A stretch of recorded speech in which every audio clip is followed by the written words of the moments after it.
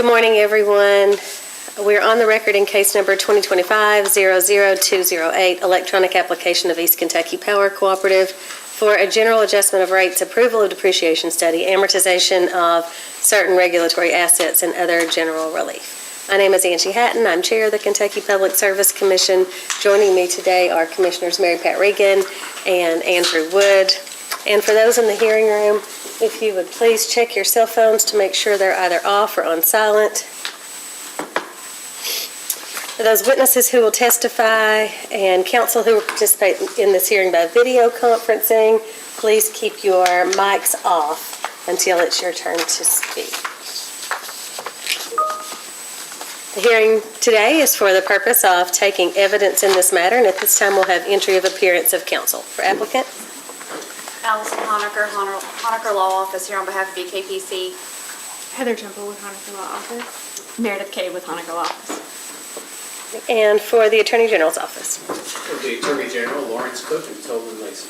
Good morning. And for Nucor? Good morning, Your Honors. On behalf of Nucor Steel Gallatin, Jody Kyler-Cohn, and Mike Kurtz. Good morning. And for commission staff? Morgan Hall, Ashley Hatcher, and Amanda Lawson. Okay. And Morgan's having trouble with her voice today, so she's going to make it as long as she can. I've been advised that public notice has been given, filed into the record. And as far as I know, there is at least one confidential motion, at least two motions for confidentiality. Any other motions? No. Is there anyone here who came today for the purpose of giving public comment? Don't see anyone coming forward, but let the record show that the instructions and link to provide public comments have been posted on the website for at least the past day. And if anyone does still wish to provide public comment who's watching right now, you may do so by sending an email to psc.comment@ky.gov. All right, if there's nothing further, we'll begin by asking applicant to call your first witness. We call Anthony Campbell to the stand.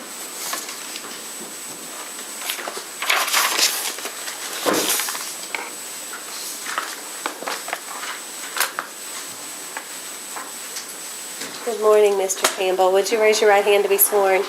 Do you swear or affirm the testimony you're about to give is true and correct under penalty of perjury? I do. Thank you. Please be seated. Tell us your full name and business address. My name is Anthony S. Campbell.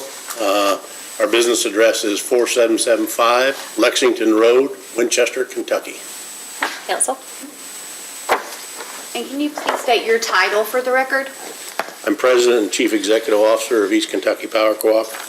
And did you cause testimony and sponsored some filing requirements in this proceeding? I did. Do you have any additions or corrections to make to any of those documents? I do not. If I were to ask you those same questions today, would your answers be the same? I would. And is it your desire and intent to incorporate those into the record of this proceeding today? Yes. The witness is available for cross. Okay. And for the Attorney General's office? No questions, Chair. KIEC? I do have some questions. Or Nucor, I should say. Yeah, right. Thank you. Morning, Mr. Campbell. Good morning. So you became CEO of East Kentucky in 2009? Correct. Okay, what's your current status as CEO? I'm actually getting prepared to retire, and the board's done a search and selected another CEO actually last Friday. And so the plan is, if the board wants it that way, I have a board meeting tomorrow, I'll be turning over the reins Monday. And then I'll still be at the company. I'm not retiring until June 1st of 2006, but I'll be an advisor to the CEO. And who is the new CEO? The new CEO is Don Mosier, currently the Chief Operating Officer. Good. Okay. Let me go back a little bit let me ask you process first of all. Process in terms of the East Kentucky 16-member board approving the stipulation. How did that process work? What kind of information was the board provided with, and who comprises the board? For the settlement? Yes. Yes. Well, the board executive team was was apprised of the settlement. First thing is they're apprised of the rate case in particular, and they have to approve us moving forward with a rate case, and they did. And then the settlement was a bit different, and so we took that back to the executive committee of the board and had them approve moving forward with that. We actually shared it with the full board, but the executive committee is really in charge of managing it. And when the board votes to go forward with the stipulation, the settlement, what is that internal process? Do you give them financial information, forecasts, things of that nature? Yes, we give the board phenomenal amounts of information on financial forecasts, what the impacts are going to be, whether it works, whether it doesn't work, and then we make a recommendation. Was the vote unanimous to move forward with the stipulation? Well, they didn't take a full board vote, but the executive committee, yes, it was unanimous. And how many people are on the executive committee? 5. Okay. So one of the elements of the stipulation is a symmetrical earnings mechanism. Is that correct? Yes, that's Can you correct. explain the mechanics on how that will work? So it's much like the mechanism we had approved in the last board meeting, or the last rate case, in that it is just a mechanism that allows us, if we have under coverage or under collection, that we need more revenue, or if we have excess revenue, a way to get it back to the end consumer. And it's really just a modification of the mechanical, can't remember the name of what we called it, but the mechanical way we were doing it. It didn't work as well as what we had happened, so we made some modifications that I think were really going to improve it. And I think we just need to remember too, we're not an investor-owned utility, right? I mean, we have stockholders, but our stockholders are the same people at the end of the line. If you take power from us, you're immediately a stockholder. And so what we want to do at East Kentucky is make sure that we're not exercising them to death, but then also, as I look at this, we've been very conservative in our numbers. And assuming that we don't have a significant recession like 2008 or a data center bubble, I think the markets are going to continue to get more and more robust and probably have a lot of volatility in them. So I think there is a possibility that we're going to over-earn at some point in the near term, and I think that'll be an avenue for us to get money back and put it in the end consumers' pockets.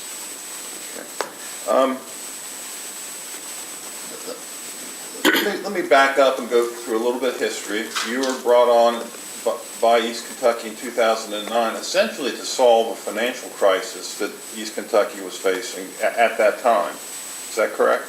That's correct.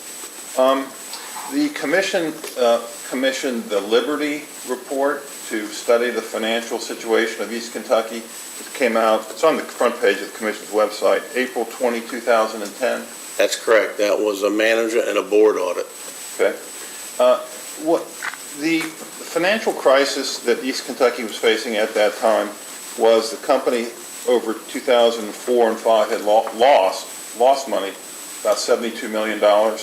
Yes, that's correct. We had lost money. I don't know the exact amount, but we can give that to you in a data request. And the equity ratio of East Kentucky had fallen to about 6%. Yeah, it was actually a tad under 5.5%. Why is the equity ratio important? Well, the equity ratio's extremely important because we're now have to go through rating agencies. So we were an RUS borrower when I came on board, and everything was RUS. But that was during the Obama administration, and they came out with a process where they weren't going to loan to fossil fuel plants anymore. So all of our sister G&Ts had gotten together, and they got RUS to agree to what they call an indenture.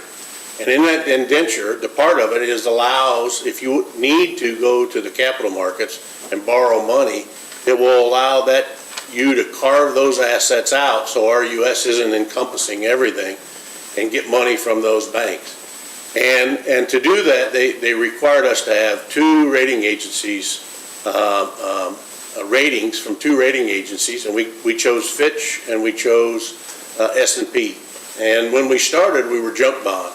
But then with time, we grew our equity, and that allowed us to become investment grade assets. And so what's the importance of that? I think that's really important for us to understand. When we were junk bond, we were paying about $18 million or more at that time than we were once we got rated and we were investment grade assets. And so it's really important that we keep that up, and it's important that those rating agencies get comfortable with where we are, because if they move us down, we're going to pay a lot more for the interest rates that we have. What is EKPC's equity ratio now? We're just a tad over 20%, roughly around 21%. However, I will say, our capital plan is very robust, which I think is a smart thing to do strategy-wise, but we're going to drive that equity down a little bit. Cliff Scott, my CFO, is really the one to answer this, but I think we'll probably drive that down to 16%, 17% before it starts to rebound. Is part of that the $2 billion capital expansion plan between now and 2030? Yes, sir. So you'll take on additional debt to finance the $2 billion of power plant assets, which will, among other things, drive down the equity ratio? Temporarily, yes, sir. Okay. Let me read from the, do you think you've been successful as CEO, at least until next Monday, I guess, in rebuilding the financial integrity of East Kentucky? Well, I like to think that. I hope so. I think the rating agencies feel that way. I think we've done two things. One, we've become financially sound, and that allows us to prepare for any opportunities that might arise out there to capture those. And the second thing, we've become much more competitive. In 2009, a lot of our owners, from a residential and even from commercial and industrial, we were anywhere from 10 to 25% higher than our neighbors. And now we're competitive. We're in the market. That was called the KU gap. That was called the KU gap, yes, sir. And you've closed the gap, I guess. We closed that gap. Let me, so will the symmetrical earnings mechanism in the stipulation help maintain the financial integrity of East Kentucky? Yeah, without a doubt, that will, what it will do, will kind of give the rating agencies some kind of a guarantee, and our lending agencies, that we're going to be able to have rates that will accommodate this big build plan. But I think, again, I want to say it works both ways. It works well in keeping our equity up to where the rating agency will like it. It also gives us a mechanism to give money back to end consumers. Just a couple things from the Liberty Report I just want to read of what East Kentucky looked like in 2010 when the report, technical defaults on the RUS mortgage agreement arising from the failure to meet financial covenants. Do you know what that was about? Could you say that one more time? I'm sorry. This is page 26 of the Liberty Report. This is describing East Kentucky. Technical defaults on the RUS mortgage agreement arising from the failure to meet financial covenants. That's correct. So, our equity was sub 6%, and we weren't meeting what RUS required. I think that's important for the commission to understand, too. When we were borrowing from the federal government, RUS, our equity could be much lower. But today, we're borrowing from the capital markets, especially our short-term borrowing, and we need to have more of a robust equity level than we did with RUS. But we had missed some of those debt covenants, and they were concerned, and they threatened to come in and put a lockbox on our company. RUS did? Yes. When Big Rivers was in default a decade earlier, they embargoed the whole state of Kentucky from RUS loans. Was that threat made about East Kentucky? I'm sorry, I don't know about that. Also from page 26, forced amendment of the $650 million credit facility covenants with private lenders to prevent default. Do you remember what that was about? Yeah, I do. So we had short-term borrowing. We had $650 million credit facility out there for our short-term borrowing. I think we had borrowed against that about $400 million. I'm shooting from the hip a little bit, but roughly $400 million.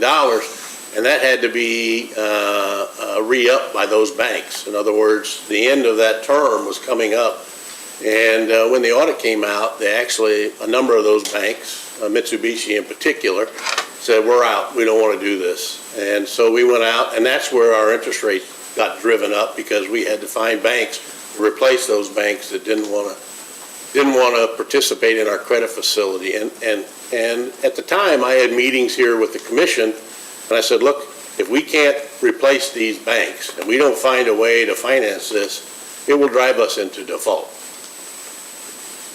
Also from page 26 of the commission ordered Liberty report, EKPC's request for emergency interim rate relief in 2007 to avoid additional defaults on loan agreements. That's true. We had two of those emergencies just prior to me. And there was the second one where one commissioner said we need to have an audit, a board and governance audit. And obviously, I mean, I've said this many times. I've spoken not for years about it, but I used to speak all over the country about it. I mean, that was the best thing that could have happened, right? We pushed back on the audit initially, but you always push back when somebody pushes you in front of the mirror and says, look at all these warts and problems you have. But once we embraced it, I think the audit gave me some power to work with the board, and the board recognized we had to do things different.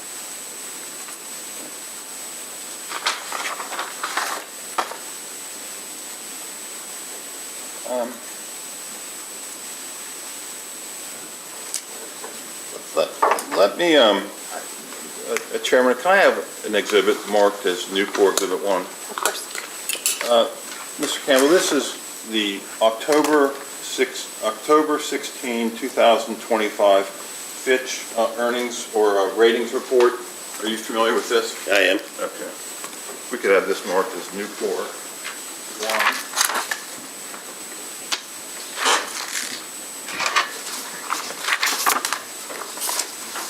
Thank you.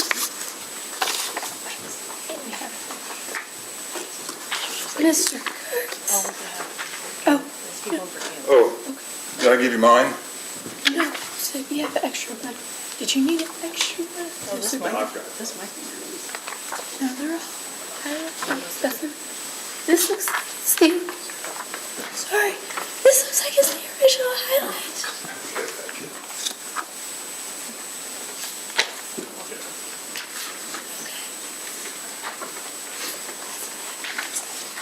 So, right now, East Kentucky is triple B rated, that's investment grade, is that correct? That is correct. Okay, but the outlook is negative. That's correct. Is that because of the $2 billion capital plan that East Kentucky has to build a new combined cycle, build a new rice unit, co-fire Spurlock with natural gas, and then Cooper 2, 100% natural gas? Yeah, what they told us was they were going to put us in a negative outlook only to watch us and tell everybody, even the banks, that's who they're really working for, that they need to keep an eye on us. We've got a large capital plan, and they want to make sure that we have rates that will support that capital plan as we move forward. Now, on Fitch was assuming in this report that East Kentucky would have a rate case every 18 months or so, every 2 years to pay for the $2 billion. Yeah, that actually came from our financial forecast, and Cliff Scott will certainly talk more about that today. Again, I'll say that we were very conservative. We wanted to make sure that we had it accounted for in those numbers, but our financial forecast shows that. Okay. And every East Kentucky rate case means 16 other distribution co-op rate cases. That's correct. At least some changes, and they have to do something with the commission. Okay. Now, with the 3 to 6 year symmetrical earnings mechanism, that will obviate, negate the need for the rate increases that Fitch was assuming? If it works like we think it will work, it will. That mechanism will. And the rating agencies they haven't wrapped their arms around us and said we love it, but they really did appreciate that we were working with that. Now, I focus primarily on East Kentucky finances. Why is it reasonable for consumers that the SEM? So, well, first thing is, a rate case cost us probably something over $500,000. And every time we do that is expensive for the end consumer. It all gets passed on to the end consumer. The second thing I think that it does is, it makes the rating agencies comfortable that we're going to be able to move forward with this capital plan and keep our finances in good shape. The second thing it does, it also allows for the commission to continue to look over our shoulder and say, we like it or we don't like you doing this, and we'll give information to the commission to make sure that they can perform their duty. And if you earn more than a 1.6 tier, customers get refunds. That's correct. That as long as it's over $10 million. And all the margins that East Kentucky makes goes into building up equity, which ultimately goes back to consumers through patronage capital. That's correct. Well, what is patronage capital for the record? Our patronage capital, Yes. I don't know that I can answer that. Conceptually, what is it? Conceptually, probably about $700 million that's our equity. Our equity is our patronage capital, really. And that's the amount of margins earned by East Kentucky over time? Over time. And that is your equity, which goes to the investment grade credit rating, which goes to support low-cost debt, et cetera? That's correct. I mean, one of the difference that I said, the difference between an investor-owned utility and the co-op, we're really on the same page with the AG and the commission. We're only worried about the end consumer. And that's why our equity only remains at about 20 to 25% right now. And if you looked at an investor-owned utility, they're looking at 40 to 50% equity. But they're wanting their return on investment. We're not. We're just thinking about the end consumer, keep our equity low, not take any more money than we have to. One last question. How will consumers be benefited by the $2 billion capital expansion plan? That's a great question. I'm really glad you asked that, Mr. Kurtz. So first thing, as we look into the future as a team, we see a lot more volatility.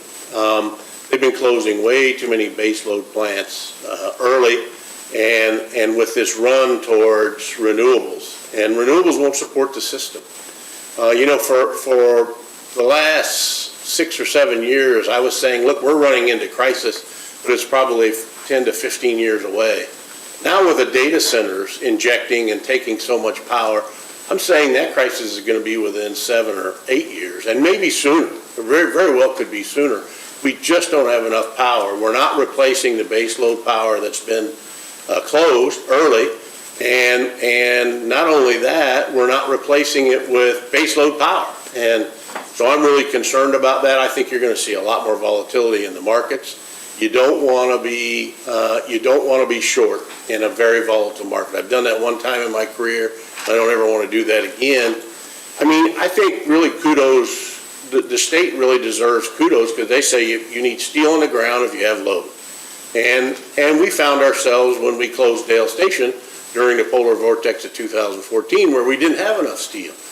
And so when we joined PJM, I hope I'm not getting too lengthy, but when we joined PJM, that was a real boom to us. We're a winter peaker, they're a summer peaker, and we were living off of that for a long time, and then Storm Elliott happened.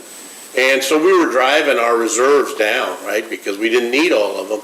Then Storm Elliott happened, and we didn't have quite enough steel, and we were always leaning on the market a little bit there. What we found then was we have to have steel in the ground. That is the only hedge against a volatile market, and that's why we're building steel now to prepare us for a more volatile market out there. And therein lies why I believe, first thing is there are a lot of states out there that went down the deregulation path, which was a mistake, and now they don't have enough power, and they're going to be in the market with the data centers, making it much more volatile. And what we're saying is if we need some reserves out there for our winter peak. And if we have excess reserves, we'll sell them into PJM. PJM will still be very beneficial to us, which potentially could have us over-earning, and we'll be able to have a mechanism to get funds back. Thank you, Mr. Campbell. Thank you, Chair.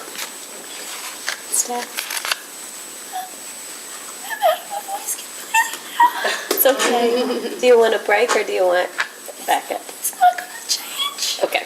So Sorry. bear with all for questions. I have to consult with them. I'm unable to hear you, but I understand the gist. Okay. Just bear with us. Yeah, no problem. So, Mr. Campbell, I'll be the one asking you questions, and if there's anything that's better asked for another witness, just let me know. Okay, thank you. I know you're just kind of talking about steel in the ground. I know in the 2025 140 case, which was the data center tariff case, it talked about a third CT turbine that was supposed to have a CPCN application filed. Do you know when EKBC expects to file that application? Yeah, well, we were hoping to have that filed this month, December. I'm not sure we're going to make it. We had a lot of processes that we had to go through, but certainly if not this month, I would suggest January for sure. Can I talk a little bit about that third turbine? Oh, sure. So let's talk about the turbines that we had. First thing is, our board had a vision that we're going to see more volatility in the market. Too many baseload plants have closed, and the only thing that we can build is natural gas turbines. And so one thing that we found in our careers, and that is you either want to be on the front end of a boom or you want to be on the back end. If you're right in the middle, you're going to pay a lot for the turbines, and it may not materialize to last. We got on the front end of those purchased turbines. If we were going to purchase them today, they would cost us 50% more, at least 50% more.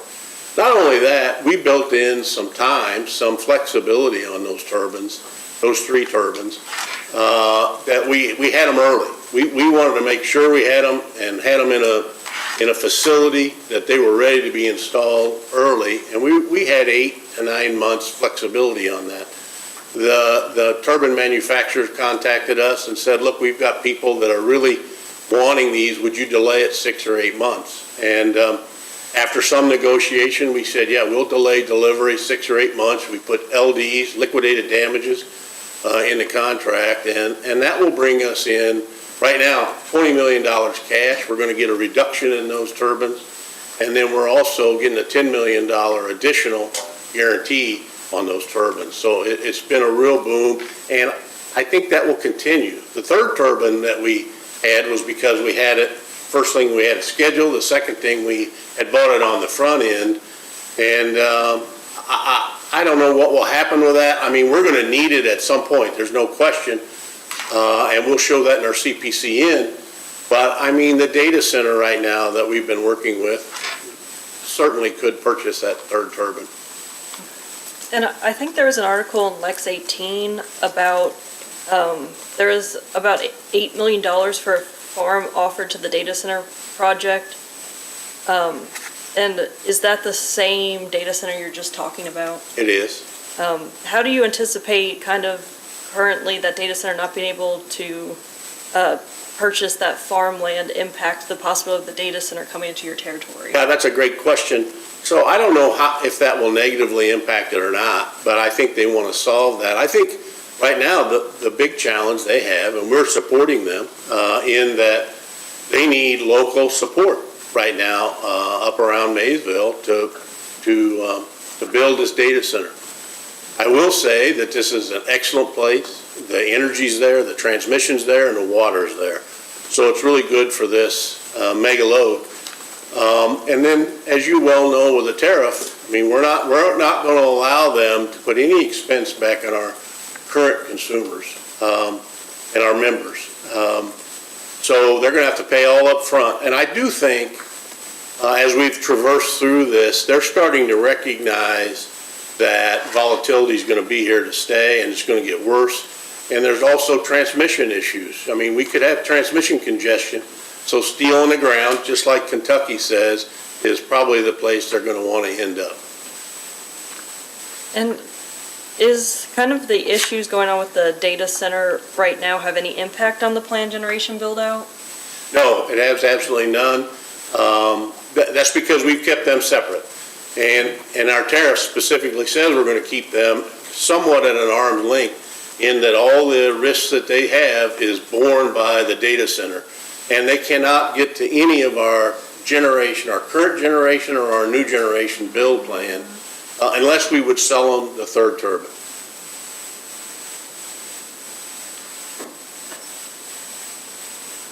Okay, switching up topics a little bit, I know in your direct testimony, you discussed losing a generating unit during a winter or summer peak could result in significant penalties under PJM's capacity performance rules.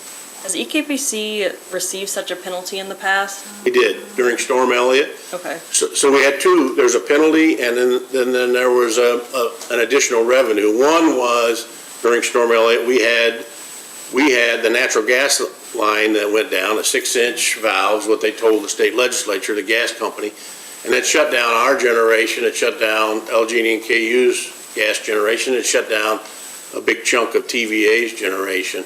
And so there was a capacity performance penalty, and I don't know the exact number, we can give that to you after my testimony, but it was in the $20 million range. We did have insurance for that $20 million, but then we also had, I can't remember what they called it, but it was a revenue that they passed out if you overperformed, and all of our other plants overperformed, and they gave us money back for that. And Cliff Scott can give you that exact number, but it was substantial. So, can we talk about that a little bit more? Let's talk about the capacity performance. Our industry is changing exponentially right now, right? We're running out of power, and it's a market.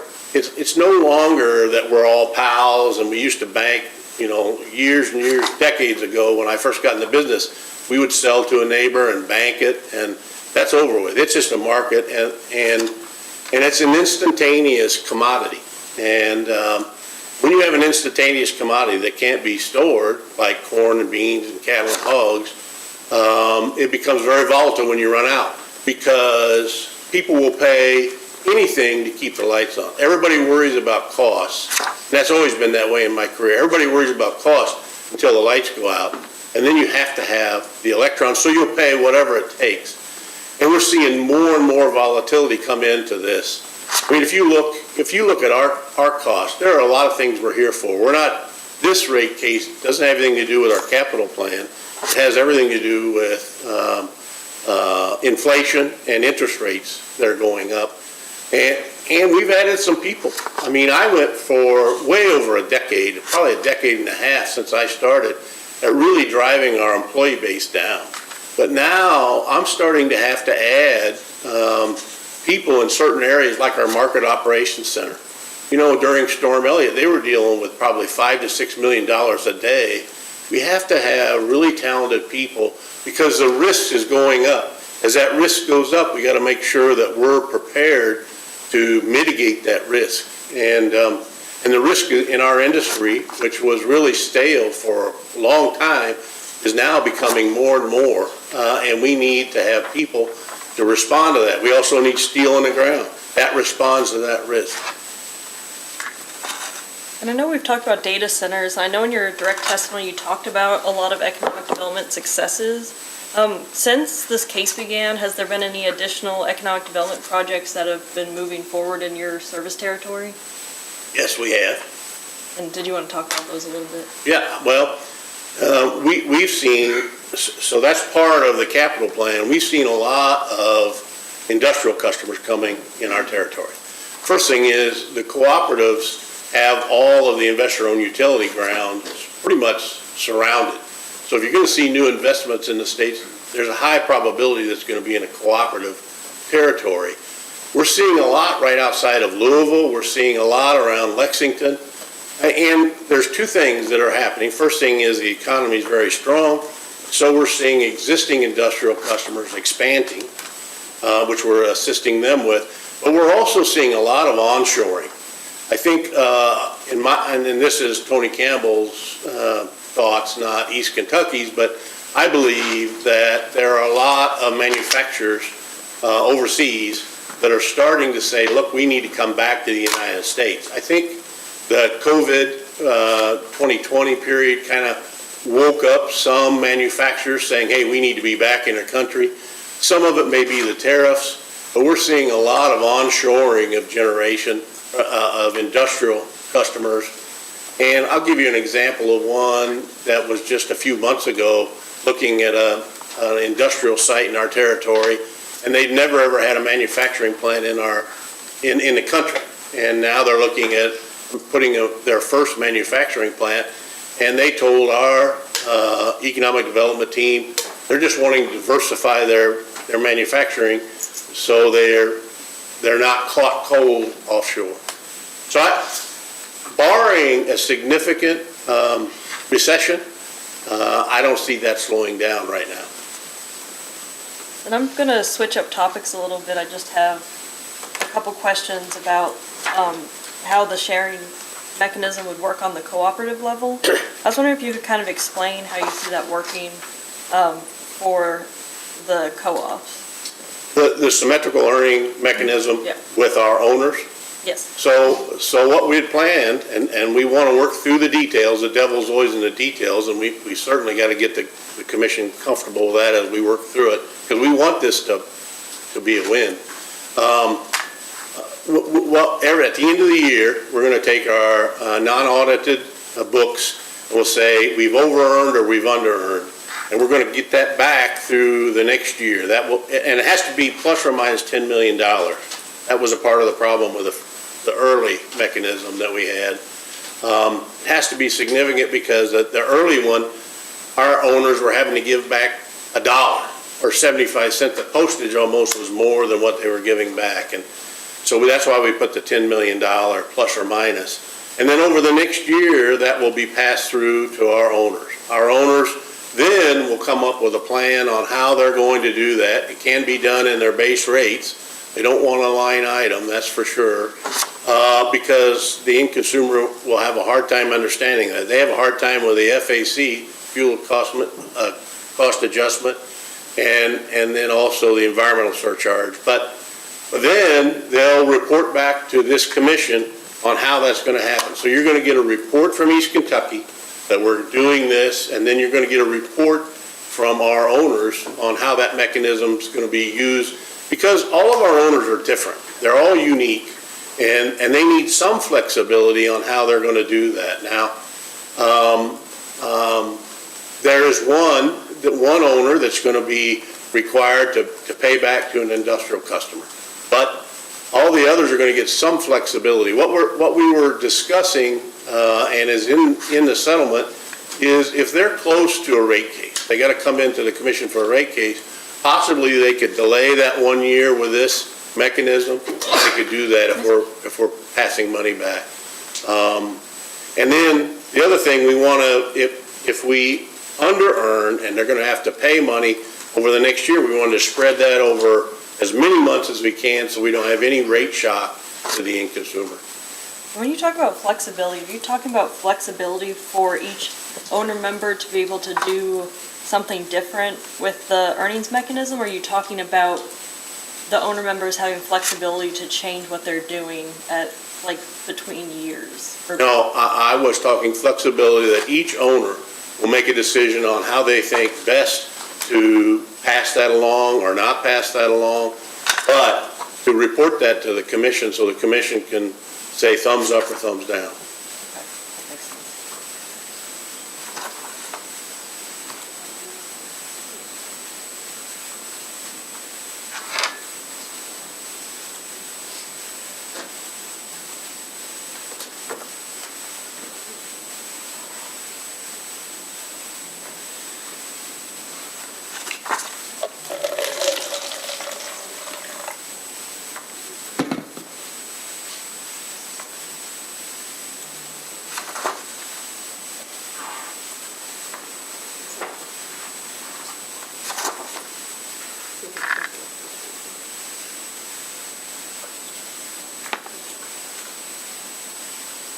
Do you expect that the report that you're talking about should be issued, like, would be approved by the commission?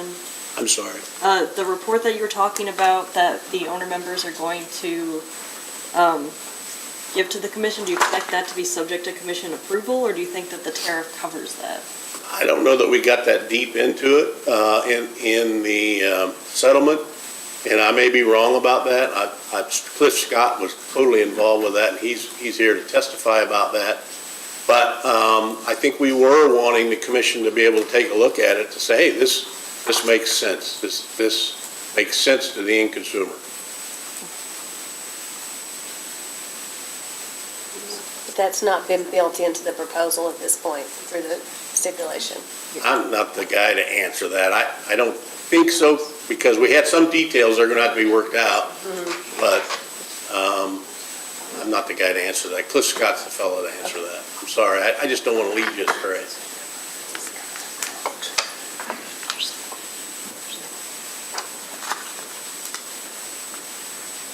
I think I just have one more series of questions. So Mr. Scott's supplemental testimony provided with the stipulation, you say that EKPC would likely need to file another rate case in 2026 to shore financials in 2027. He also stated that the next rate case would probably request an increase of over $100 million. Was that something that was known or considered when the rate case was filed, this rate case? Yeah, I mean, I want Cliff to substantiate what he said. It's his testimony. But I will say, my belief in that, when I read that, was that if the settlement's not approved, we're going to have a really tough time on the, if the commission would remove the SEM and have us only have the 60 million, or I'm roughing off 60 million, that's not going to be enough to really allow us to move forward. We'd immediately have to file another rate case. Did that make sense? And is there a reason that EKPC didn't consider a forecasted test year? I don't know that I can answer that. We talked with our general counsel, David Sanford, extensively about that. I would have liked to have done that, but he recommended that we not do that. He told me why, but I don't remember why. There were issues that he said that there were issues in that, and we're better to not do that. But I'm sorry, I can't answer why. Well, that's okay. And the current requested revenue increase in this case from the stipulation agreement was about $63.727 million, correct? Correct. With the current stipulation agreement, do you think it's possible for EKPC to request collection of more than that amount through the SEAM mechanism in a year? More than 63? Well, it wouldn't be until next year, right? If you're doing it, if this case is approved, it will go into effect probably February, March, or April, right in that neighborhood. And then you're going to have all the rest of 2026 at the end of the year. Then we'll just take the books and say, okay, what do we need more or less for the next year? And then that will go through the next year. Yeah, so when the end of the year hits, do you see like that amount potentially being more than the stipulated rate increase? Yeah, I want Cliff to answer that. I think Okay. he's the guy, but I will suggest that it will probably more at some time, because we're spending a lot of money on assets right now. Our interest rates are going up, and this case isn't addressing the interest rates for the new capital that we're dealing with. And interest rates are much higher than we predicted back in 2021. That's why we're here today. And that's all the questions I have. Thank you. Thank you. Commissioner Wood? I've got a couple of questions, if it's all right. Morning, Mr. Campbell. Thanks for coming this morning. I was just going to ask you a couple of questions about some of the material that I read, and I understand you may be able to answer some of it, but I think you will. Let's see. I noticed that the production capacity of East Kentucky Power goes up in the wintertime. Is that right? Are you familiar with that? I am. And why is that? So, first thing, the coal plant's production's fairly flat, right? Weather doesn't make it go up or down. But our gas turbines, in the summertime, molecules are hot and they're already constricted, right? And when you run it through a turbine and that explodes and causes the heat and to come out of there, it's already hot. Now, we do some things in the summertime. We spray cool water into the intakes to cool that air down to get more of combustion. But in the wintertime, it's real cold, so the molecules are really contracted. I should have said summer, they're expanded. The molecules are already very contracted, so we get a lot more energy out when we run them through the turbine. It's just a weather thing. Okay, so it's just physics then, right? Yeah, it's just physics with the gas turbines. Very well.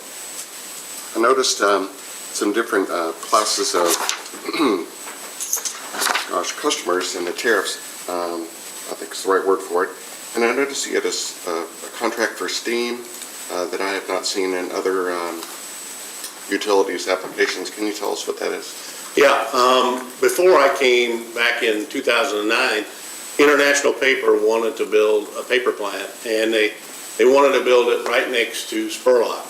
And when they were there, they didn't have any natural gas supply, so they needed steam for their process. And so they did a deal with Fleming Mason and East Kentucky, and we peel off about 30 megawatts worth of energy, and we peel off that and supply them with steam out of our unit number 1 at Spurlock.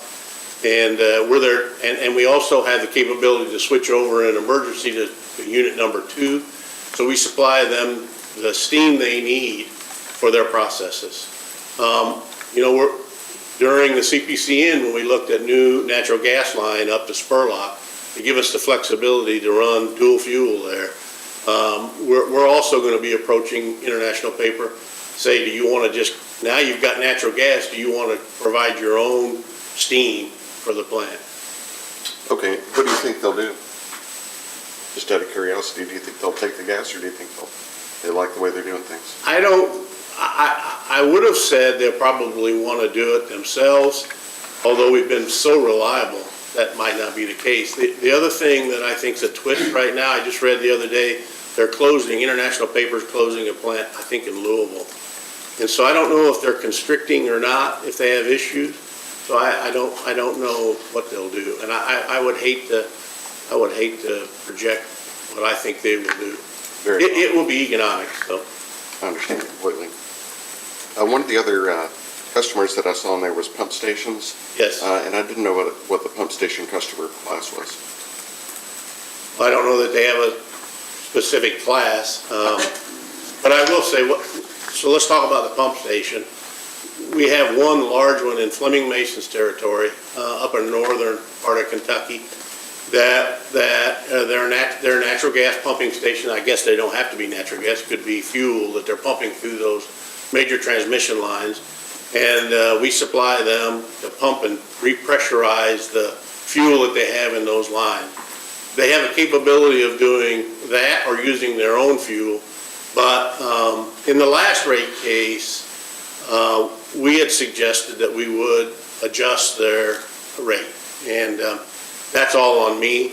Quite frankly, I just dropped the ball and didn't get that done. And their rate's too cheap right now. We need to adjust their rate. But that's the only one that I know of that will be adjusted. And that's a pump station for fuel pumping and not pumped hydro. No, it's fossil. It's either diesel fuel, gasoline, or it's natural gas. And high probability it's probably natural gas. But this is a major pipeline that goes across the country. I see. And then there was also something called a large special contract. Are you able to say what that is or what that relates to, the large special contract? Well, we have a number of special contracts. The largest is Nucor Steel. And they're, I think, 450 megawatts, and they're a special contract. Okay. That's all I have. Good morning. Good morning. You were talking about economic development and onshoring coming back. Do you currently have any signed contracts of those people moving into the area? Well, we do have some, yes. Okay. 10, 15, just roughly without... I don't know that I'm the fellow to answer that, but I will say we've seen a real robust growth right outside of Louisville in the Shelby's territory.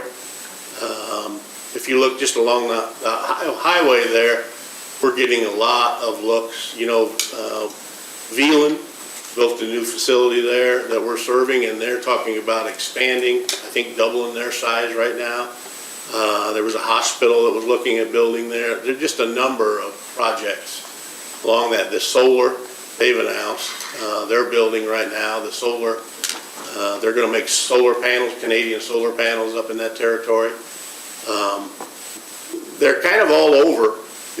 The only place that we're really not seeing economic development growth right now is in the east, in the mountains. We're doing everything we can to bring economic development growth. I think the governor is doing a yeoman's job of putting the transportation system out there. I see that coming at some point, but right now it's not nearly as robust as everywhere else. If I understood you correctly, you said that the data center that's being considered would have a special tariff and those charges wouldn't be put on the customer base for your owners, correct? Yeah, you approve the tariff, and if it's over 250 megawatts, it flows into that tariff. Okay, and if the data center, for some reason, doesn't come into play there, do you have any negative impacts? If they don't, If it doesn't materialize? No, we don't. They're paying everything up front. We're requiring that, and they've been sending us checks. So anything, for instance, long lead time items, they wanted us to purchase some. They gave us checks and they're paying for everything. What we will do, we've told them we would do, and we kind of agreed to that contractually, in that if they decide not to come, and we have these long lead time items already purchased and maybe even in stock, that we'll do everything we can to mitigate it, but the costs are still on the data center. And the large data center is the one we're really expending a phenomenal amount of energy in. By the way, they're paying for all that energy that we're putting into it too. But we have a number of data centers around, smaller ones, that are more speculative, that we're working on too. And then the last question, without going into any confidential discussions, can you talk about the maybe jumping off point from filing the case or going into a settlement? Was there a specific issue that you guys decided to move forward with a settlement discussion versus moving forward with the case? Yeah, that's a great question, and I'll share with you, when it was first introduced to me, I was not happy about it. I didn't like it. And it took my chief financial officer, Cliff Scott, and David Sanford, but mostly Cliff Scott, to really show me the numbers and say, hey, we can make this work. This will work, and it's good for our owners and their end consumers. And after I got comfortable with that, and through some more negotiations, and there were a lot of negotiations going on, I finally got comfortable with it. I could recommend that to the board. Okay, thank you. Good morning. Good morning. Can you hear me okay? Yes, ma'am. Just along those same lines, what were your initial concerns about the settlement that got alleviated? Yeah, the first initial concerns were the amount of the total settlement. In other words, the $63.5 million, whatever that number is. It was actually a lot lower when we began this process, and that was untenable. We just couldn't do that. But that was negotiated up. I had a concern with Nucor because I thought they were going to come out of this with actually not paying enough to pay their fair share, but that was negotiated. Mr. Kurtz is a great attorney, I'll tell you that. I've been wrestling with him for 17 years, but I finally got comfortable with that. They're going to pay their fair share, and then the SIM. I had to really understand that to make sure that we could make that work. And there were a ton of things that we negotiated. The devil's always in the details, and I really wanted to be successful. But my team came back and really spent a lot of time explaining it to me on how that would work, how the mechanisms work. And it wasn't just good for East Kentucky. I wasn't thinking just East Kentucky. I was really thinking the end consumer. You know, what impact's it going to have? I will say the residential customers really coming out in a much better position than they were, and I'm happy about that. So I finally got comfortable where I could accept that, because I was ready to fight to the end. But they showed me that this will work. I think I share your concerns about the residential customers and the deal that the industrial customers are getting in this case. No one's going to argue that Mr. Kurtz is a good attorney. What about the interruptible credit? Yes. Are you comfortable with that now? Yeah, I am. Well, I was never uncomfortable with that. But I just wanted to make sure it was right. When I look at the increase in the turbine cost right now, which is going up exponentially, and I look at the capacity benefit that we get out of PJM, I think that's fair if they get off. I think they deserve that now, and that really was driven by Mr. Kurtz, and I agree with that. Who is the best witness to talk to about details about the interruptible credit? I would suggest Cliff Scott, and I don't know if Julie. Jacob. Oh, Jacob Watson. Yes, I'm sorry. I should have said Jacob Watson. Okay. He ran all the numbers on that.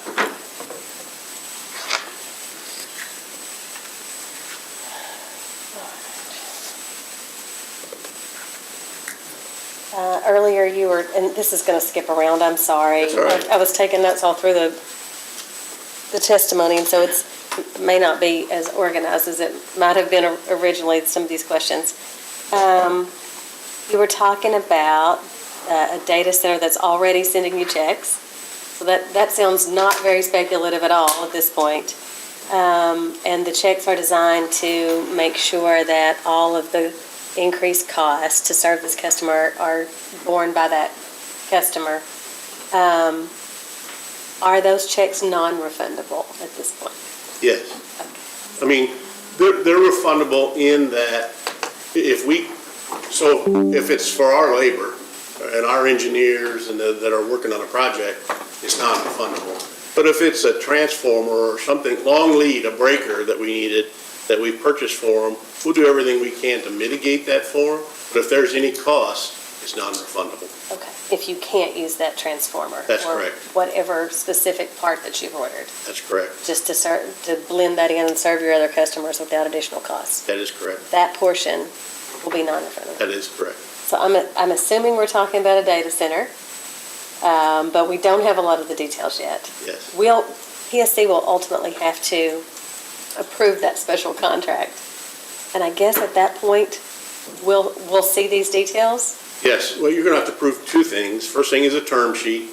We're working on a term sheet right now with them. That's the first thing, and that is how they're going to supply themselves through East Kentucky any power. And we've said we're not going to take any risks with that. So I've really pushed down the path. We're not going to sleeve things to where if they do a deal and we're sleeving it through and they go bankrupt, that we would have risks there. And they said, we understand that, and they've mitigated that. And where I'm comfortable with that. But I forgot, I lost my train of thought where I was headed with that. But what was the question? One more time. I'm sorry. I probably forgot my question as well. I was just asking, like, when I'm assuming that we'll see details of these contracts. I'm so sorry. That's fine. So you'll first see the term sheet that is really close to being completed. We'll run that by and get approval. You've approved the tariff, you're going to approve the term sheet, and then you approve the power supply contract in the end. And we've told them this is totally up to the commission, and the commission will say yes or no to any parts of that. So you're going to see three things. Right now, you're probably wondering why aren't they moving forward? I think they're working with the area right now to make sure that they can get everything worked out where they come. Yeah. Once they get there, I think they'll announce. I mean, they've talked to the governor and they've talked to the president of the Senate and they've talked to the Secretary of Economic Development. But I think they've told us in 2026 they'll make a decision, go or no go. So we're unlikely to see, well, I mean, 2026 is next month. That's very But close. do you have an approximate timeframe? I mean, the newspaper article that was referenced already by staff obviously shows that there are some issues locally. they have some challenges they have to work through. So you'll see the term sheet probably in the first quarter of next year. The power supply agreement we'll begin to work on after the term sheet, and that will be probably later in 2026, I would project. And that's not the only potential data center that's coming to KPC territory. That's correct. But they're much smaller than this one, and they're more speculative than this one. So in your testimony, you went through a description of the eventful 10 years, a decade before the 2021 rate case was filed, and the many changes that you've been with EKPC through. And then in the past 4 years, also, since the 21 case, growing demand and new peaks hit in 22 and 24. So in the coming 3 years, I cannot imagine that it's going to be uneventful. We're all expecting big changes in the coming 3 years. How comfortable should we be with a 3-year stay out at this point? Yeah, that's a good question. Well, with a SIM, I think that solves that solution. If not but for the SIM, I don't think we could agree to it. And we had lots of discussion in negotiations about that. I totally agree with you. I think the risks and the challenges in our business is going to accelerate, and driven by data centers and states that have gone to open access and don't have enough steel in the ground to supply their end consumers. So I think it will be there, but I think the SIM will at least protect us against that. Yeah. So that's how I got comfortable with the 3 years. The SIM is triggered with a 10-year, or excuse me, a $10 million under-earning or over-earning. How many times has that ever happened to EKPC, that you're $10 million under or over in your projected earnings? Well, I think on occasion that happens often. If you look at the RTEP that we had to file for a regulatory asset, that was $20 million this year. That was a surprise from PJM. Now, Transmission expansion. exactly. And that could flip back or it could go the other way. It really depends on your load and the calculation.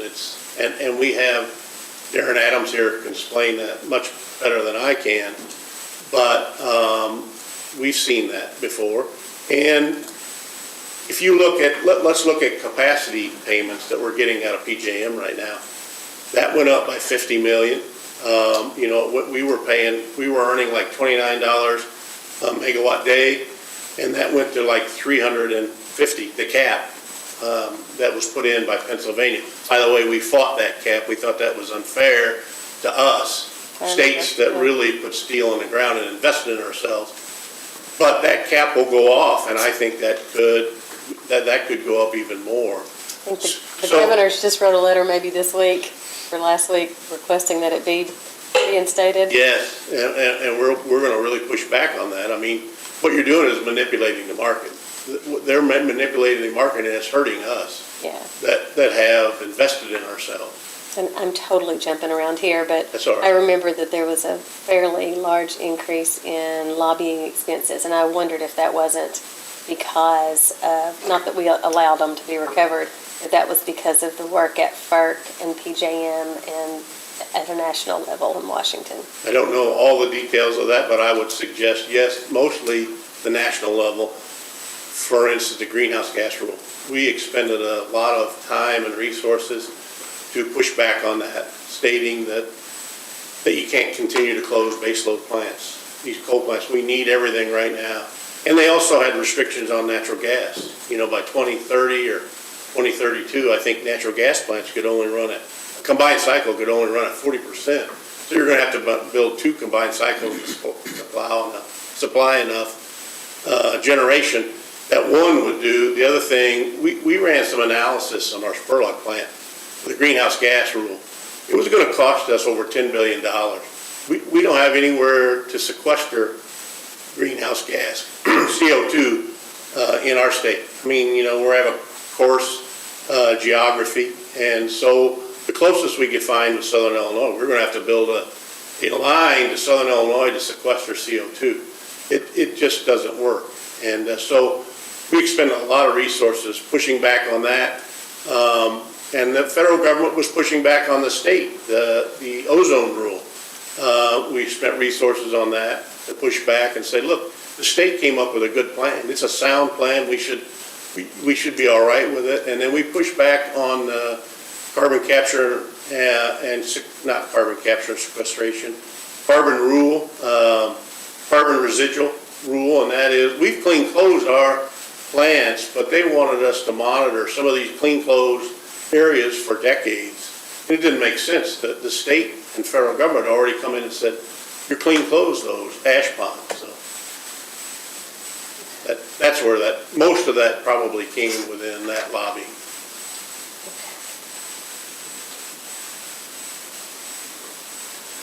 You talked about your current load forecast between 2025 and 2039, expected to be about 1.3% per year.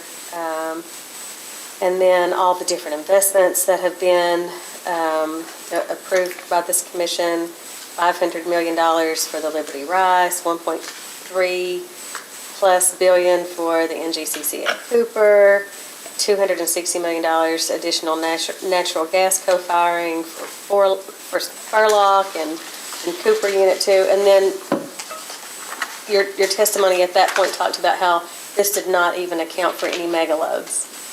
So now I think we're getting megaloads. Yeah. And how will we address that? Just through special contracts?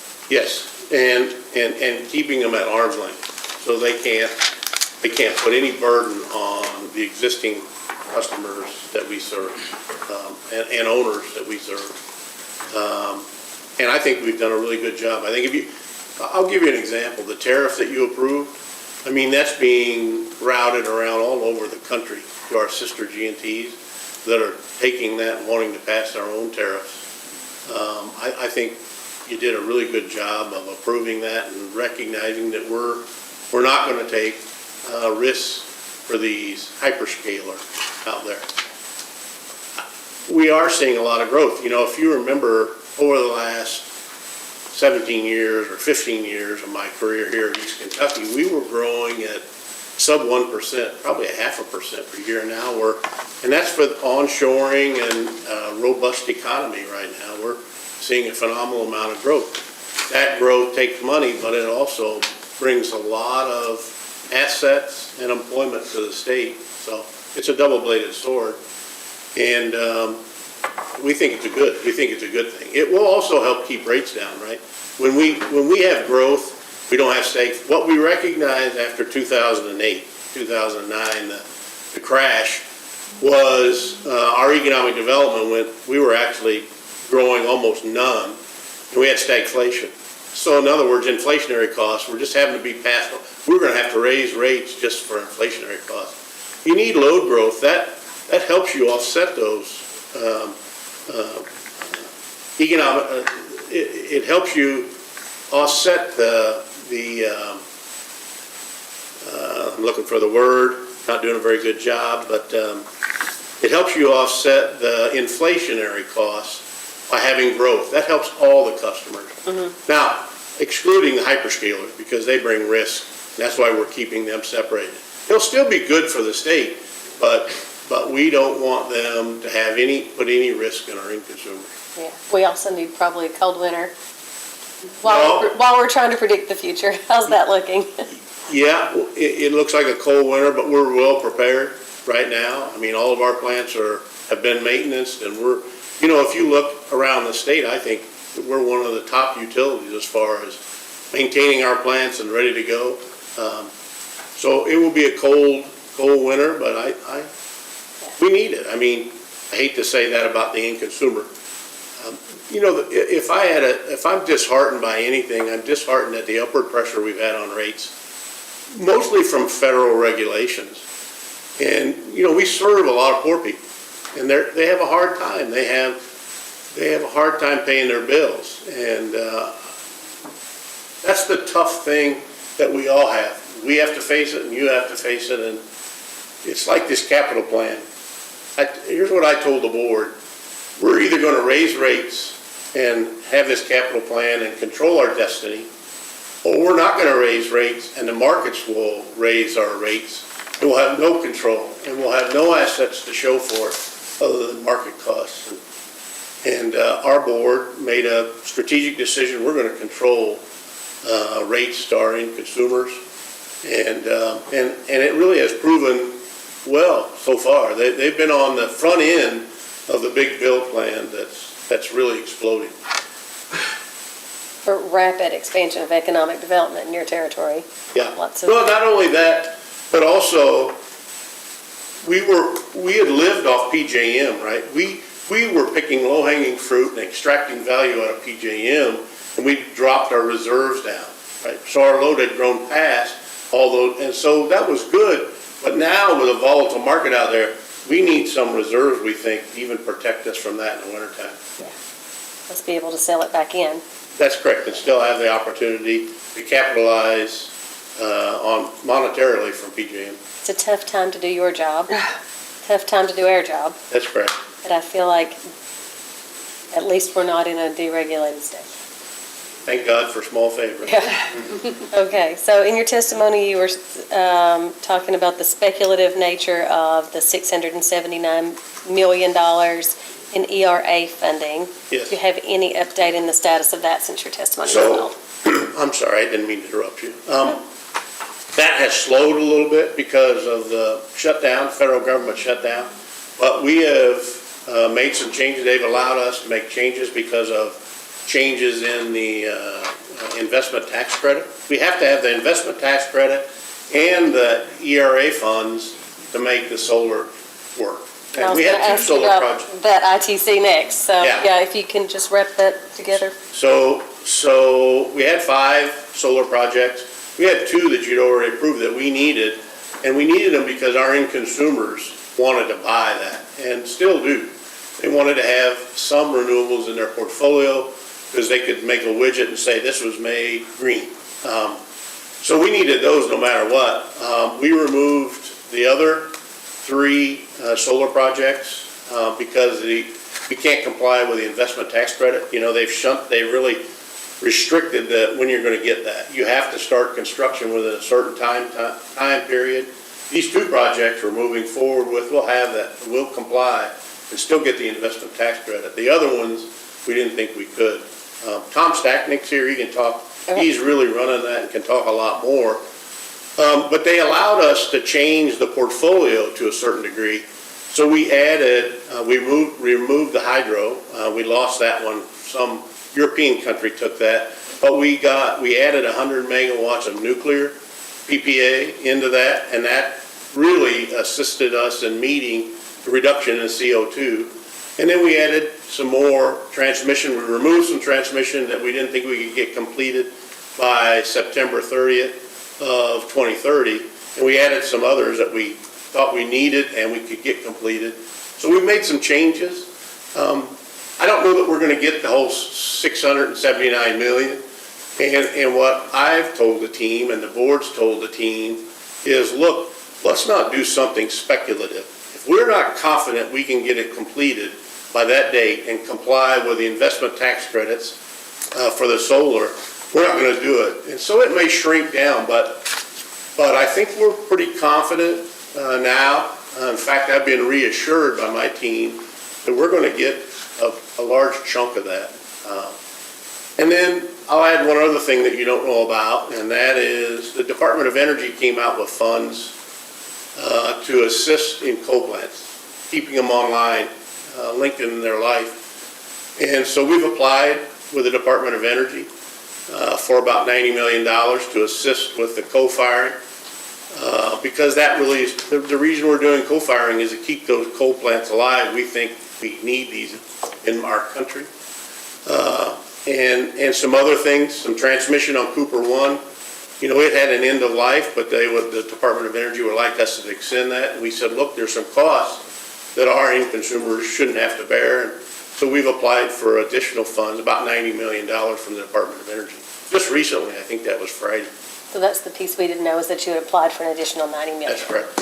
And if, assuming you're granted that, the PSC will be informed and we Oh, figure out how that absolutely. affects this rate case. Absolutely, yeah. Okay. What can you tell me about the nuclear PPA you just mentioned? So- Can you share any details of that? Well, some, it's an attractive PPA. And your attorneys will let me know if, Yeah, tell me if I overspeak. if we're about to go into something that's confidential. It's, I have one question. It's already been executed, right? yes. Okay. Yeah, it has been executed, and with the ERA, that's going to reduce it by 25%, and it's in the money. And it makes it very attractive for our company. Where's it coming from? I'd rather not say that, but Rather not or can't? Probably can't. I haven't looked at that contract to see everything that's supposed to be confidential, but I would say. I don't know that I know either. Yeah. Okay. I'm well, sorry. We may send a post hearing just to see what we can know about that. Okay. And if it needs to be confidential, Yes. obviously, then you know what to do.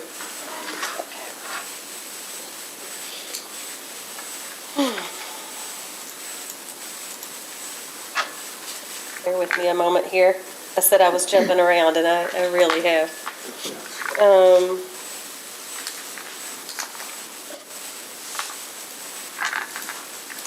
Yeah, totally switching gears here. So, the Consumer Price Index for '21 increased 4.7%. I think this was all on a chart in your testimony. In '22, increased by 8%. '23, 4.1% increase. '24, 3.2% increase. Do we have an idea yet about '25? As it's drawing I to a don't, close? I'm sorry. Cliff Scott might be able to answer. Okay. Sorry. I'm repeatedly asking you to predict the future, and I apologize for that. Treasury rates doubled in the Yes. past 3 years, Correct, and so that affects the I in tier correct, interest. There's Well, no sure. I in team, but there's an I in tier, correct. and that's causing your debt cost to increase. Yeah. Our debt costs from 2021 on, because we lock in, once we get a project built, traditionally, we lock it in with RUS. And then after it's locked in, that debt doesn't move. But anything new, all the new transmission, we're rebuilding some transmission, we're building new transmission and substations into new industrial customers. That's all new debt, that new debt's where that is built in. Because it's not necessarily with RUS, right? It will be.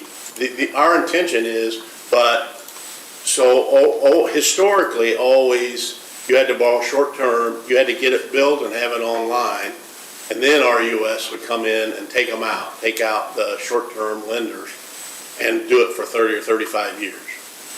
I will say RUS, now that we're in with the ERA and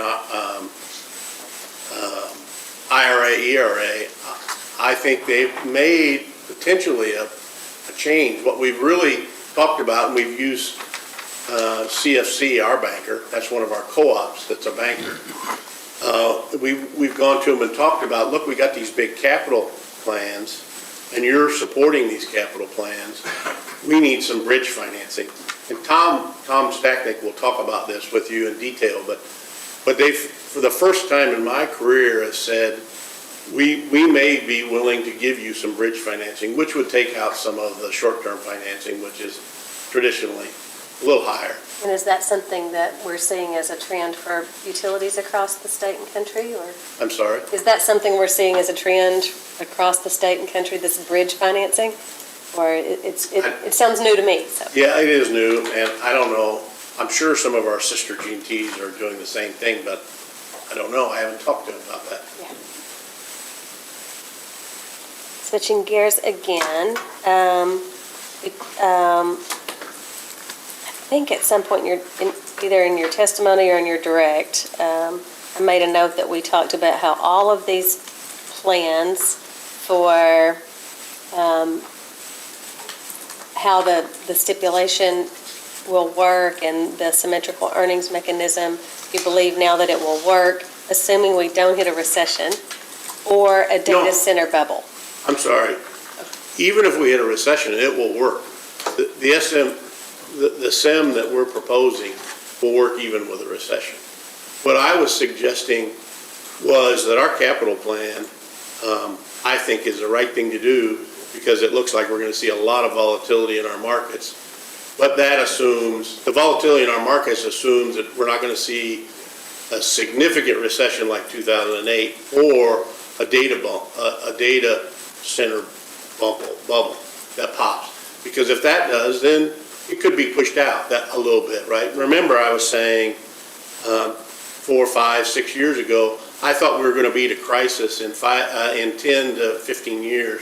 Then the data centers came in and sucked up all that energy, and I moved that back to 5 to 7. Right. So if that pops, we're still going to see that, I think, with growth in our country. But So I just wanted to ask you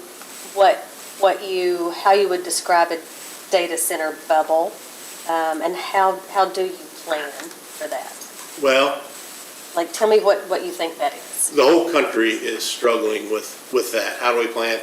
You know, the data center bubble that I would suggest is, first thing is, are they going all over the country and saying, we want to build, we need a gigawatt or 2 gigawatts of power in multiple areas where they're only really going to have one? And that's a teeny part of it, but PJM is really looking into that now. And then the other part is, if hypothetically they use billions of these chips, and that's what a data center is, it's just computer after computer, stacks of them, over acres and acres and acres.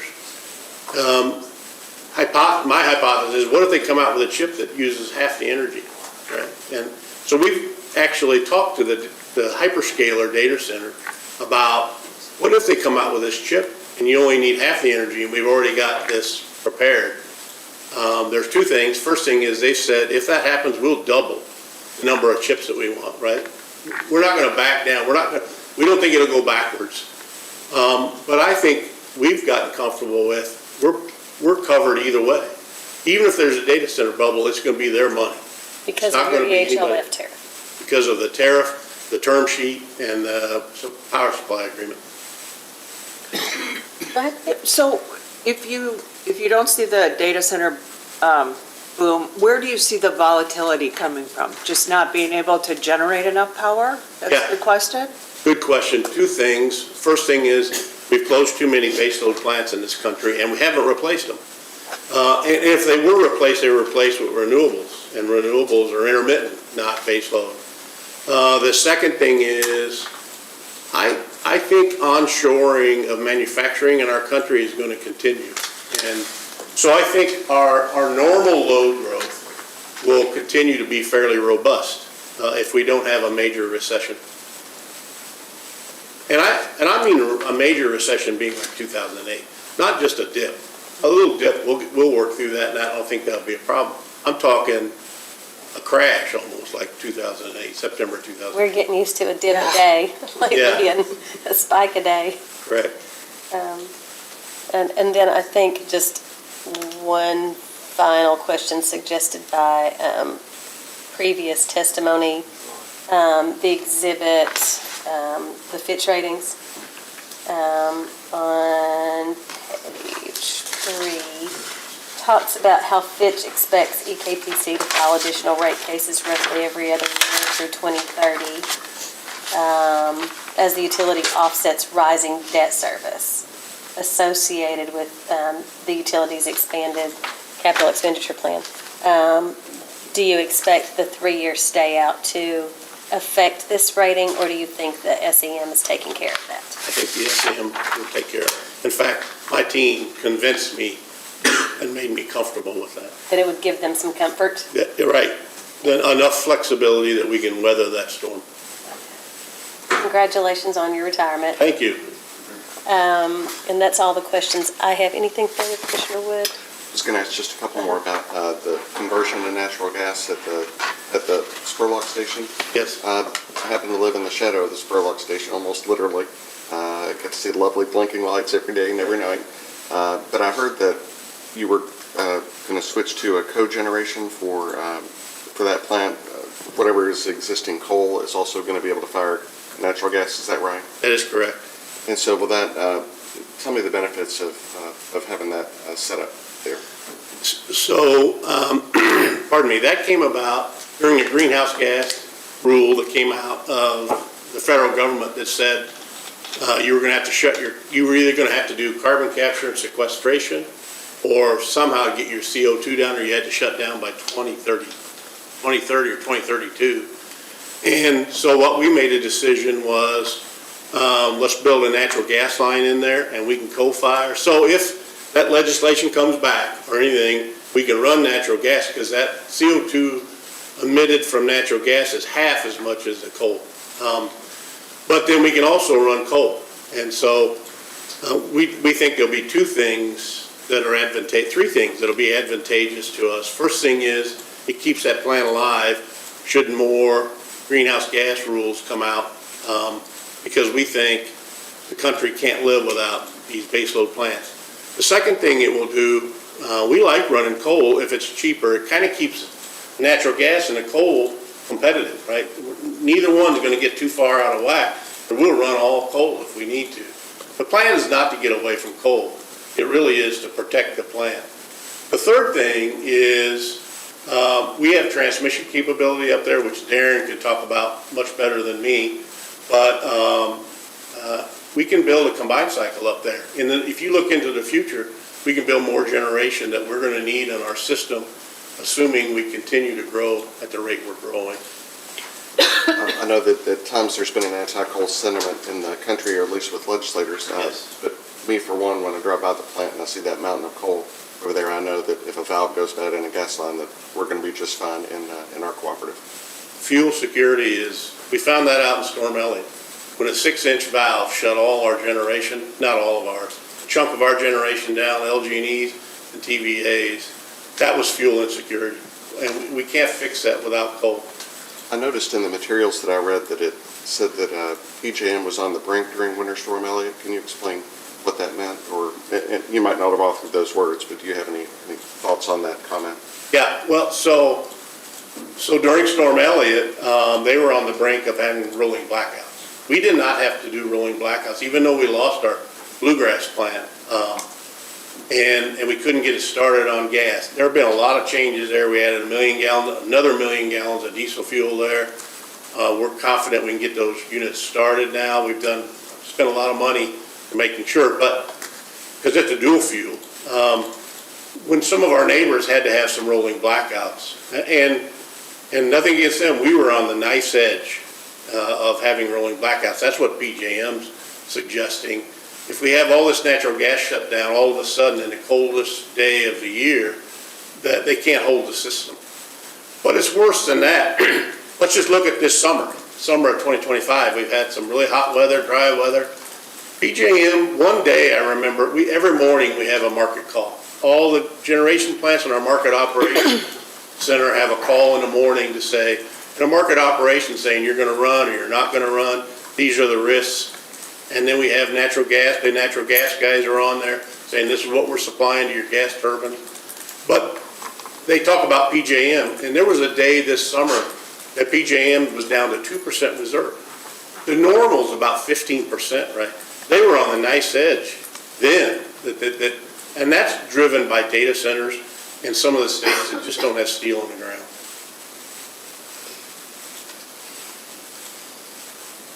Very well, thank you. Anything further, Commissioner Regan? Okay. Redirect. I just have a couple. I'm going to start out with, before I forget, the interruptible credit. Yes, It's been more than a decade since that has actually been changed. Is that correct? that's correct. And that's one of the considerations that you took into the account when you were trying to decide if you would be comfortable with that or not. That's correct, and the price of turbines has gone up significantly. Okay. Now I'm going to switch to the SIM, as we're calling it. As you stated before, we already had a rate EM, the earnings mechanism, that was approved by the commission in our last rate case, correct? Correct. And each one of the 16 owner members also have a rate EM tariff they had to file and be approved by the commission. That is correct. And so in this case, we've made amendments to that rate EM for EKPC. And then each one of the owner members will also have to update their tariffs, is that correct? That is correct. And that will have to go through the process with the commission to be approved by each one of those owner members. That is correct. And then you were talking with commission staff about how we thought, this may be able to be reviewed by the commission. Is it EKBC's understanding and current thoughts is that that would work very similar to how the FAC and the environmental surcharge review works with the commission? That was the discussion we had. Okay.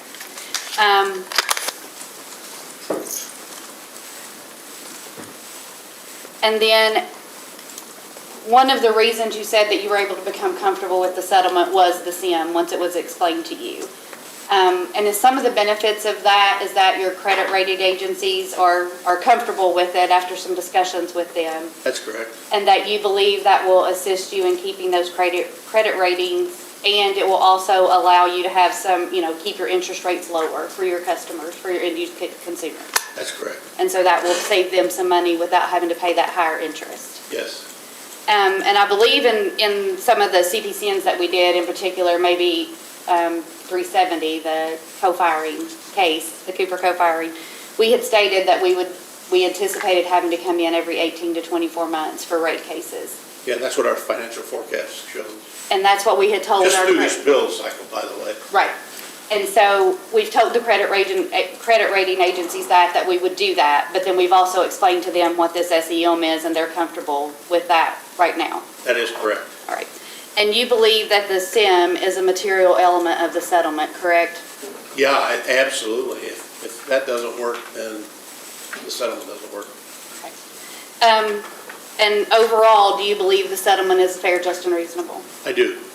And I took great pains in looking through that, ferreting through all the data and information. Nothing further. Recross? Oh, no, Your Honor. Sorry, I should have asked AJ first. No questions. Yeah. Anything from staff? We just had a couple more questions. Does EKBC have an estimate from PJM on future RTEP projects and expenses at this time? No, we don't. And the reason we don't is they're so unpredictable. We didn't think we would have this $20 million RTEP expense. And if you're below 1%, and I'm not the fellow to talk to, I think Darren or Jacob are probably the ones, but Julie's not here. But if you're less than 1%, you don't get a costed over any of the costs. And we just happened to bump above that. We think that was driven by AEP, that they had some load that shrunk. We think that could potentially come back, and we would not have to pay that RTEP. But they don't calculate until January every year, so there's no way for us to put that in our budget. It surprised us this year, and they will not predict that long-term and let us put it into a budget. And because you're not entirely sure what the project's expenses will be, do you have any idea of what the impact would likely be for your tier during the course of the stay-out period related to RTEP expenses? Cliff Scott's the gentleman to talk about, and he will answer those questions for you. Okay. But we do. Okay, that's all I had. Thank you. Mr. Wood? Mr. Reagan? Who is the best person to ask for details about how the shrinking load from AEP may or may not have affected your RTEP estimate? Julie's not here. Maybe Darren or Jacob can answer that. Julie's really the person, but Yeah. but we can certainly address that with a data request. Okay. But Mr. Watson? I would say Mr. Watson or Darren Adams. Yeah. Okay. In fact, Darren Adams probably is the best. He's our transmission fellow. He's here. I'll respect that you just said you're not the best person. You don't know the details. Darren comes before Jacob, so you can ask both of them if you want to see which one may be able to do it. Gotcha. All right. Anything further for this witness? Is Mr. Campbell going to be your lead witness that we're keeping for the duration? He can stay today. If we were to bleed over into tomorrow, he cannot. They have a board meeting tomorrow that he has to be at, as well as Cliff Scott. So if we spill over into tomorrow, Tom Stachnik has drawn the short straw, and he's going to be our witness that will be here through all of it. So, Okay. yes. So he's going to be around for today for sure. So at the end of the day, if it looks like we're going to go into tomorrow, I'll ask that he be excused, and we'll keep Tom here for that. So let's, if you don't mind, renew your, what you just mentioned would be your motion that he be excused. Yes. And we'll discuss it at that time and see if there's Yes. any reason that we would need for Mr. Campbell to stay, but Okay. otherwise. All right, but you're free to step down from the stand. Thank you so much. Thank you. Let's take our first break, and then call your next witness after that, okay? So let's do 15 minutes.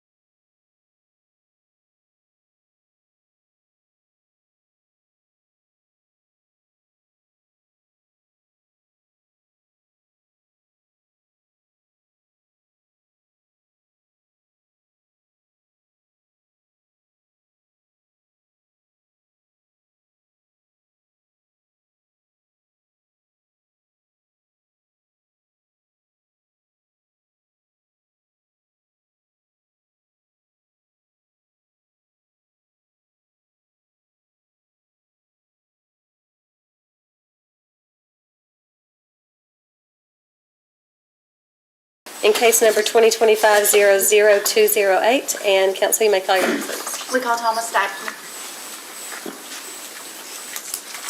Chair? Patton, Yes. Were you planning to do the settlement script?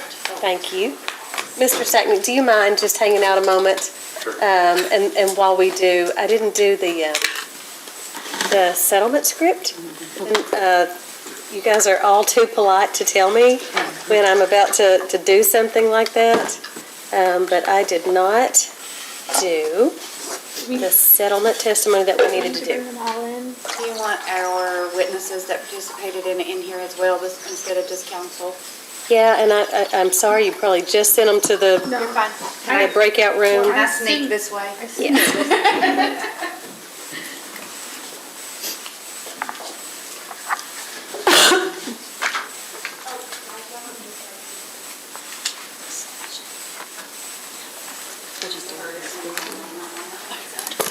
Yeah, I forgot to swear everyone in and do the settlement script.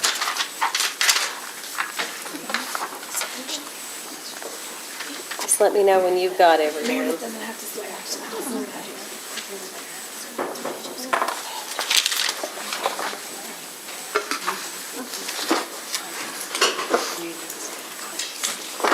You have everyone? Yeah. All right, sorry about that. All right. Could all the attorneys who participated, or anyone who participated on behalf of an entity in settlement negotiations and meetings and have signed on to the proposed stipulation and settlement, please rise and raise your right hand. Do you swear or affirm that responses you are about to give here today are the truth, whole truth, and nothing but the truth? Yes.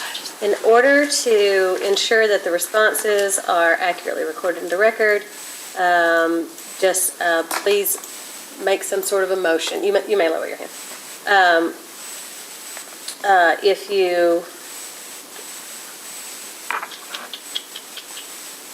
If you disagree with the group, please make sure and get my attention about that, since we're all answering at once. Please raise your right hand. Do you swear or affirm the testimony you're about to give is true and correct under penalty of perjury? Yes. Thank you. I'm going to do better here. For all of you, were you aware of and did you have an opportunity to participate in all of the negotiations that resulted in the settlement agreement? Yes. Did you voluntarily sign the settlement agreement, and do you fully support each and every provision contained therein? Yes. Are there any provisions in the settlement agreement that you do not understand, object to, or take issue with? No. Was any consideration of any kind offered, or were any promises made other than what is expressly set forth in the settlement agreement to induce you to negotiate and sign the settlement agreement? No. Are you aware of any reason why the commission should not adopt and approve the settlement agreement in its entirety? No. Please be seated. Thank you all very much. Apologize for that disorganization. I think part of the settlement stipulation was about no cross-examination, but unless I have objection, I'm okay with anyone who wants to cross-examine. We normally say, as long as it's in support of the settlement agreement, we're good with it. If you're going to kind of cross-examine about things that are not part of the settlement agreement, then we don't, so we're usually okay So with it. object if you see something like that happen. Yeah. I generally err toward more information rather than less. Yes. All right, so thanks for bearing with me, and we are now ready for your next witness. We call Tom Stacknick. I always say it wrong. There's multiple ways to pronounce it. How do you like it pronounced? Stacknick is what I usually Stacknick. say. Would you raise your right hand, Mr. Stacknick? Do you swear or affirm the testimony you're about to give is true and correct under penalty of perjury? I do. Thanks very much. Please be seated. Tell us your full name and your business address. Thomas J. Stacknick, 4775 Lexington Road, Winchester. Counsel.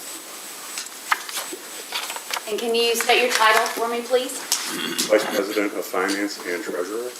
And did you cause testimony and responses to data requests and some filing requirements with the application to be filed in this proceeding? Yes. Do you have any additions or corrections to make to any of those documents? No. If I were to ask you those same questions today, would your responses be the same? Yes. And is it your desire and intent to incorporate those into the record of this proceeding today? Yes. Witnesses available for cross? Thank you. Attorney General's office, No questions, Chair. Mr. Kurtz, No questions, Ron. staff. Good morning, Mr. Stacknick. My name's Amanda Lawson. How are you doing this morning? Good. Good. I'm going to ask you just a few questions. We don't have a lot this morning. If you can't hear me, please let me know. I'd be happy to speak up. And if there's anyone else these questions are better directed to, also let me know. We'll save them for that witness. Okay. In your direct testimony, you discussed that Moody's analysis consists of 5 key ratings factors. If the commission were to hypothetically approve the stipulation, what impact do you see it having on those factors? And also, can you discuss any impact it would have on Fitch's analysis? I'm looking at my testimony to see what the 5 factors were. Fine. I believe it may have been on page 4.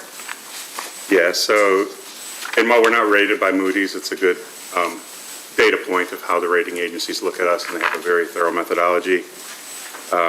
The first one was wholesale power contracts. We know that we just updated those to extend them to 2068. They're very strong contracts, so that's a good one. I would say where the stipulation comes most in effect is the second one, rate flexibility.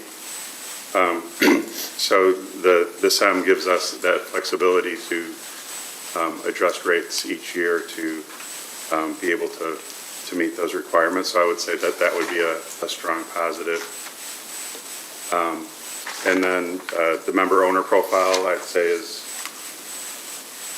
not as relevant, but the next one, the G&T financial metrics, they consider our tier, our debt service coverage, and some other measures of debt and equity. And the SEM specifically, allows us to have a tier that would meet strong metrics for those measures.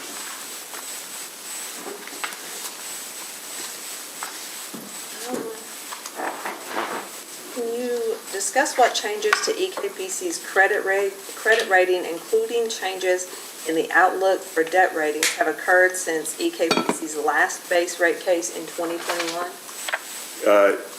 Yes, since 2021, our ratings have stayed the same at BBB+ from Fitch. Actually, let me look when exactly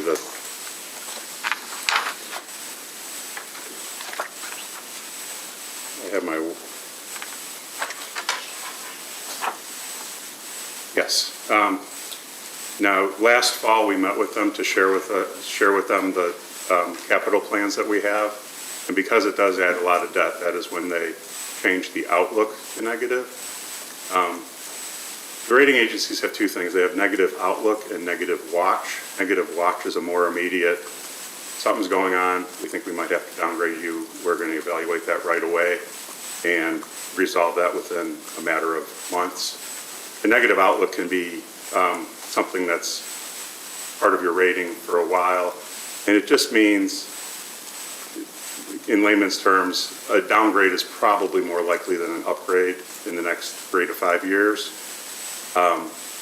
In our case, because of the leverage that we're adding with our capital plan, they wanted to make sure that we were going to be able to keep up our financial metrics despite that increased leverage. So, and in the report that was shared earlier this morning, you could see that, the main thing they're looking for is that we keep our rates where they need to be to meet those requirements.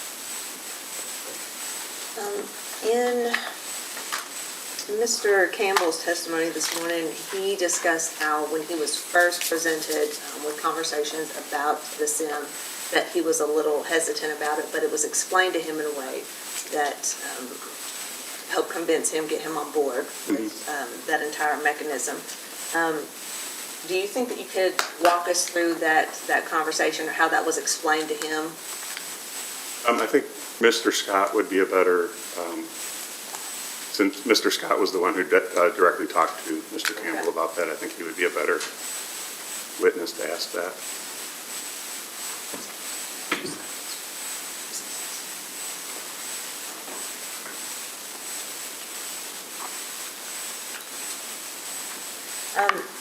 In Mr. Scott's testimony, he discussed a conversation with the credit agencies Yes. about the ratings and the SIM. Were you involved in those conversations Yes, I as well? was.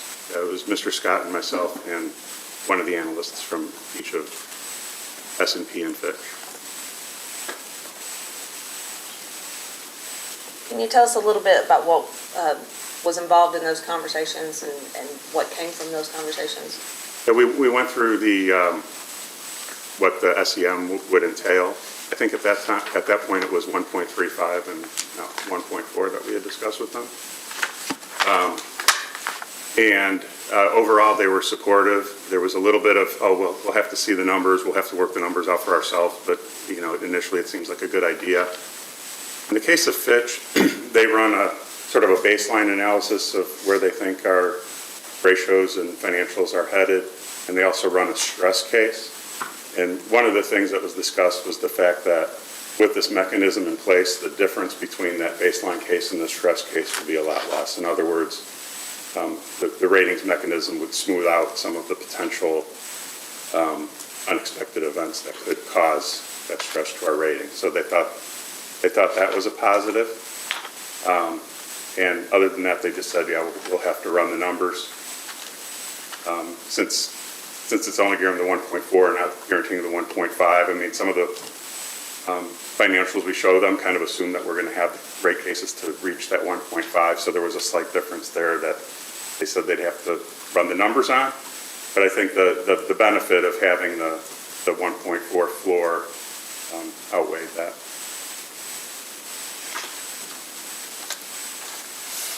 Our conversations with S&P were a little bit more, yeah, that's nice, that sounds good. It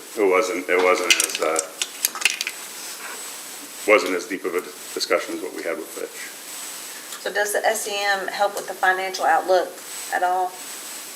Yes, especially on that, on the downside case. So it ensures that we meet those metrics in any given year. So from the conversation, I'm gathering that EKPC anticipates that the SIM will impact the credit rating positively. Is that Yes. correct? And how will that affect the debt cost?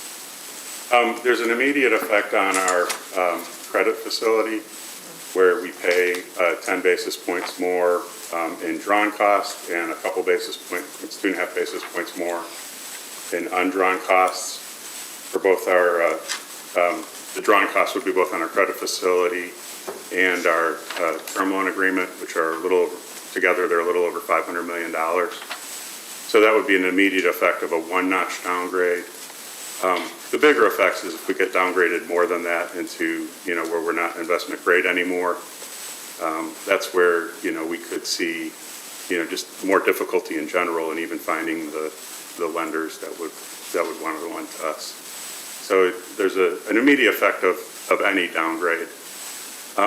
In addition, any debt we do in the private markets, there would be a cost to that. It's hard to say when you're not actually in an active deal what it would be, but probably somewhere on the order of 25 basis points per notch on any future private market deals.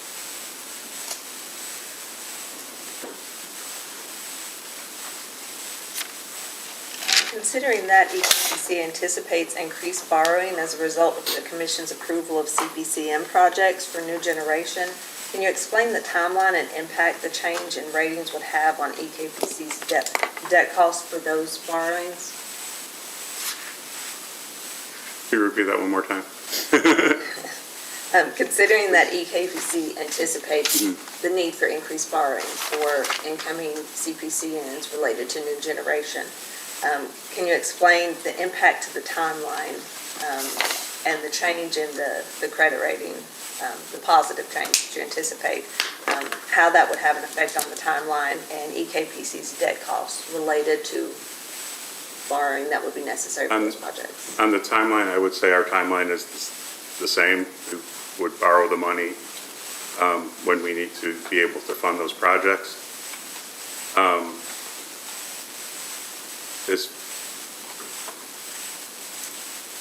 As far as the cost? The debt costs related to those? Yeah, I would say it's kind of what I already answered previously. Our cost of the credit facility would go up, and our cost of future borrowings would go up. I just did answer, this might be, it's in another case, but in the financing case, I just answered a data request that had a lot of details about where I thought those next few financings Is that might turn out. So there's 2025, below 321, I believe? Yeah, it was about another 300 million that we would need to fund. And we do have a fair amount of capacity on our existing credit facility. Also working with our banks now to increase the 300 million term loan to the full 450 that we requested in the financing application that was approved. And we stand ready to execute additional financings as necessary to fund those projects, which ultimately we expect to be able to fund with RUS. And there's a lot of, with RUS, as Mr. Campbell mentioned, we're expecting to be able to get some interim financing from them by means of progress payments, which we don't have the experience with yet, but depending on how quickly and simply we get those progress payments from RUS might minimize the amount of outside debt we need to take on an interim basis. Staff has no further questions. Okay, Commissioner Wood? Good question. Commissioner Lee? Yep, couple. Good morning. Hi. Can you talk about what internal fiscal controls have changed in the last 5 years to reduce risk? To reduce risks that have changed in the last 5 years.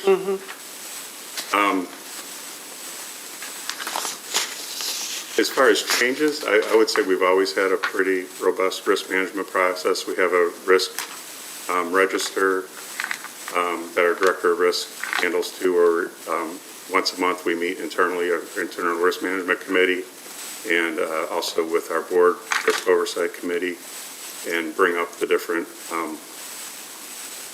elements of financial risk or other risks that might come up.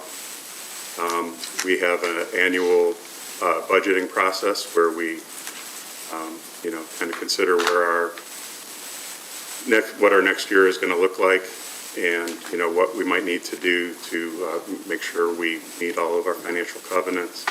And then we have a long-range forecasting process. Every time we do a loan with RUS, we have to give them an updated long-range forecast, and sometimes that long-range forecast will identify what measures we need to take to ensure that we meet our obligations. Okay. And is there a process in place to identify and eliminate non-essential spending? I would say that's our annual budget process. Okay. Every year we, build up a budget from the bottom up with all the different groups. That gets reviewed by executive staff and the COO and CEO, as well as we meet with all of our owner members to show them what's in the budget for the year. We put forth a pretty detailed budget packet for the board that they look at in November of every year. You can see all the details in there, and they approve that in December. So that's on the agenda for tomorrow to approve the 2026 budget. Okay. And then, are there any cost-saving measures that can be expanded in years 26 and 27? I think I'd like to defer that to Mr. Scott. Okay. Yeah, I think he's probably more Great. Thank you. in tune with that. Okay, is that it? All right, a question had been tossed to you. Ooh, new era. I'm sorry? New era. Oh, that's right, exactly. I was asking if you have an update on the status for the New Era funding of, I think the request was $679 million, or the FITC. Yeah, so as Mr. Campbell mentioned, there were several solar projects for which we were expecting both the ITC and New Era money. With the big beautiful bill and some executive orders that came out of that, we got very uncomfortable with the fact that we'd be able to meet the requirements to get the ITC. So those solar projects went away, and as Mr. Campbell said, we had an extended hydro PPA which we got outbid on, so that went away. So those were both in our original portfolio. We have resubmitted. Just a second, and ask a couple of questions about those. Yeah. The hydro didn't get disqualified, it was just someone else outbid you. Yes, and we did. Solar, why were you uncomfortable that you weren't going to get it? Was it because it needed the American-made parts, or? No, it was more the timing of when you needed to start construction. And then there were originally, people were talking about what the loopholes might be to say, okay, you just have to spend 5%. And that would be considered the start of construction. And then the next Monday after the Big Beautiful Bill came out, and you can look this up, I might not be recalling it perfectly, there was an executive order which basically said, we're going to be really careful about what we consider the start of construction, and we're going to try to close some of those loopholes to make sure that you are really physically starting construction on those projects. And those additional projects, other than the two that were already approved, we're comfortable that we will get the investment tax credits on, but the other ones that weren't approved yet, we really didn't think we could meet those timelines for the IRS to consider construction started on those. So as a result, we came up with a new portfolio, which includes the 2 years of hydro PPA that were started 25 days short of 2 years ago. So we expect that we should be able to see a reimbursement for the last 2 years of that hydro PPA that did exist. And then starting January 1st next year, that's when it's going to the new customer. We also added, so in order to, when the hydro PPA went away, RUS had some requirements where you had to meet certain greenhouse gas reductions. And without the hydro PPA, we weren't able to meet that. But when we added the 100 megawatt nuclear PPA, that really helped that calculation to say that we met the minimum requirements for the greenhouse gas reduction. So we did add to our portfolio that 100 megawatt nuclear PPA, the 2 years of the existing hydro PPA, the 2 already approved solar projects, and the smaller Star Hill solar project is in there too. And we also put in a placeholder for possible additional future carbon-free PPAs, which could be nuclear or hydro or solar, most likely nuclear with what's available right now. So we do have some placeholders in there in case anything materializes where we're able to justify adding additional PPAs. We could get up to that full 679 million. What is the time frame for a placeholder? So when would that nuclear need to be available in? 2 years, 5 years? All the money from the new era needs to be dispersed by September 30th, 2031. So that would be the absolute latest limit. A little less than 5 years. But I think they would like to see, probably more like 2 years probably before they would get frustrated with us and say, hey, we can allocate this to somebody else if you're not going to use it. So they might put pressure on So you've identified at least 100 megawatts of nuclear that's available and potentially more that will be available in the next 2 years. Yes.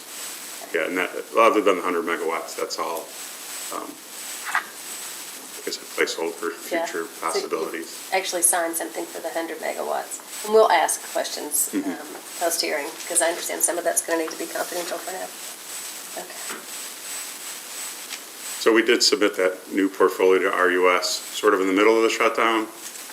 When they came back from shutdown, they said, thank you, we received your portfolio changes. Be patient with us while we dig out from 2 months of furlough. Gotcha. Any idea when you'll hear something? Hopefully early next year. Pretty sure they're probably gonna take a break for the holidays pretty soon. So hopefully early next year. Next month, next year or something.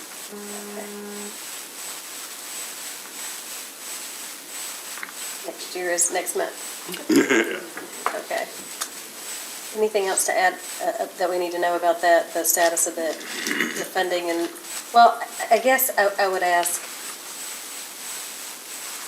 when you hear something about whether or not you're getting the $679 million.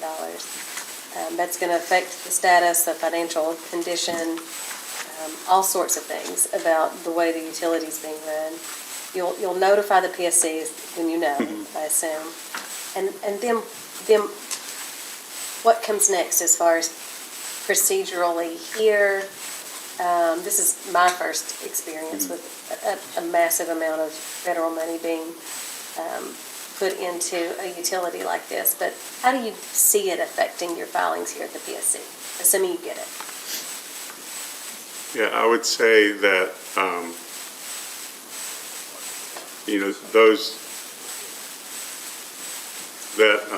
those grants and loans from the government were sort of baked into our financial forecast on the projects that they affected. So the 2 solar projects already had that assumed, and I guess the couple years of hydro PPA. And the additional solar projects, obviously those, while we won't be getting the money for them, we're also not going to be expending the money for those as well. So the additional solar projects are on the order of $800 million. So that's $800 million more of capital expenditures that we're not going to have to front the money for. Fitch actually saw that as a positive, that we weren't going to go through with those solar projects, even though we were going to receive some assistance with those. The New Era and the ITC is what made those projects economically viable, and without the ITC, it turns out they're not. So we're going to have to look. Julie Tucker's group, I'm sure, is going to look at, how we're going to replace that energy. It was never capacity, but it was energy. So we're going to have to look about how we replace those solar projects. What was the overall question again? Just how it would affect your filings here and your financial outlook. Yeah, so I would say that one of the big things is we're not going to be filing for those four solar projects. The assistance that we got was helpful in making those solar projects. We're going to be getting less assistance, but we're also not going to be doing those solar projects. So it kind of, I won't say it totally washes out, because that was going to be a very nice low-cost source of energy. But whatever energy we need to replace that with would probably flow through the fuel adjustment clause and not affect base rates. And those solar projects are just not feasible without the... Without the ITC, no. The ITC was a 40% credit. New Era added an additional 25% to that. And New Era, we're also able, if we do get other PPAs, we would be able to use that in other places too. So that 40% investment tax credit was the biggest chunk of what really made those solar projects economic. Is that going forward totally gone, other than, for anybody, other than like the 2 that you had? The investment tax credits? Yeah. Yeah, unless, Unless I you think mean you had until, I think it was July 4th that the big beautiful bill passed. So I think it needs to be substantially under construction by July 4th of next year to qualify for the investment tax credit. And there was, it wasn't as simple as that. Right. You got to read through the legislation to figure out what all the other stipulations were, but. Who is the best witness to ask a question about terminal net salvage? I would say of the ones we have now, Mr. Spanos or Mr. Scott. Spanos or Cliff Scott. Okay. Anything further, Commissioner Wood? Commissioner Wood? No? Redirect? I don't have any redirect. Any reason this witness couldn't be excused? We have to keep him till the end, because he may be our witness if we have to excuse Tony Campbell, so. All right. Enjoy our hospitality, but you may exit. If we bleed over to tomorrow, Tom has to stay. All right. All right, please call your next witness. We call Denise Foster Cronin.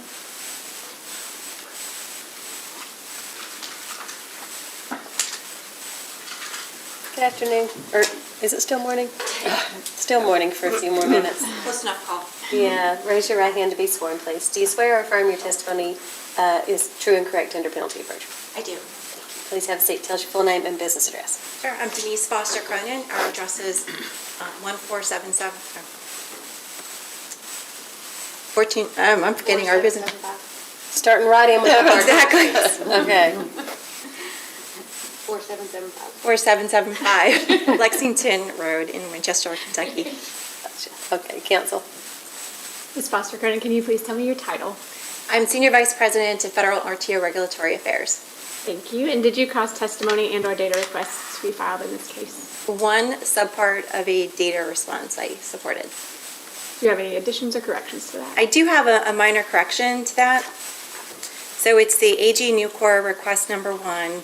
I supported subpart D. In the editing, we missed 2 words. So on the first paragraph, the last sentence is really 2 sentences. So I would insert a word after the phrase, as there typically are categorical, insert exemptions. And then add a period, delete the and, capitalize additionally, add a comma after additionally, insert EKPC. So happy to read the sentence if that makes more sense. So even if a cost containment mechanism, e.g. cost cap, was included in the winning project's proposal, such mechanisms do not necessarily create a firm guarantee of a project's cost, as there typically are categorical exemptions. Additionally, EKPC has the benefit of RUS financing and every motivation to keep costs contained for EKPC's owner members. Thank you. So taken together with your corrections, is it your intent to incorporate that into the record of this proceeding? It is. Thank you. Witnesses are available for the proper. And for the Attorney General's office? No questions, Chair. For Nucor. Very quickly, Your Honor. Good morning, Ms. Cronin. East Kentucky takes the interruptible capacity that it has and it sells it into the PJM capacity market. Is that true? That is correct. Okay. As recently as just a few years ago, the value of that capacity was about $30 a megawatt day. That is correct. Okay. Currently, it's more than 10 times that, $330 a megawatt day. The current delivery year, which we're in right now, is $270. And you're right, the next delivery year, it rises to $329. Okay, so from about $30 a megawatt day to $329 a megawatt day next delivery year. That is correct. And do you know what East Kentucky does with the money it gets from selling that interruptible capacity into PJM? I might have to defer to another witness to that. Okay, thank you, Ms. Cronin. Staff? No questions. Okay. Commissioner Wood? No questions. Commissioner Rickey? Yes, one. Can you tell us who that other witness is? Because he asked the question that I was going to ask. I believe Cliff Scott or perhaps Jacob could answer that question. Okay, thank you. Okay. I don't think I have questions necessarily. Any redirect? Sorry, looking at the wrong counsel. No redirect. Thank you. All right. Any reason this witness can't be excused? All right. Thank you. You're excused. And you may call your next witness. We called Darren Adams, even though he was excused. When we saw that Denise was not excused, we thought there might be some PJM questions that he might need to answer on the transmission side, so we have him here to All right. call as a witness. He graciously agreed after I twisted his arm a little bit. Not even on my list. Mr. Adams, would you raise your right hand to be sworn? Do you swear or affirm the testimony you're about to give is true and correct under penalty of perjury? I do. Thank you. Please have a seat. Tell us your full name and business address. Darren Adams, 4775 Lexington Road, Winchester, Kentucky. Counsel? Mr. Adams, can you tell me your title, please? I'm Director of Transmission Planning and System Protection at EKPC. Thank you. And did you cause testimony and/or data requests to be filed in this case? I did provide responses to data requests. Do you have any additions or corrections to those? No, I don't. Would your answers be the same if I asked you the same questions today? Yes, they would. Is it your desire and intent to incorporate those into the record of this proceeding? Yes. Thank you. Available for cross. Thank you. For the Attorney General's office? No questions, Chair. For Nucor? No questions, Your Honor. Staff?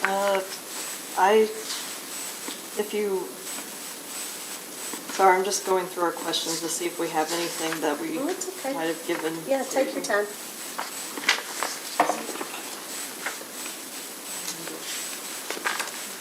If we had questions about RTEP, would you be a good witness to ask those questions for? I can certainly try. Okay.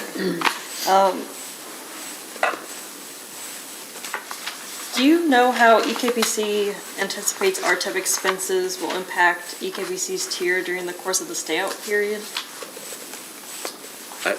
I can't speak to the impacts on tier. That's probably a question for Cliff Scott. Okay.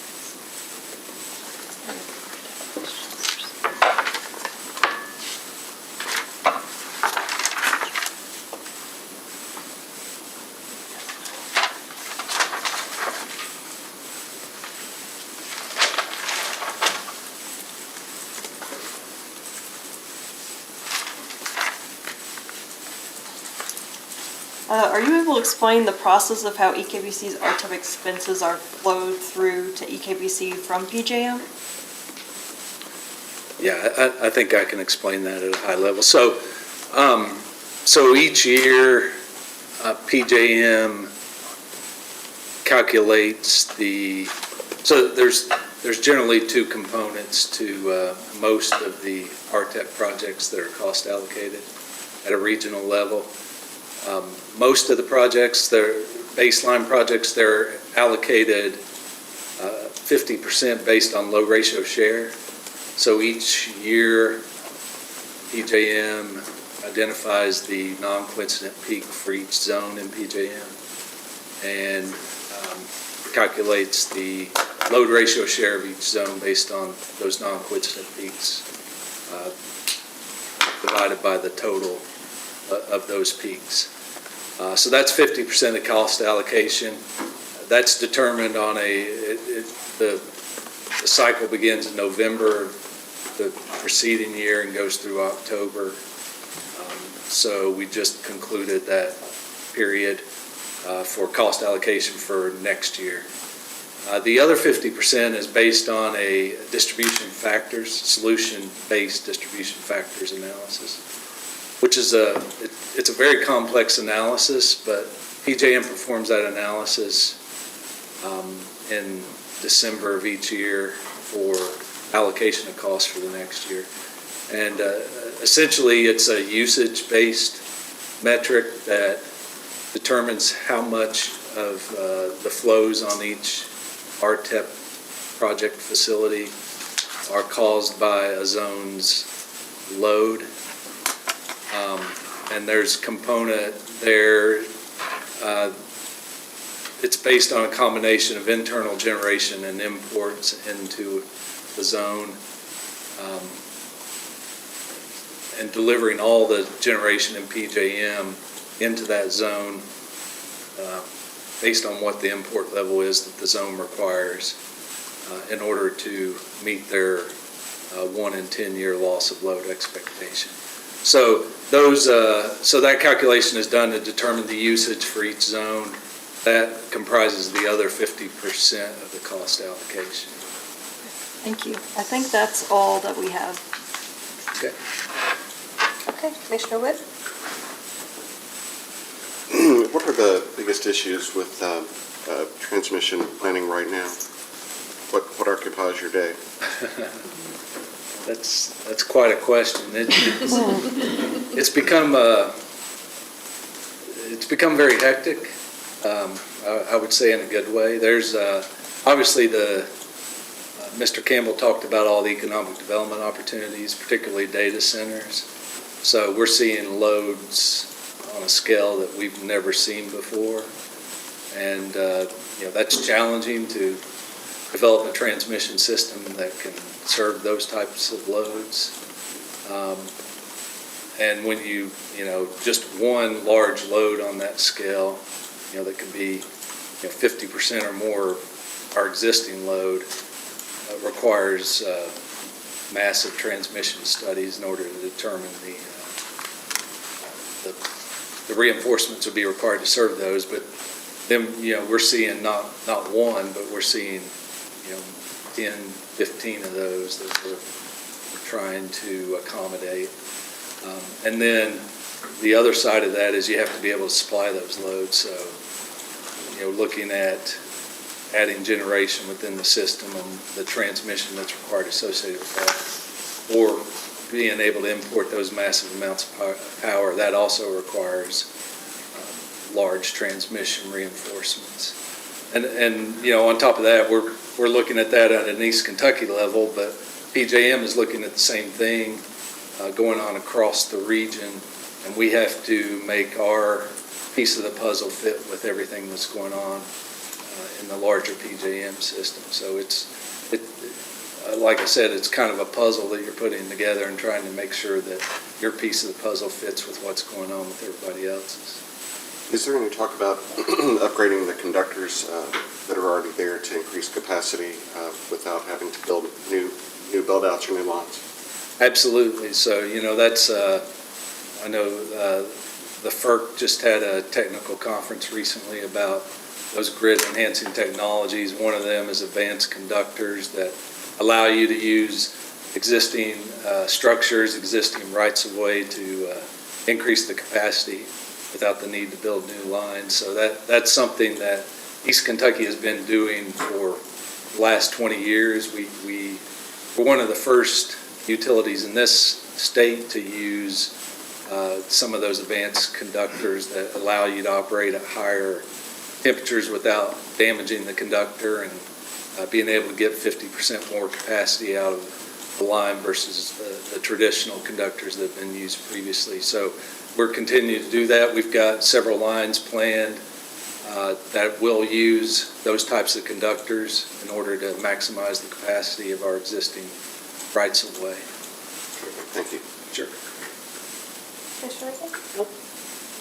So, are you going to be able to reconductor to the point that it affects your, how much capacity you need? No. It's a combination, I'm sorry, a combination of using existing lines to get capacity we need, but also building new lines as needed to go hand in hand with that increase of capacity on existing lines. As much as 50%, you said? Yes. That's significant. Okay.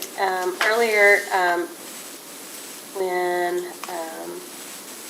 we were talking to Mr. Campbell, he mentioned that the future RTEP estimates from PJM may be affected by decreasing load by a different utility, AEP.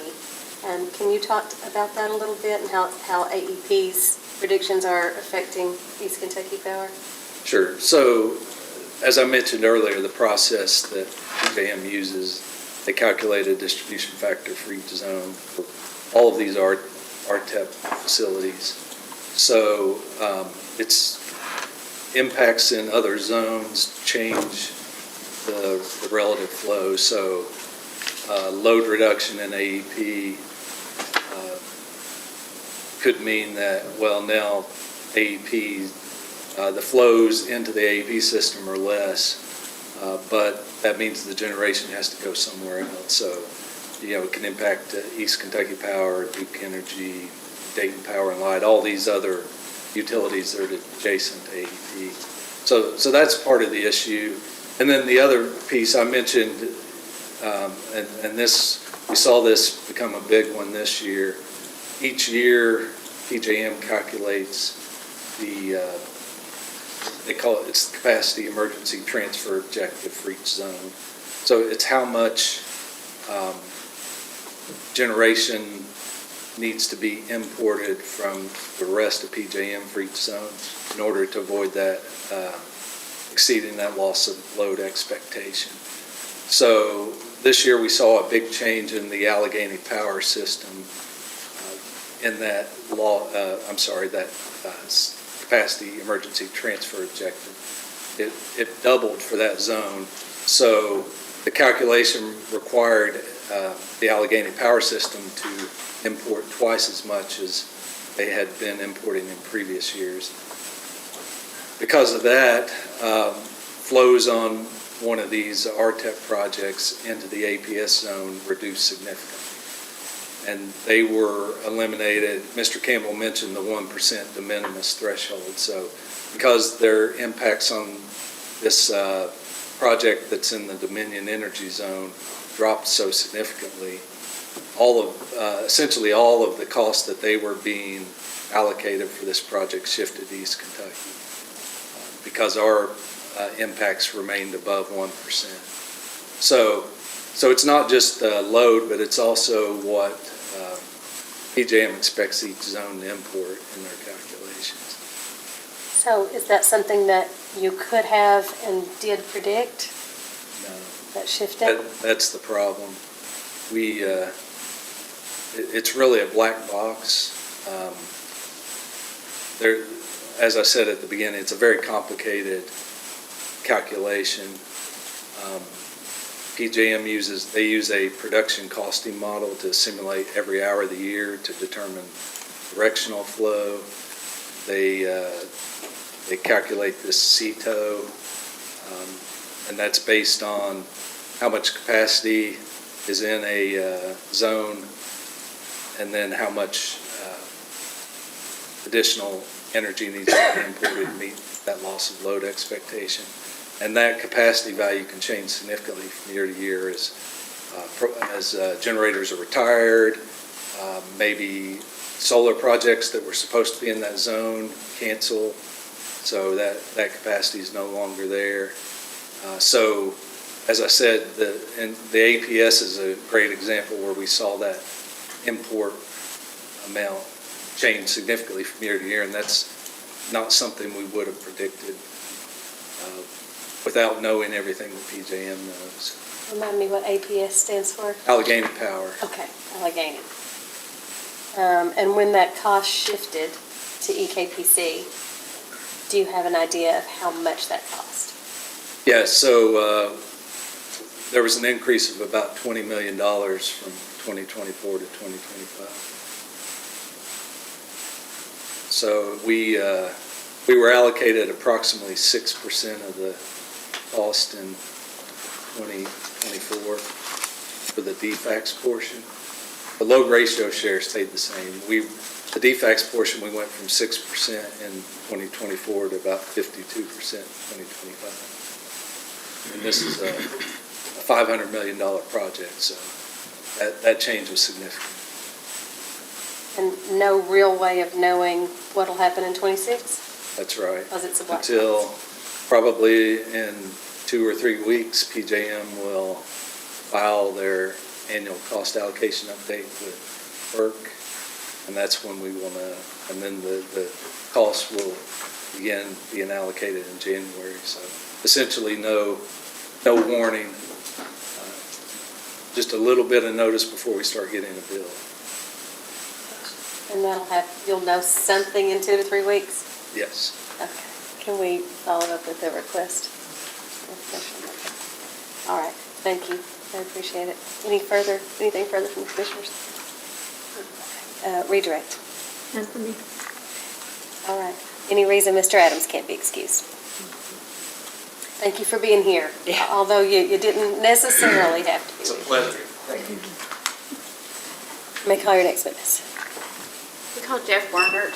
He may take a little bit, but we can start now. I don't know what time you're planning on. Oh, it's 12. doing lunch. Wow, time flies when we're having fun. How about we just wait? Let's take our lunch? Yeah, okay, let's come back at 1.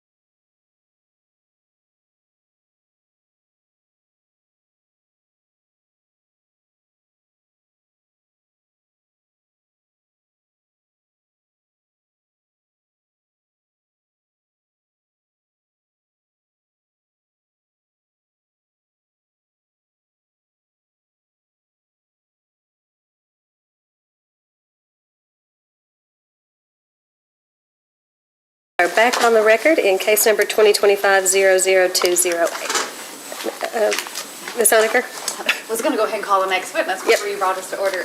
Jeff Warner. Yes. Your Honor, I may have forgotten to move into evidence Newport Exhibit 1, the Fitch report. Yeah. Any objections? No. Thank you. When you gave it out, I know you gave it to staff and to us. Normally, we give one to Candace as the official copy. We have an extra. I wrote on mine. Since I wrote on mine, it would be. She can have mine, too.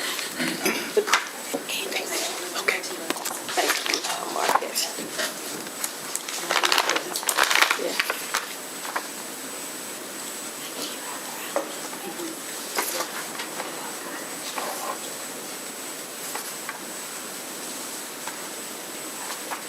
All right. Mr. Warner, would you raise your right hand? Do you swear or affirm the testimony you're about to give is true and correct under penalty of perjury? Thank you. Please be seated. Tell us your full name and business address, please. Sure. My name is Jeffrey W. Warner Jr. My business address is 2604 Sunningdale Place East, LaGrange, Kentucky. Counsel? Thank you. And Mr. Warner, by whom are you employed? I am employed by the Prime Group LLC. And You might want to speak up just a little. Oh, okay. Apologies. And what is your title there? I am a principal at the Prime Group LLC. Say it again. And as an outside consultant, you were hired by EKPC to assist in their preparation of the rate case? That's correct. And did you provide any written testimony or responses to data requests in this case? Yes, I did. And do you have any revisions, corrections, edits, or anything to your previously filed testimony or data responses? No, I do not. And is it your intention to adopt those responses in this proceeding here today? Yes. And Mr. Werner is available for trial. Okay. And for the Attorney General's office? No questions. Okay. And for Nucor? No questions, Your Honor. Staff? Good afternoon, Mr. Warren. My name's Amanda Lawson. I'm going to have just a few questions for you. Okay. If you need me to speak up or repeat any questions or rephrase them at all, please let me know. And if any of the questions are better suited for someone else, please just let me know that as well, and also who would be better suited to answer them. Looking at your rebuttal testimony on page 2, there are 6 recommendations to correct what Mr. Barron classified as errors in the cost of service study.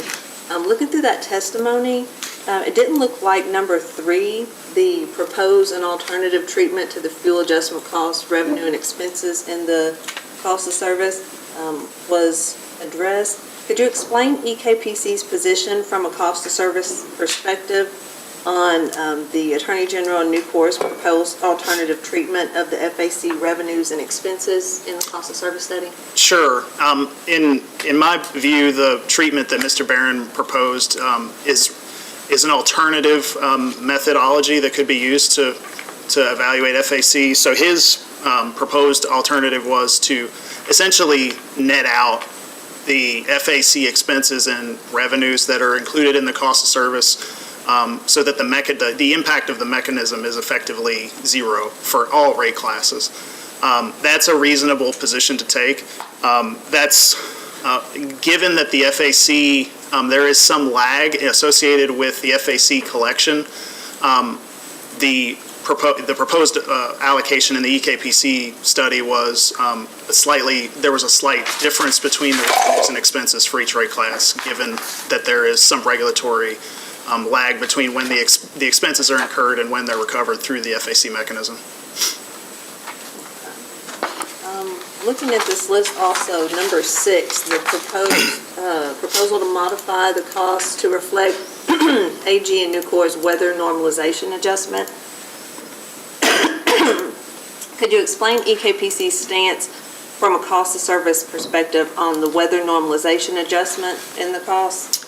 So EKPC did not propose a weather normalization adjustment in this proceeding. That was, the reason I didn't address it in my rebuttal was that was addressed by Mr. Watson in his rebuttal testimony. But we did not weather normalize any of the sales or expenses for any of the rate classes for the historic test year of 2023 in the study. Okay. Is a weather normalization adjustment a typical adjustment you would make in a cost of service study? So, weather normalization for historical test years, some utilities have opted to include it while others have not. My understanding is based on precedent or older cases in the state of Kentucky is that in some cases that date back many decades, weather normalization adjustments were generally not accepted by the commission. But in recent cases, notably the Kentucky Power cases and one Big Rivers rate case, those adjustments have been proposed. My understanding, subject to check, is that none of the methodologies used for weather normalization have been approved by the commission. All of those cases were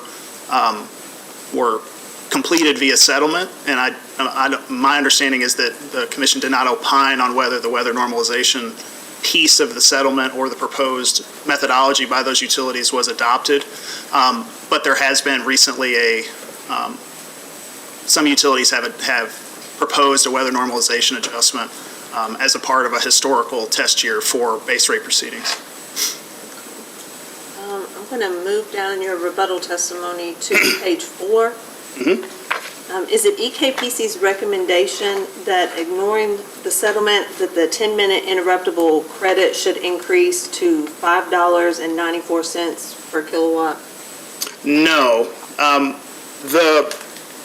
The Q&A there was attempting to address the difference between what we used. So in the cost of service study for the large special contract class, which is the only class that had a different interruptible credit than all the other classes in the study, they had two separate credits, one for 10-minute interruptible load, the other for 90-minute interruptible load.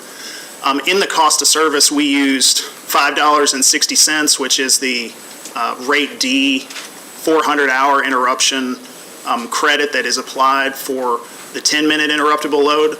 Mr. Barron recommended that be identical to the $6.22 per kW interruptible credit that's currently given to the large special contract member.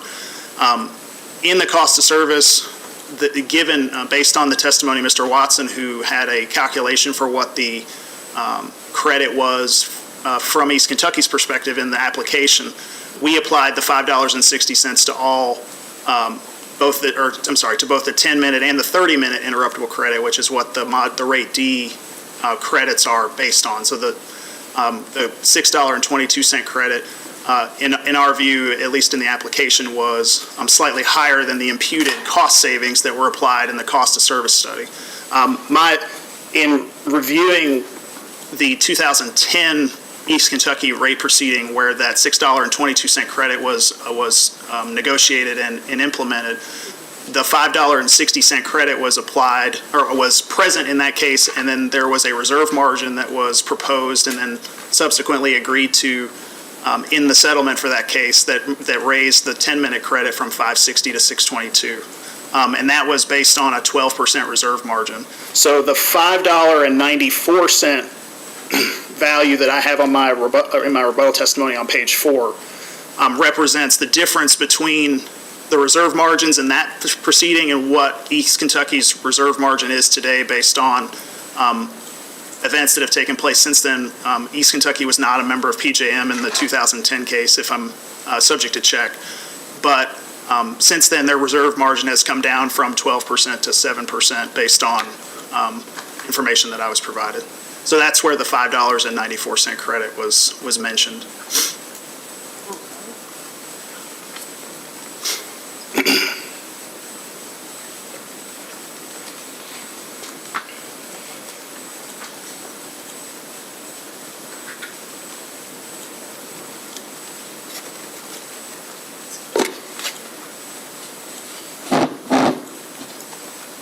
The settlement results in a revenue allocation that differs from EKPC's original cost of service study. Can you explain how the settlement allocations were developed and how they relate to the cost of service findings? So while I was not present for the settlement discussions, the allocation itself and how that was determined would most likely be better asked to Mr. Scott or Mr. Watson since they were present. But my understanding was that, subject to them verifying this, my understanding was that the parties agreed to a maximum increase of 9.64% for any class. And that was essentially applied to all classes with the exception of rate E and the pumping station special contracts, which were outside of the scope of this proceeding, given the nature of the contract that they are administered under. I'm not sure if I completely answered your question or not. Yes, you did. Thank you. I just have a couple more. Would you be the appropriate witness to answer questions about interruptible credits, or would that be better suited for someone else? I can attempt to. I do know a little bit about them, but Mr. Watson is the one who sponsored the interruptible credit calculation for East Kentucky. I can certainly discuss them with regards to how they were treated in the cost of service and rate design portion of the proceeding.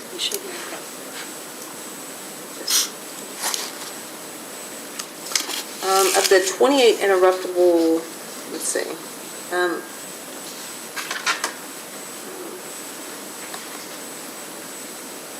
The 28 interruptible customers, the majority are large industrial, large commercial customers. Is that correct? That's my understanding, yes.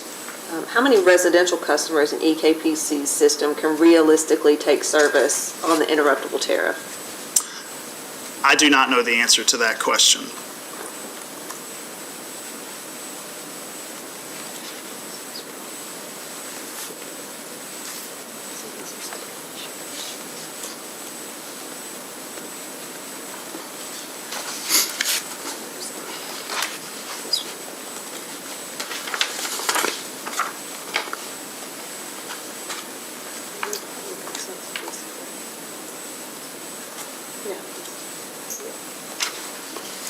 In the AG Nucor's witness, Mr. Barron's testimony, he identified an error in EKPC's calculation. Had you had a chance to review his testimony?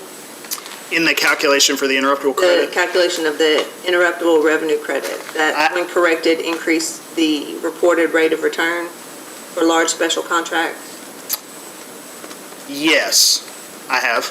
Are you familiar with that testimony and that discussion?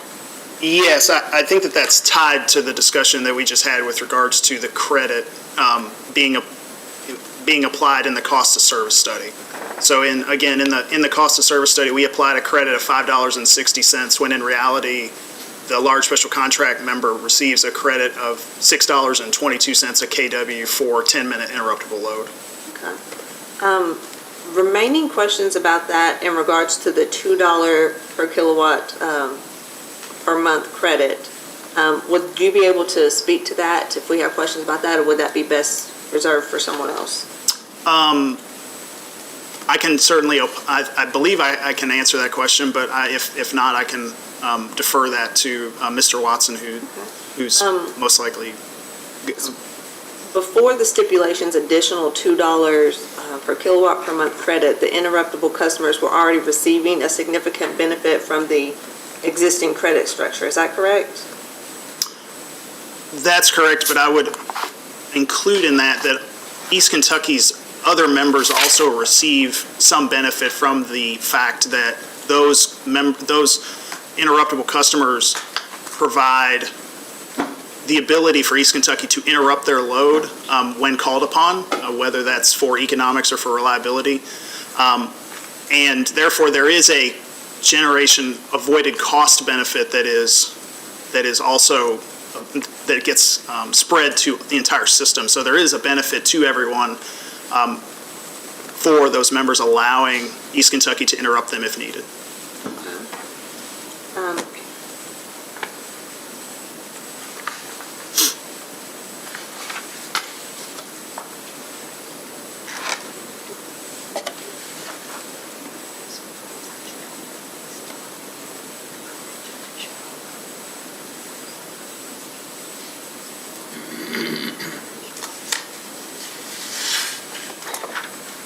The $2, was that based on the voided generation cost?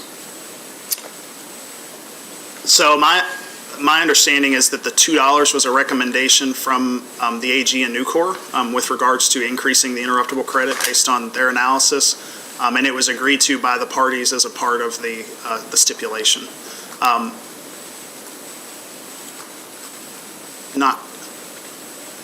Mr. Watson would have more, I believe Mr. Watson would have more detail around the avoided generation cost associated that was used to justify that increase. And just one more question. Could you explain why you use the 12 CP method for transmission costs versus, say, a 6 CP or 4 CP method? Sure. So it's 12 transmission-related facilities are generally, the 12 CP methodology is a very common and widely accepted methodology for allocating transmission cost, whereas production allocation methodologies vary quite a bit in terms of how many months of the year you use for the CP allocation.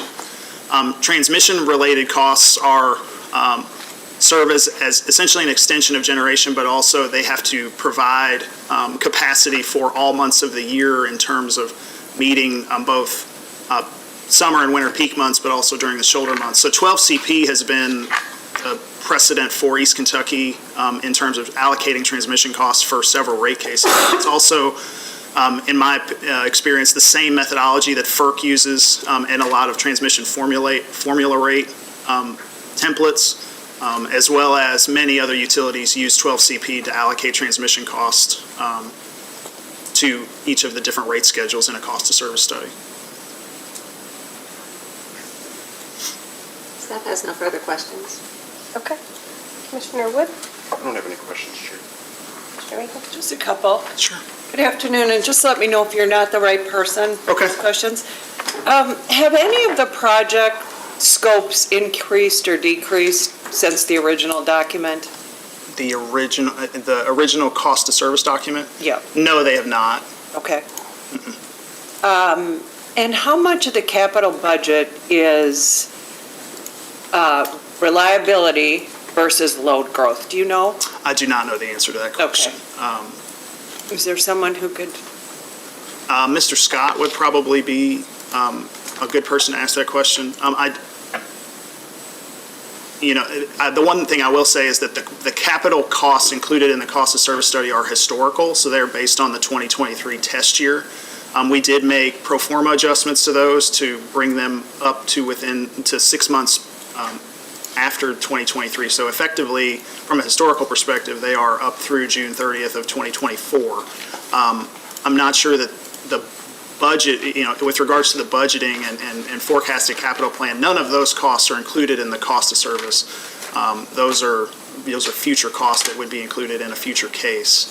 Since we aren't using a forecasted test year in this proceeding, none of those costs, I don't believe, would be included in the cost of service at this time. Okay. And from your perspective, if the commission were to defer any of the projects in this, what would the operational impact be?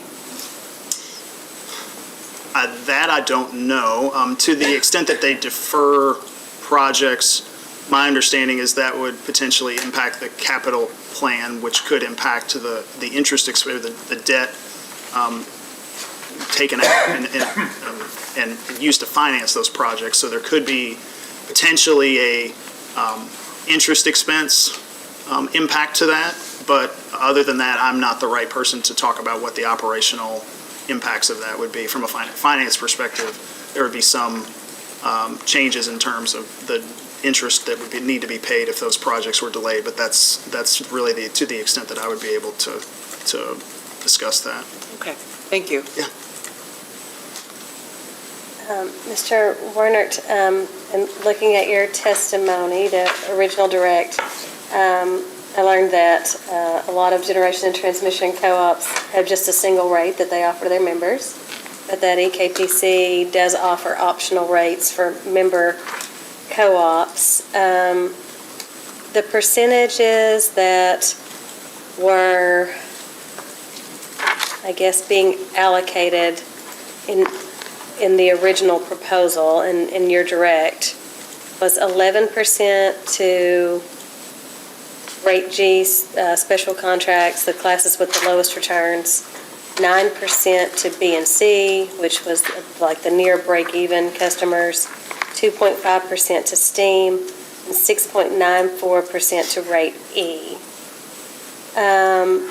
Where would the large industrial customers be in that? That's 11%, right, the special contracts? So the In the original. In the original, they could be, large C and I loads could be on rates B, C, G, and the large special contract. The rate E is primarily for residential and small commercial type loads. But rate B and C in particular would be for more larger C and I facilities. They could be industrial in nature, but they could also be places like hospitals or larger commercial operations. Those are optional offerings that, like I mentioned in my testimony, most G&Ts just have a single tariff that applies to all load on their member systems. East Kentucky has more offerings in an attempt to try and better tailor the rates to each of the different member systems, because the member systems are very different. And so with regards to the C and I loads, those could be on effectively all the rates with the exception of rate E, based on my knowledge of the way those tariffs are structured. So for B and C, you characterized it as near break even, and that means the cost is about equaling out? Well, with regards to that, based on the results of the original cost of service in the application, if we equalized the rates of return for all the classes and made them equal to East Kentucky's overall system rate of return, they would need approximately a 9% increase to get them to roughly the same rate of return as the East Kentucky system. And so one of the main metrics that we look at, it's not the only metric, but it's one that we give a lot of consideration to with regards to the cost of service, because the cost of service really is a guide for us to determine whether the rates that are currently in place are adequately recovering the cost associated with serving the members that are on that particular class. Equalizing the rates of return is one way that we look at it. In my view, it's more of a perfect world scenario. If the stars align, everybody would earn exactly in the application rate cost service, it would be 4.64% rate of return, since that's what the proposed rate of return was with the original application revenue requirement. Real world implications, most notably the impact of gradualism on the rates and not shocking a particular rate class. If the equalized rates of return show that a particular class needs a 20% increase, we take that into account. So if we went full cost of service, there could be substantial adverse impacts to that particular class and the members that take service under it. So one of the ways that we attempted to take that into account was to gradually move in the direction of cost of service based on the results of the study. So you're in a perfect world, it would cost the same amount to serve a class as we're charging them. In a perfect world, each of the classes would earn the same rate of return on rate base as the total system. Their rates may be different because rates are averages based on the members that are in that group, and so to the extent that your load factor changes, that would ultimately impact the rate. So they may not pay the same rate, but they may contribute the same margin levels to the East Kentucky in the form of the 4.64% that I mentioned in my example. And your proposal in your direct testimony, the original application, was an effort toward making those as fair as possible, I imagine. That's correct. Have you looked at, and these may be questions for Mr. Watson, have you looked at what the interruptible credit does to the rate that these large industrial customers are actually paying? Yes. The increase in the interruptible credit would flow back as a larger credit and effectively see a slightly reduced rate, all else being equal. So if you didn't increase the credit at all, they would receive something slightly higher than they would if we do give them the credit, if that makes sense. I didn't understand. Okay. So tell me what you meant by. So the interruptible, so let me talk a little bit about the process we went through in determining the impact of the interruptible credit. So when the stipulation revenue allocation was determined, we went through and we looked at each, so this is shown in Exhibit C, I believe, of the stipulation. We went through and effectively had to do the rate design in two steps. The first was we had to collect the agreed to stipulated revenue requirement of $63,727,000 roughly. That was, and then the allocation of the stipulated revenue allocation was then collected, rates were designed to collect the revenues needed from each class based on the revenue allocation. So that was 9.64% for every class with the exception of rate E and pumping stations. Rate E was the remainder at 4.95%. So we increased the rates to collect that revenue requirement, and then after that, the interruptible credit was then raised from the current level by $2 a kW. And then and that would effectively reduce KU's overall total revenue by the amount, it's roughly $8 million is the total change in the revenue requirement for the interruptible credits. So that's shown, if I may, that's shown on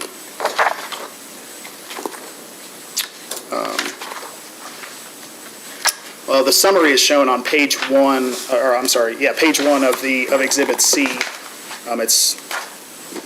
Thank you. Yeah, that's on the screen there. Thank you. So your Exhibit C to the settlement. Exhibit C to the settlement.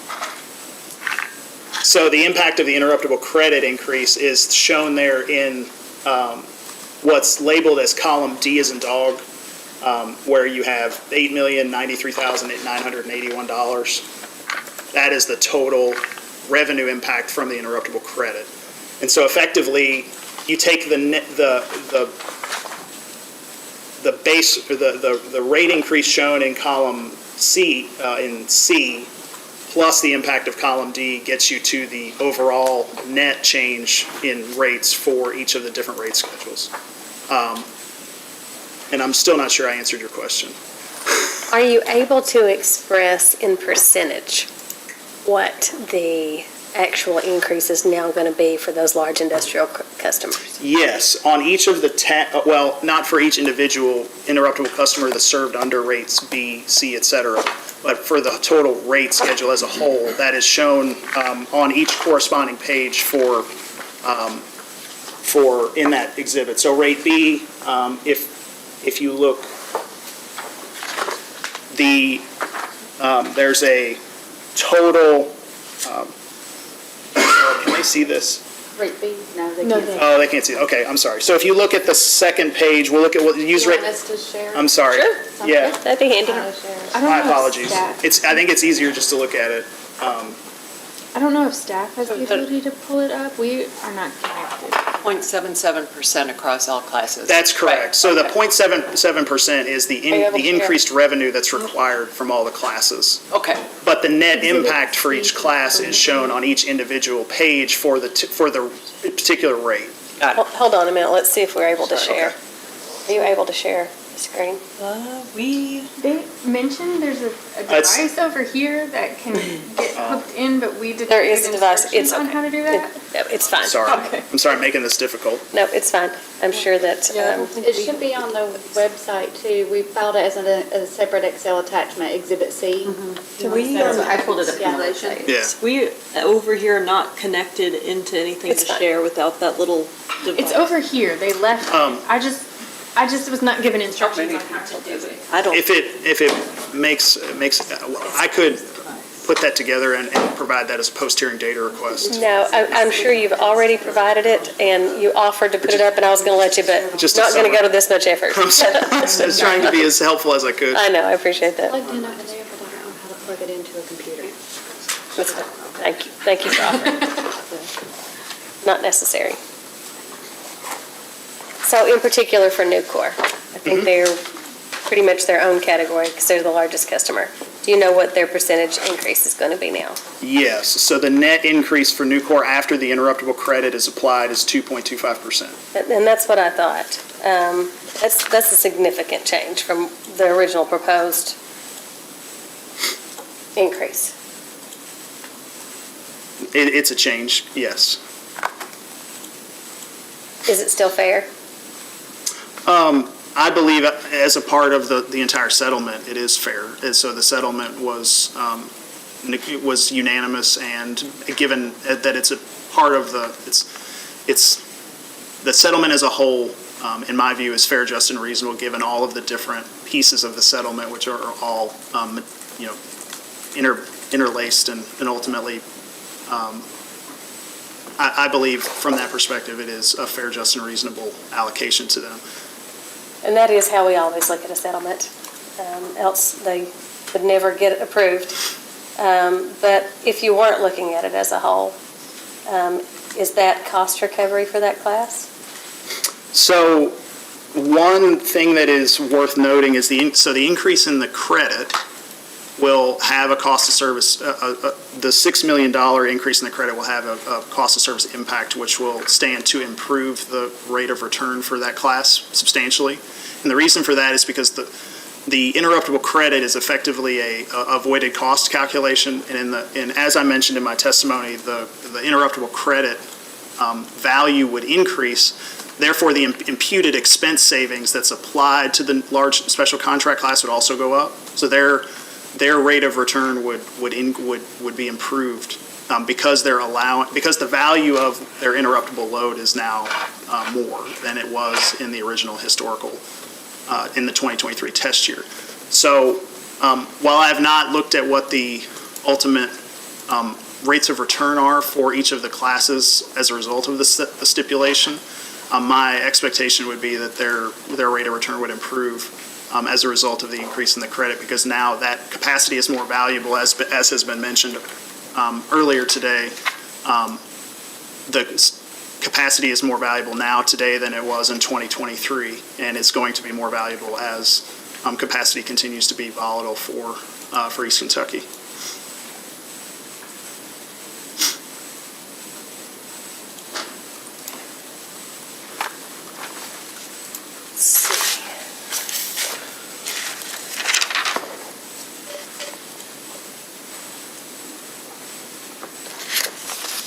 I don't think I had any more saved to ask you. Anything further, Commissioner Reagan? Nope. Redirect? I just have a few. Based on what you were just discussing with the chair, and earlier I assume you were watching in the back, we talked about the jam caps, how it's currently 2 something and then next delivery year will be 3 something. That is part of the avoided cost that the interruptible credit takes into consideration. So the avoided cost it does not, in that the avoided cost calculation primarily looks at if Nucor and the other interruptible members did not make that capacity available to East Kentucky would have to build new generation to cover the capacity that they're making available. So the avoided cost calculation is essentially the present value revenue requirement of a new combustion turbine that would have to be built in order to cover the interruptible capacity that's no longer being made available. Therefore, the interruptible credit is based on having to build new generation that would ultimately have to be paid for by the entire East Kentucky system. And that goes back to Mr. Campbell's testimony, where he was saying one of the reasons he believes this leads to a fair, just, and reasonable settlement is because that interruptible load is more valuable now because of all those avoided costs. Yes, I would agree with that. And then just to go back to a little bit at the beginning, you were talking about weather normalization with staff and how typically that is not done in a historic test period. To your knowledge, has EKPC ever done a weather normalization adjustment in their historic test year cases? Which is that's all they've ever done? Yeah, no, I've not seen East Kentucky propose a weather normalization in past rate proceedings. And then you were talking with staff about the allocation through EKPC's rate classes. Can you provide some insight on how the revenue is then going to be passed, or the expenses and costs and everything would then be passed through to the 16 owner members?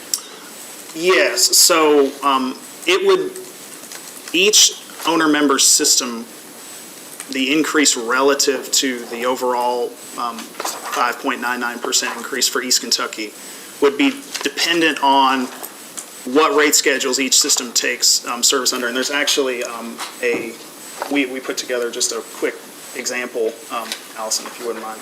There's of three of the systems, three of East Kentucky's owner members. So this just gives you an idea that each of the systems are very different. And so the mix of tariffs that each member takes service under will ultimately dictate whether they're going to, what the overall percentage of the proposed revenue requirement would be allocated to them. And this just gives you three examples here. Big Sandy is primarily rate E with a very small percentage of rate B.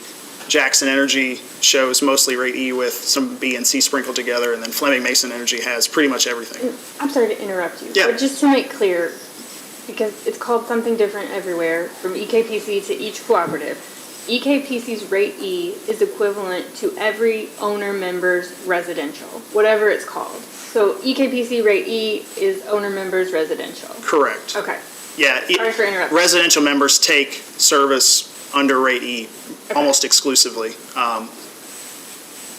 Rates B, C, G, and steam and the large special contracts are, again, optional tariffs that C&I members can take advantage of should it suit their needs.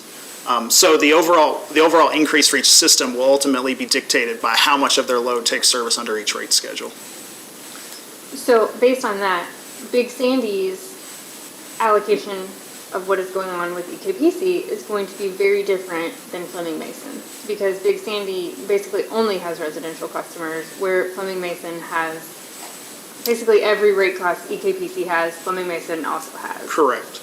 Yes, it would be quite a bit different given the load, the makeup of the load on each system. And so it's not just, we're dividing it in 16.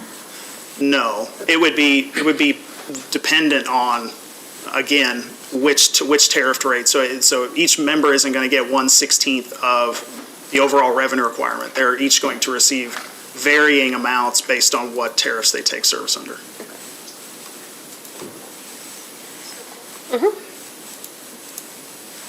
These percentages would change as economic development comes online. Is that correct? Yes, they could. They could? And are all of these optional? Each of the 16 members chooses to be billed at? Is that why we call them optional? Well, my understanding is that that might be a better question for whoever's, I'm not sure who's, probably Mr. Watson in terms of. Okay. I call them optional because almost every other G&T that I've worked for has one tariff, and everything, whether it's residential or large industrial, they all falls under the same tariff. So in my mind, they would all of the members would have to take service under one of those tariffs, East Kentucky's offerings. The requirements and the parameters for what load can take service under each tariff, I'm not as familiar with, whether C&I load could take service under rate E, for example. That would probably be better answered by someone who's more closely affiliated with the tariffs themselves. Okay. So I have a question that I think could clarify. Sure. So when you say optional, it's optional for the distribution cooperative if they have a customer that would fit into EKPC's rate C or rate B. Yes. So since, for example, Big Sandy doesn't have a customer that could take service under rate C, that's why they don't offer it. Yes. That's why they don't take service under the rate C tariff. Yes. Okay. That does clear it up. Okay, Yeah. thank you. And that's all I have. All right. Unless anyone. Redirect from Attorney General's office. No. From Nucor? No question. From staff? Staff has just one more question. Would the interruptible credit rate impact residential rates to co-ops who have no customers receiving interruptible credits? So, for example, with the chart that you've shown us, where Big Sandy doesn't have any interruptible customers, are they in any way subsidizing any of the others? So it would impact the rates that Big Sandy pays in that example. We spread the impact of that pro rata across the entire system. That's what the 0.77% that was mentioned earlier came from. But again, I'd reiterate that while their rates are slightly impacted by the change in the credit, they're also receiving a benefit from the avoided cost of the generation that could otherwise need to be built if the interruptible credit is, or the interruptible load is not made available in East Kentucky. So there is some benefit that each member on the system, whether they have interruptible load or not, still receives from that load being made available. Because if that load's not available, then East Kentucky essentially has to build new generation capacity to cover that load so that they can continue to provide the same level of service that they're providing today. Staff has no further questions. Anything further from commissioners? No. Any reason this witness couldn't be excused? No, no. Mr. Wernett, thank you. Thank you.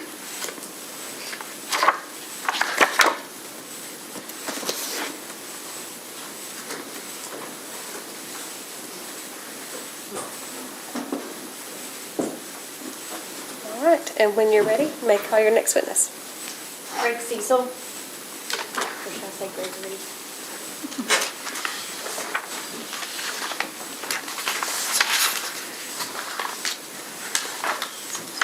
Good afternoon, Mr. Cecil. Would you raise your right hand to be sworn? Do you swear or affirm the testimony you're about to give is true and correct under penalty of perjury? I do. Please be seated and tell us your full name, if you would, and business address. It's Gregory H. Cecil, 4775 Lexington Road, Winchester, Kentucky. Counsel?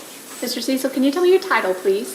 I am Director of Regulatory and Compliance for East Kentucky Power. Thank you. And did you cause testimony and/or data requests to be filed in this proceeding? I did.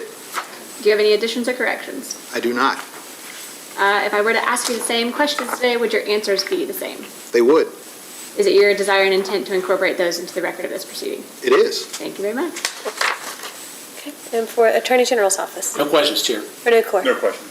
Staff? We just have a few questions. It's about the request to be relieved from certain filing requirements. Mm-hmm. So I'm just going to kind of start with talking about the request related to the PJM filing requirement. Could you briefly go over some of the benefits of membership in PJM and why EKPC believes those benefits will continue?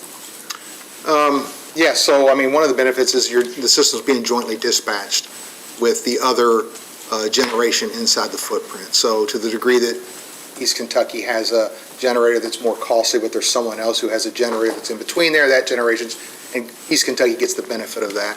You know, another benefit is the balancing authority. East Kentucky does not have to maintain the staffing and all the NERC requirements around a balancing authority. That's handled at PJM and then spread across all the membership through the administrative costs. If the commission were to grant EKPC relief from the annual report studying costs and benefits of being a PJM member, would EKPC continue to study its PJM membership? Oh, sure, yeah, we're always looking at to make sure that it's cost effective. Okay, and how often would you kind of see EKPC as studying that type of membership? And so when you say studying, so when we put this report together, there's quite a bit of time and effort to put that report. But again, we're always looking at the benefits of being in PJM, from the jointly dispatching our units within the footprint, maintaining a balancing authority, and those type of things.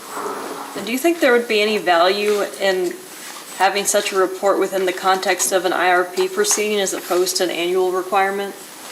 That's certainly something that could be looked at in the context of an IRP. And now I'm just going to switch to the annual reporting requirements on the Bluegrass Station. I I know the commission in the 2021-103 case denied EKBC's request to be relieved from that requirement. And you kind of explained your direct testimony, several reasons why it made sense to be relieved of that requirement at this time. Could you explain, other than what's in your testimony, if there are any additional reasons since that final order in 2021, why it makes sense to now be relieved of that requirement? I don't know if I can expand on any more than what I already did in my report. I mean, I guess, you know, a question that we ask is how often is that report looked at? And it's not like if the commission had questions about that, we would certainly be willing to, you know, talk to the commission about, you know, Bluegrass and the operational parameters, what's going on at Bluegrass. And do you think there would be any value in kind of looking at the Bluegrass Station and like those type of reports in the context of an IRP as opposed to that annual reporting requirement? You know, I'd have to go back and look at the IRP, but I think a lot of that information is probably in the IRP or certainly could be provided in the IRP when we file those. And that's again, when we're doing the IRP, we're already putting a lot of time and effort in that, and that's certainly something that we could add to that, to the IRP. Okay, and that's all the questions the staff has. Thank you. Commissioner Wood? I don't have any questions. Commissioner Reagan? I don't. I don't have questions either. So any redirect? Nope. Okay. Any reason this witness can't be excused? All right, thank you, sir. Excused. When you're ready, call your next one. John Spanos to the stand.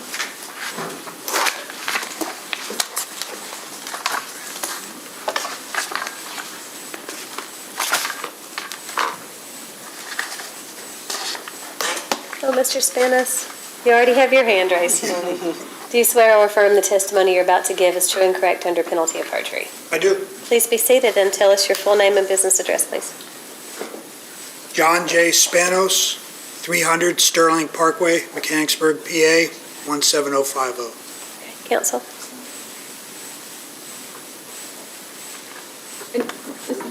Mr. Spanos, by whom are you employed? I'm employed by Gannon Fleming Valuation Rate Consultants, LLC.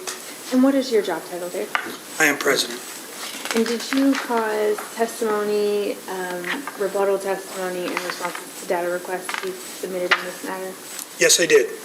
And do you have any corrections, edits, changes, anything that needs to be made to that rebuttal testimony, or, I'm sorry, testimony, rebuttal testimony, or responses to data requests? No, I do not.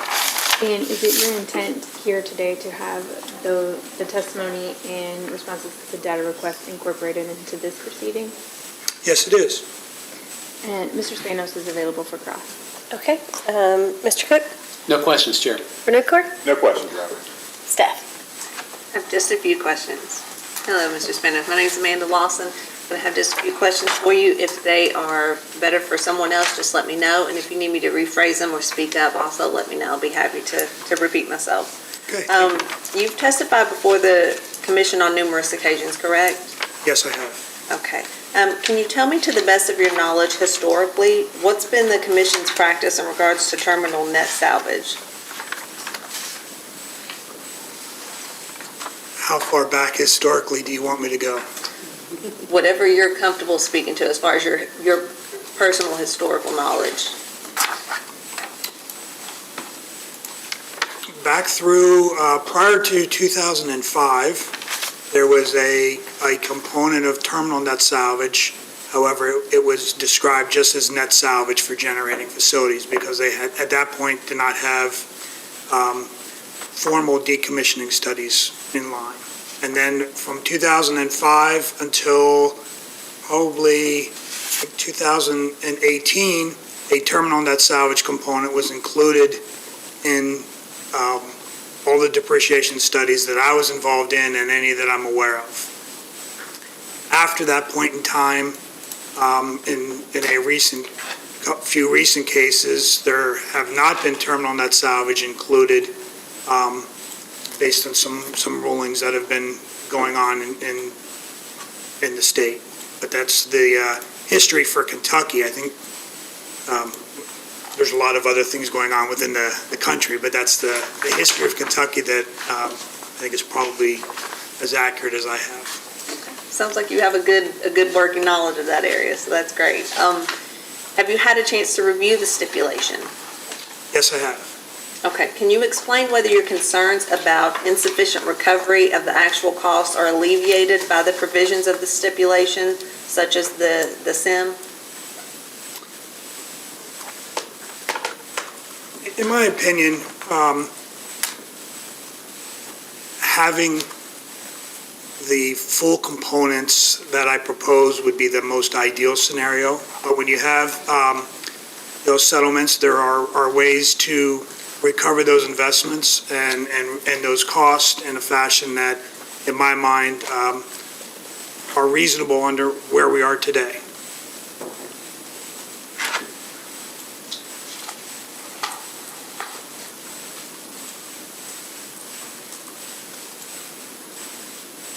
Do you feel like the SIM, as proposed currently, alleviates any concerns you have in regards to the terminal net salvage?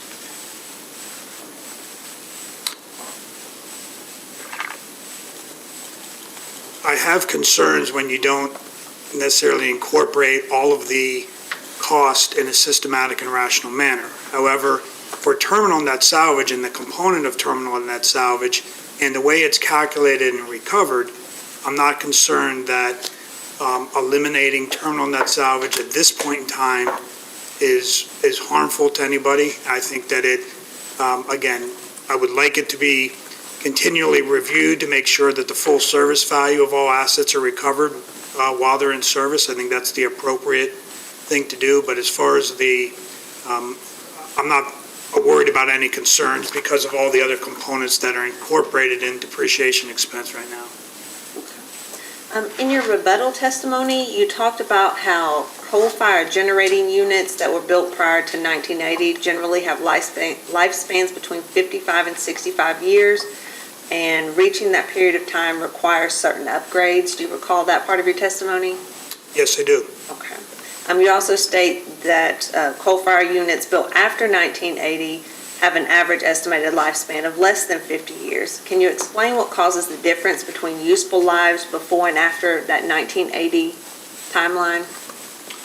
Yes, and 1980 isn't an exact date. There wasn't anything that was specific to units prior to 80 and subsequent to 80, but that's the general period of time that the nature of those assets that were built prior to the 80s, I'll say, had those upgrades that allowed the assets to go through and make it to that 55 and 65 year range. The ones that were built afterwards, the economics and regulatory environments just don't make it as wise to go forward and do that because you have renewables that will come in or other types of generation that will replace the subsequent to 80 generation. So for those reasons, you have life characteristics that just don't make sense to have those assets in place longer than the 40 to 50 year time period. Can you talk about why you believe Spurlock Unit 2 would have a lifespan of 60 years when it was built after 1980? Would it be related to certain upgrades or? Yes, Spurlock Unit 2 had upgrades back in time that allowed it to reach that longer period of time. And that's where I was saying it's not an exact 1980 time period, but it's in that range based on things that were done and important factors for that unit during its course of life up to date. I'm going to switch areas right now to the depreciation study. Can you summarize why you believe EKPC's proposed depreciation rates result in a reasonable and an appropriate level of depreciation expense? Sure. In conducting a depreciation study, we look at the statistical transactions of the data, how all the assets are utilized by account, what would be some of the drivers for replacement, not only on generation, but for transmission, some of the distribution, although there's not a lot here in comparison. General plant, these are all factors that you take into consideration when determining life and net salvage characteristics of every asset. And when I've reviewed my analysis, taken my field visits, talked to operational folks as to their reasons for continuing use, replacing assets, repairing assets, allowing them to meet the demands, it was my opinion that the study that was put together incorporated all of that information. It was consistent with others in the industry as to how those assets are being utilized, as well as the companies. That's why I felt that to be the best representation for the full recovery in a systematic and rational manner.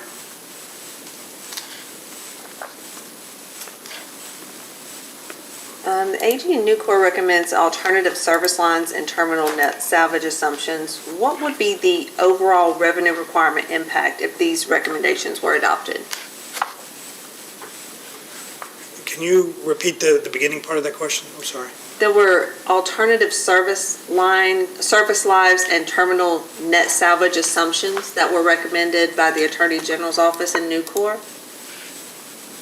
I believe the alternatives that they had in their original proposal was to change some of the lifespan dates of the generating facilities. There was nothing on transmission, distribution, on general plant for service lives. They also recommended reducing or eliminating interim retirements and interim net salvage for generating facilities, or for some of the generating facilities. That was part of their recommendation initially. I don't remember the exact impact of each of the components, but I believe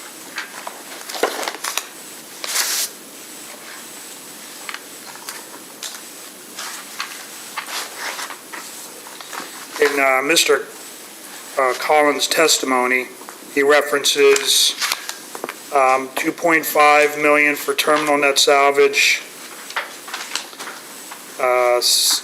about $6 million for interim retirements and interim net salvage as the primary factors, and then another $14 million for extending the lifespans of not only the steam but some of the gas turbines to longer levels than would be consistent with what I had recommended. EKPC's depreciation methodology included interim retirements and interim net salvage. Can you explain the rationale for including these interim items in calculating depreciation rates? That's a standard practice that is necessary in order to incorporate the full recovery of the service value of the assets and over the life of the assets. So in the case of interim survivor curves are the assets that get replaced year in and year out in order to operate the facility. And we have, over the last 20 years, been very clear as to the amount of interim retirements that have occurred. And when you have interim retirements, you also have associated interim net salvage. And those are, again, 20 years worth of historical information that shows that these are common practices for generating facilities to have assets replaced, pumps, motors, turbine blades, etc. These are all kinds of interim on the generation side that would occur. And they're just like mass property accounts, where at a substation you would replace transformers, circuit breakers, etc., in order to keep operating. That's the same thing that happens at generating facilities. So these are very common assets or replacements of assets just to operate the facilities over their life. Staff has no further questions. Thank you so much, Ed. Okay. Commissioner Wood? I don't have any questions, Chair. Commissioner Regan? Okay. All right. Mr. Spanos, you were talking about the history of terminal net salvage in Kentucky. I've only been at the commission for just shy of 3 years. So I'm not familiar with what happened in 2018. I know that there was some legislation passed more recently than that about how you have to get permission to retire coal-fired power plant, and it has caused us to look at net terminal salvage differently. But what happened in 2018, if you know? Maybe I'll clear up nothing happened specific in 2018. Many of the studies that had been performed up through 2018 or as of 18 still had terminal net salvage included in them. But the terminal net salvage component was challenged in the 21 case for Duke. So that's really the time period that it changed. So it wasn't that necessarily 2018 was a specific Okay. year, but those were the last effective dates of many of those utilities. So sorry that I was unclear on that. No, that makes perfect sense, and that is in alignment with what I thought I knew Yes. about terminal net salvage. Okay, so anything further? Yeah. Redirect? Just a couple. The commission has never, in your understanding, disallowed the interim net salvage. That's correct. Interim net salvage, and as well as interim retirements, have always been included in the recovery of generating facilities. Even in this change in 2021, that did not affect the interim net salvage. That's It was correct. just the terminal net That's salvage. correct. And the settlement is now in line with the commission precedent from 2021, removing the terminal net salvage. That's correct. The settlement and the agreements for depreciation are consistent with others within the state.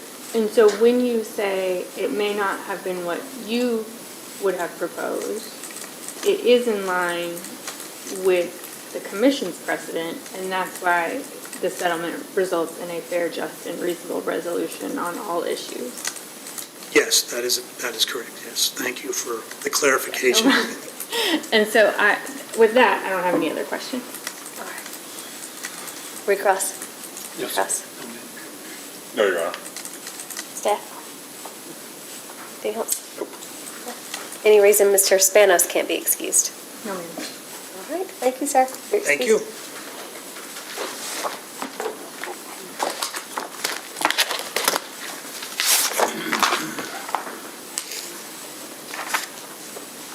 Two left? I do believe the last two are going to be longer, and so, but yes, only two left. There are two witnesses that filed testimony in support of the settlement, so a lot of the questions about the SEM and different things have been punted to these two witnesses. So I anticipate them being up there for a minute. Scott and Watson. Is anybody requesting a break before we get started? It's only been an hour. Okay. We call Cliff Scott.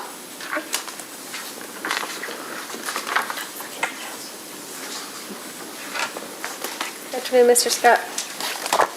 Would you raise your right hand to be sworn, please? Do you swear or affirm the testimony you're about to give is true and correct under penalty of perjury? I do. Thank you. Please be seated and tell us your full name, if you will, and your business address. My name is Cliff Scott. My business address is 4775 Lexington Road in Winchester.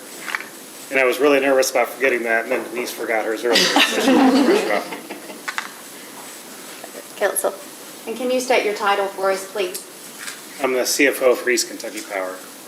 And I believe you filed lots of things in this case. You filed direct testimony, responses to data requests, and testimony in support of the settlement agreement. Is that correct? That's correct.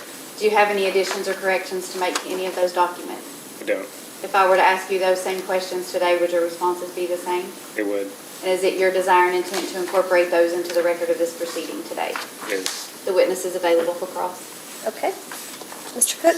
No questions, Chair. No court? I do, Your Honor. Good afternoon, Mr. Scott. Hello. I want to ask you questions about the CSR interruptible credit, and if you need to defer to Mr. Watson. You were involved in every aspect of the settlement and a large part of this case, is that right? Yes, it is. Okay. So there's 28 existing interruptible customers on the system right now? I believe so. I will admit in advance, Mr. Watson's more knowledgeable about the interruptibles than I am, but I think so. Not every, and to qualify in the schedule, it has to be at least a megawatt load, which would explain why. Yeah, I believe so again, but I'd let Mr. Watson confirm that. Okay. So, are you aware that not every type of a commercial or industrial customer can be interruptible. In other words, if you're an auto assembly plant, you can't shut down during a physical emergency, or at least you don't want to. You mean from an operational perspective, they can't Yes. change their operations to be interruptible? Yeah. You know that the Nucor facility, one of the largest loads in the state, has electric arc furnaces that can shut off with 10 minutes notice and provide that capacity back to the system? Yes. If East Kentucky did not have the 28 interruptible customers, you're aware that it would have to build new power plants to cover that load. That's a PJM requirement. Is that correct? Yes. Did you review the testimony of AG witness Barron, Nucor witness Barron, where he calculated that the value of the avoided cost of the new generation, new combustion turbine was $11.54 a kW month? I did, but I don't remember the specifics of it right now. Okay, do you know that under the stipulation with the $2 increase, that the interruptible credits would run from a low of $6.20 a kW month to a high of $8.22 a kW month? I don't know the answer to that. If that was true, it'd be considerably less than the $11.54 per kW month cost of a new combustion turbine. It would be less, if that's the right number. Again, I don't remember the specifics on his calculation. Okay. Were you aware that there were 2 physical interruptions called by PJM this summer, one in June and one in July? I was not aware of those. Okay. If these interruptible customers decided, give 1 year notice, I want to be a firm customer, or these interruptions are getting too frequent, East Kentucky would have to go out and either buy or build new generation, correct? That's correct. East Kentucky monetizes the interruptible customer load by selling it back into the PJM markets, is that correct? We sell, this is Julie Tucker's area, but we sell all of our production into the PJM market. But we do monetize the amount that we don't need in the summer peak. We're able to capture that value for our members. Okay. And you do sell the interruptible? As part of that, yes. Okay. Follow my math here. At $330 a megawatt day, which is the market price of capacity in PJM for the next planning year. That's what Denise, Ms. Cronin testified to? Okay. So $330 a megawatt day times 365 divided by 12 divided by 1,000 gets you $10 a kW month value of the interruptible capacity in the PJM market. I haven't done that math, but I'll trust you that you did it correctly. So the interruptible more than pays for itself, because if under the stipulation it's a low of $6.20 a kW month to a high of $8.22, depending on the terms and conditions, the number of hours of interruption, the notice, but it has a market value of $10. Under the 330 that you mentioned, it would be obviously lower under the 270 that we're currently under, but it definitely has some value in the market. Right. Do you expect that the market price of capacity in PJM is going to increase? I think Mr. Campbell said that Pennsylvania wants to freeze it again at its current level, which would be the $10. Yeah, again, not my area of expertise. I would expect, because of just supply and demand, that it will keep going up, except if there's, market caps like they're currently looking at. Okay. But that's not my area of expertise. Given the supply and demand dynamics that have been discussed here today, data center load coming on, dispatchable generation being retired, do you expect these physical interruptions to be more or less frequent in the future, or do you have an opinion? Do I expect the what interruptions? Physical interruptions. Again, not my area of expertise, but I would guess there would be more interruptions going forward than less. Okay. Let me just ask you, let me give you a document I like to have marked as Nucor Exhibit 2.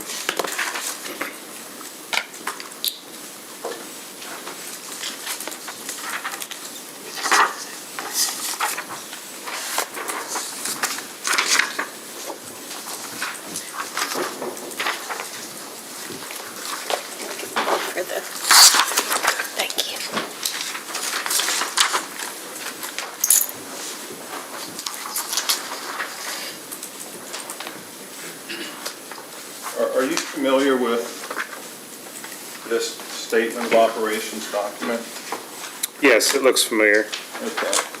Now, I've highlighted a couple things. Let me talk about the value of the interruptible. You see power sales capacity benefits? Yes. Okay. The last number is the 2025 budget of $26.2 million. Yes. What does that number represent? The majority of that is when we're selling the excess capacity that East Kentucky doesn't need for the summer peak into PJM. That would include the curtailable service rider customers, the interruptible customers we've been talking about? Yes. What is the 2026 budgeted number for this revenue benefit? We expect that'll be about 39 or $40 million. 39 or 40 million, up from 26 million? Yes. Is that a reflection of the increased value of capacity in the PJM markets? It is, because the capacity year covers 2 calendar years. So you've got the $270 per megawatt day that Denise mentioned was the 25-26 year. So you get part of the 26 value of that. And then the next auction year was the 330, that was 26-27. So you get the other half of the 26 year. So that's why we think for the 26 budget year, it's going up, because we have 2 high prices covering the total calendar year versus 25, we only had half of a year. We had, I think it was $30 for the 24, 25, I could be wrong on that. Is that just based on when the BRA happens? Yeah. So we had, the 25 budget had half a year of low and half a year of high. And the 26 budget has half a year of high and half a year of higher. Half a year of high and half a year of very high. Yeah.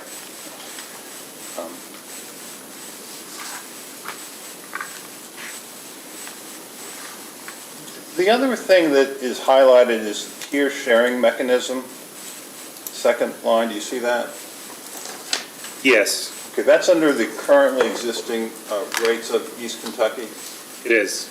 Can you explain the difference between the currently existing tier sharing mechanism versus the symmetrical earnings mechanism in the proposed stipulation?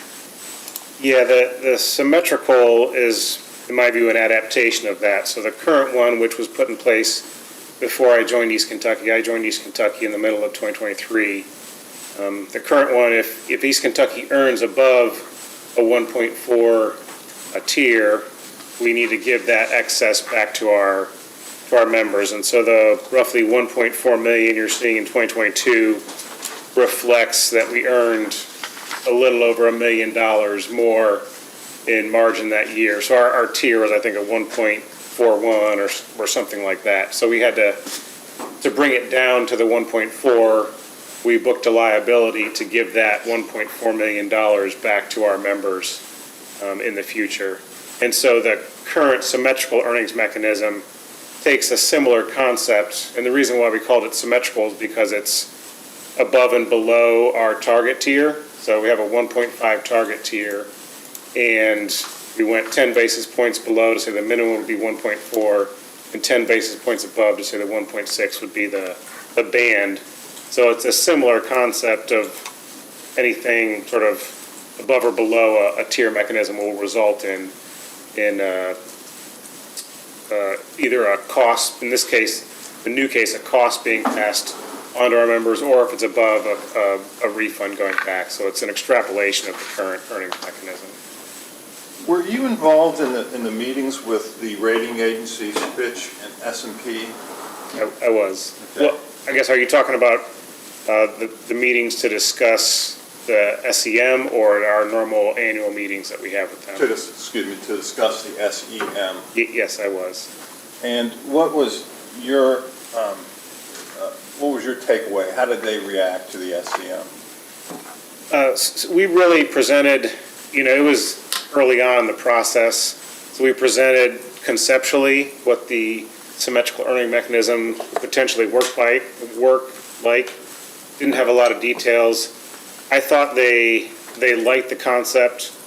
They really like the concept of, I believe Mr. Stacknick talked about how they run sort of downside scenarios or stress cases. So they'll take our financial plan and they look at it and say, what happens if, the world falls apart or if things go awry? How does this financial plan perform in that case?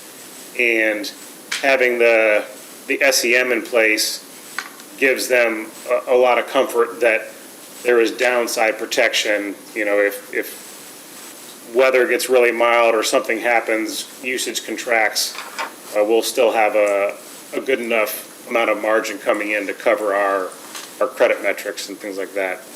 They were the ones that told me they didn't want to see the bottom side go below 1.4. I'd ask them, what if we do have a collar that's, something above and below a target tier of 1.5, how low would you be comfortable seeing it go?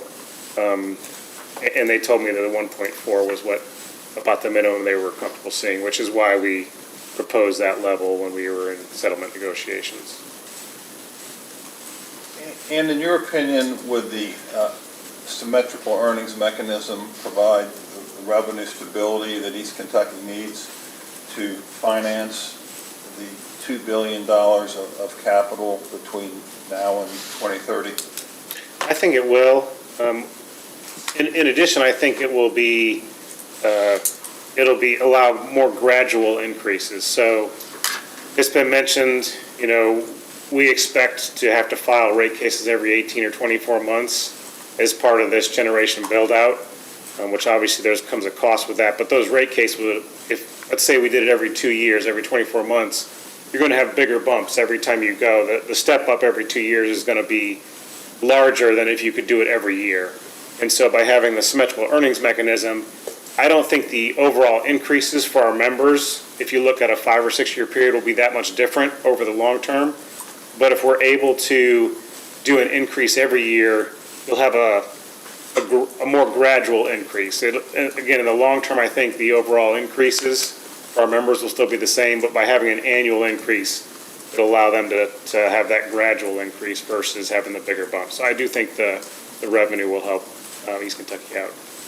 East Kentucky has agreed to a minimum rate case stay out of 3 years and a maximum of 6 years. Is it your expectation that if the commission approves the SEM, you will stay out the maximum 6 years? That is my expectation. Again, if it works, as we expect it to, we should be able to stay out the maximum 6 years, and that'll allow us to get all the assets put in place. We expect to have them built by 2030. The 6 year stay out would put us in the 2032 timeframe, so we should be able to, finish up 2030 and then work on a filing that incorporates all the assets that we're building, and then sort of readjust rates at that point based on that rate case. And then once these assets are built and up and running, you'll be able to sell that capacity and energy back into PJM and credit those revenues back to customers. Yeah, assuming we still have some excess capacity at that point in time. And Mr. Campbell talked extensively about data centers and big data centers and public opposition, and somebody talked about doubling the load or close to it. If you were to land one of those customers, whatever money they paid, that would get credited back to customers also. Yes, so if we had the SCM in place, any margin that we got from a data center would go to offset costs that we currently have. Again, expecting that we're going to have cost increases over the next 5 or 6 years, it would go to offset that. As I understood Mr. Campbell's testimony, he said CKPC's policy under the commission-approved tariff take no risk on the new data centers, the big ones over 250 megawatts, but there would be revenue coming into East Kentucky and its distribution cooperative as well. Yes. And so that money that goes to East Kentucky would flow through the SEM mechanism. It would raise our margins and thereby reduce the amount of a cost that would flow through the SEM to our members. Yes. So. Right, or increase the likelihood that you would be over 1.6 tier and giving money back. Yes, to the extent that we made enough on data centers that it pushes up above a 1.6 tier, that would then flow back to the other members. One other question. In the test year revenue was approximately 1.1 billion total retail revenue. Yes. What are you budgeting your total retail revenue will be for 2026? I would need to go back and check that, but I probably need to check. It's higher than that, but I don't remember off the top of my head what that is.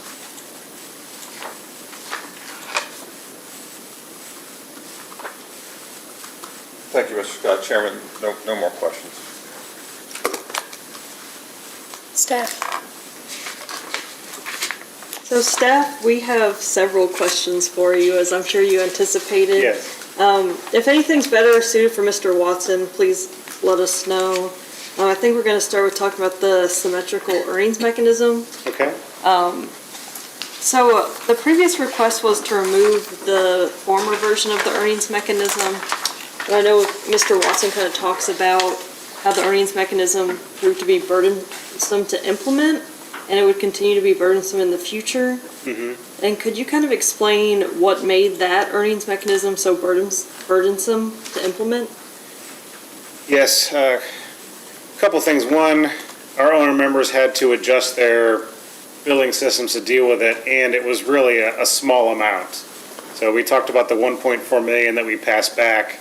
I believe Mr. Campbell referenced that was like $1 per member. It was really small, and to go through all the work to try and pass that back was onerous for our owner members, and that was one of the first things when I started a couple years ago. A lot of the owner member CFOs told me how much they didn't like having to deal with that. And that's one of the reasons in the settlement stipulation we put in that minimum threshold of $10 million. We didn't want to have to worry about a pass back or a collection if it was, I don't want to call $5 or $6 million de minimis, but if it was small enough, we wanted to be able to set it aside and deal with it when it accumulates to a number larger than $10 million. And I know you mentioned kind of the billing software kind of being burdensome. Is that in place now?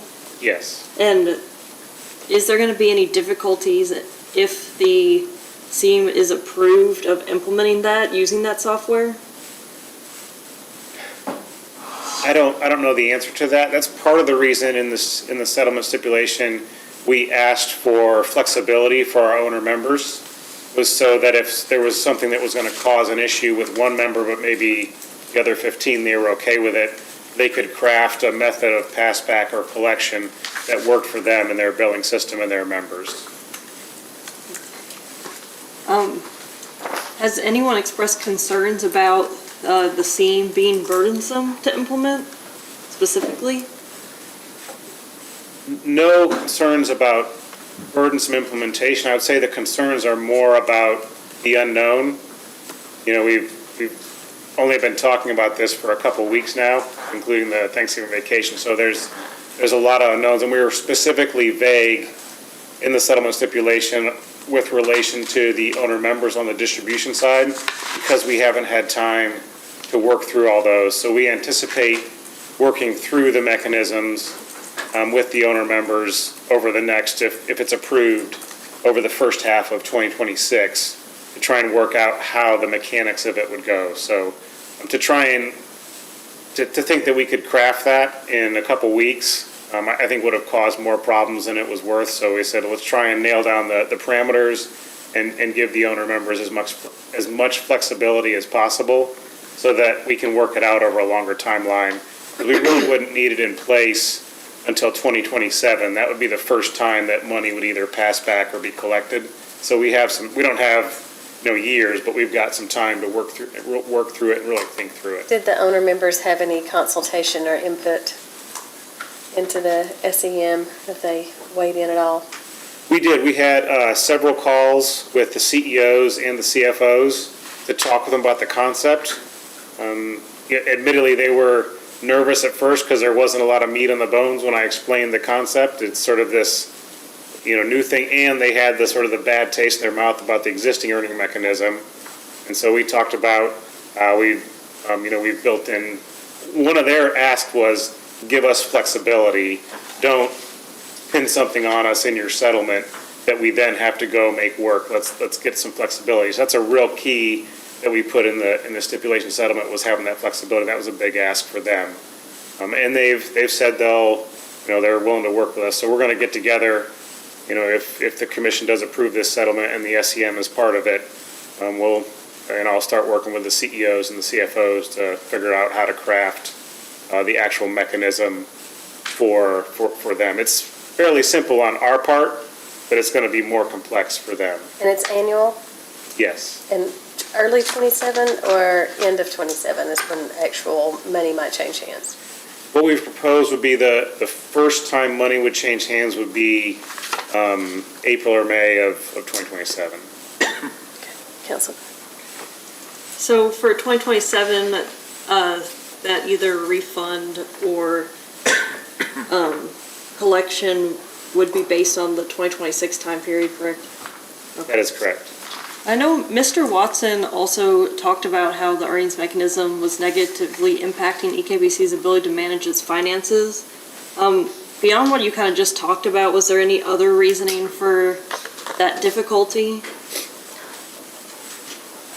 So the current earnings mechanism, because we're going into a build cycle, if we had a year, so as part of the build cycle, we expect our equity ratio, our equity percentage, right now it's 20 or 21%. We expect that to dip down to 15, 16, maybe 17%. So it's going to drop, not dangerously, but it's going to go down. We're spending a lot of money.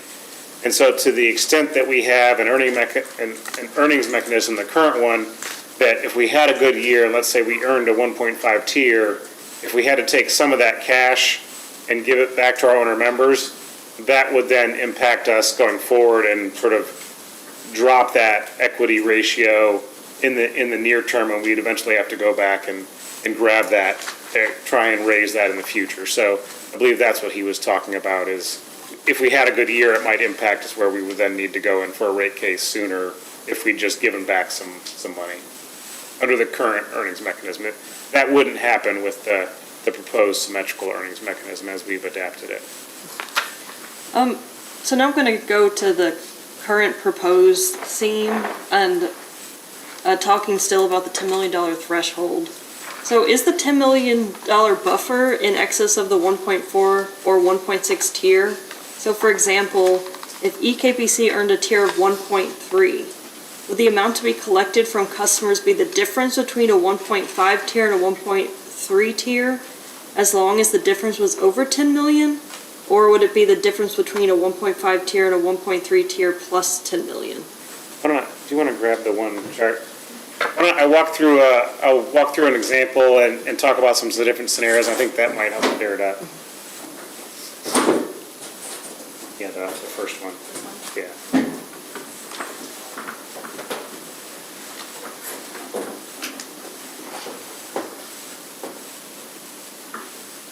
So can you hear me if I come over here? So what this is a real simplified income statement. The first column is an income statement without an SEM adder, and the second column is an income statement with an adder. So you can see I set it up so the first income statement comes down to net margin of $10 million, and so the tier is pretty low, 1.07. And so if 2026 ended the year, if we ended at 1.07, that's obviously below 1.4, so we would need to add some revenue, some margin into 2026 to get to the 1.4. So you can see this example has $46 million, which when you add that in, it raises the margin from 10 to 56, and we get to a 1.4 tier. So in your question, if this had ended at like 1.35, so we weren't at the 1.4, but we needed to add some, let's say that would require an SEM adder of $5 million, we would still make the accrual during December's close for 2026. So you'd see this go from whatever it is, 5 million more to get to the 1.4 tier, but we wouldn't collect it. Whether, in that case at a 1.35, we wouldn't go out and try and collect that for our members because it's below the $10 million threshold. Same thing if we had ended up at like a 1.63, so we had $2 or $3 million that we had to pass back, we wouldn't go and pass back $2 or $3 million the next year. We would hold that in a reg liability until it either grew to $10 million or maybe was offset. If the tier was between 1.4 and 1.6, because it's within the band, we would have a zero here. We wouldn't make any adjustment. And so that's how it would work. We would go based on our unaudited financials. So, it takes a couple months to get the audited financials done. So we would close our books in January, we'd evaluate the tier, and then we would file something with the commission and with our owner members and saying, I'll just use this example since it's on the board. Our tier came in at 1.07. We need to collect $46 million.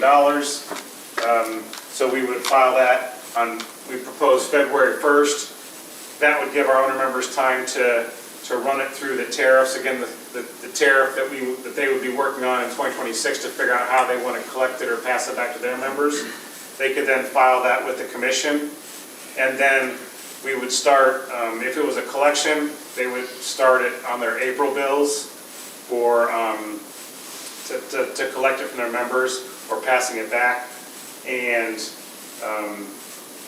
then they would just go month by month. So we would be able to let them know in advance how much we had to collect for the year, which is why if they get their tariff mechanics built in 2026, when we do that in 2027, they can plug the numbers into their tariff, whether it's a fixed charge or a volumetric charge or a combination of both, based on the flexibility that they need for their members. They can take the amount that we give them on February 1st, plug it in, file it. We wouldn't be asking we'd be asking the commission to approve the tariffs in 2026 for the owner members, but when they take that tariff, if it was approved and plug the numbers into it, we wouldn't be asking the commission to approve that every year. We want that to be treated like the FAC or the environmental surcharge, where once the time frame is done, where the commission would come back in on the end and do sort of like you do with an FAC audit or an environmental surcharge review, and you look at it and make sure that there was no funny business going on. If we had to submit this to be approved by the commission, that would take, obviously there's procedures that we'd have to go through, and so that would take a while. And so the ability to collect it over a 12-month period, if we had to go through 16 different sort of dockets every year, that'd be a lot of work. And the whole purpose of this is to avoid, other people have mentioned it, but we think we might have to file, 2 or 3 rate cases along with 16 owner member pass-through rate cases every time East Kentucky files. So we're trying to avoid upwards of 50 rate cases. If we have to open 16 dockets every year for this, that doesn't reduce the workload on anyone. It just creates more. Did that make sense, or questions on that? So if you billed your members on February 1st, they would collect from customers and then submit it to EKPC at the end of the year? No, it'd be so how we're planning to do it is we would let them know on February 1st the amount, and they would determine how much they wanted to, we'd work with them, how many months we wanted to collect. If it's a collection, how many months we want to collect it over. So in the wording, we said we want to collect it over up to 12 months. And the reason for that, if it was a smaller amount, I wanted to be able to collect it over the non-heating seasons. I wanted to try and avoid December, January, and February, if we could. If it's a bigger number, it'd be better to spread it over all 12 months because the factor would get so large. But if it's smaller, I wanted that flexibility when I talked to the owner members about that. So we'd tell them a number on February 1st. They'd take a month and a half to plug it into their tariff and then file that with you guys, sort of saying, hey, here's the rate on March 15th. And then they would put that in their April bills. We charge them for their April usage. We'd send them a May power bill, which is how much power we bought for them in April. And we would include the amount that we told them that we were going to charge them per month on that May power bill. So they would be able to, as we've envisioned it, collect the money in April. So when they get the bill from us, they've already got the cash in hand. Versus right now, like for FAC, I send them a May power bill. They then turn around, they have like a month lag, and so they're behind the 8 ball on collecting cash. I was trying to set this up so it would help our owner members' financial position. So if we tell them in advance, let's say we're going to collect $100,000 a month for 10 months. and they knew how much they needed to collect each month, they could collect it in advance. Then when I have it on that charge on my power bill to them, they would have already collected it. They could send it to us, so they would be cash flow positive for this instead of having another thing that they've got to collect the money and then send it in to us. So you'd let them know how many months you would like to have it Yes, returned to you, and when, at the same time as you let them know the amount. yes. And then they do or don't have some flexibility in whether or not that works for them. They do, so part of the flexibility is they would get to decide, do they want to do a fixed charge? Just know, okay, if it's 100,000 and I've got 10,000 customers, it's $10 a person, for that month. Or am I going to do a volumetric charge? Do they want to put it, and we've talked about in the stipulation, I believe, having the ability to put it into base rates to avoid another line item that could confuse their members. So having all that worked out in advance is the goal, to give them that flexibility so they would know in advance how much they would need to collect for the entire year. We could lay it out by month, and then they would be able to collect it. And each member co-op would then file some sort of tariff filing with us to let us know how they intend to. Yes, again, For us to approve. we'd want them to file the tariff in 2026, given the framework of how they would collect it. They wouldn't know the amount then, because we wouldn't know the amount until 2027. But the tariff would, in my mind, and we haven't worked it out with them, would say, is it going to be fixed charge, variable charge, or a combination of both, how they want to do that. And then, so you guys would approve that in 2026. Then we got the actual numbers in 2027. We'd plug those numbers into the tariff that you had already approved. You would get that on March 15th of 2027 to let you know, here's how 2027 is going to work out, and then we would go through the billing process. And then repeat that every year. And then your staff would have the ability to come in after the fact and, like with the FAC or environmental surcharge, and review it and make sure there wasn't anything funny going on. Okay, sorry for the interruption, staff. So, could you kind of explain to me whether EKPC would be doing revenue adjustments during the reporting period for the SEAM? What do you mean by the reporting period? I guess I think more so, like throughout, like until the next rate case, would you be making adjustments each year to say O&M expenses kind of based on the usual adjustments, like approved within a rate case? Well, we would be looking, so for 2026, we would look at the actual results of what happened, and we would say our tier is 1.07 or 1.63, and then we would make the SEM adjustment based on that 2026 amount. And then when we get to the end of 2027, we would look at the results for 2027, and the tier is below, in the middle, or above, and we'd make an adjustment based on that. So every year, once we close the year, we would make an adjustment for that year for the SEM. But we wouldn't be doing it every month as we go along. Is that what you're asking? I think I'm more asking for like the kind of typical like rate case type of adjustments. For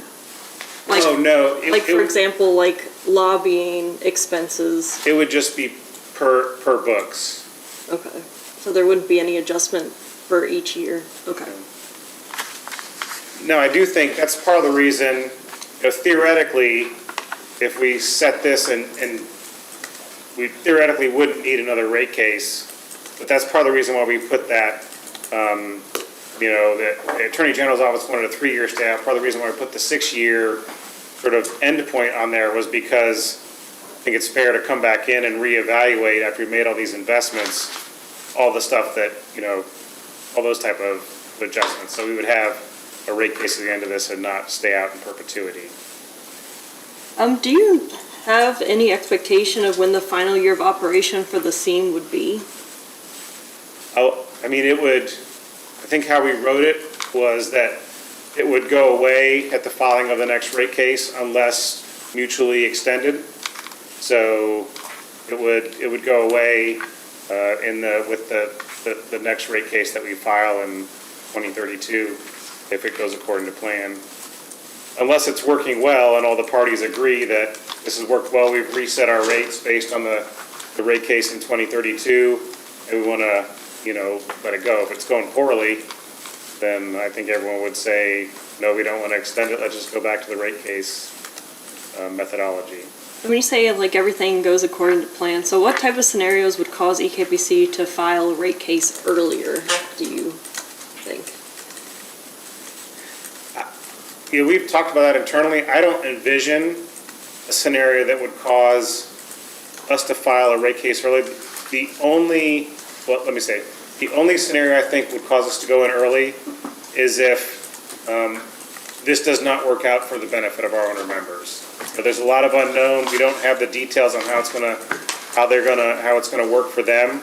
And so if we put that in place and it starts in 2027 and they're yelling at me and they hate it, and maybe we try and fix it in 2028 and they're still yelling at me and they hate it, then I think we could, the way to relieve that would be to come in for a case early if it's not working to where there's some benefit for them.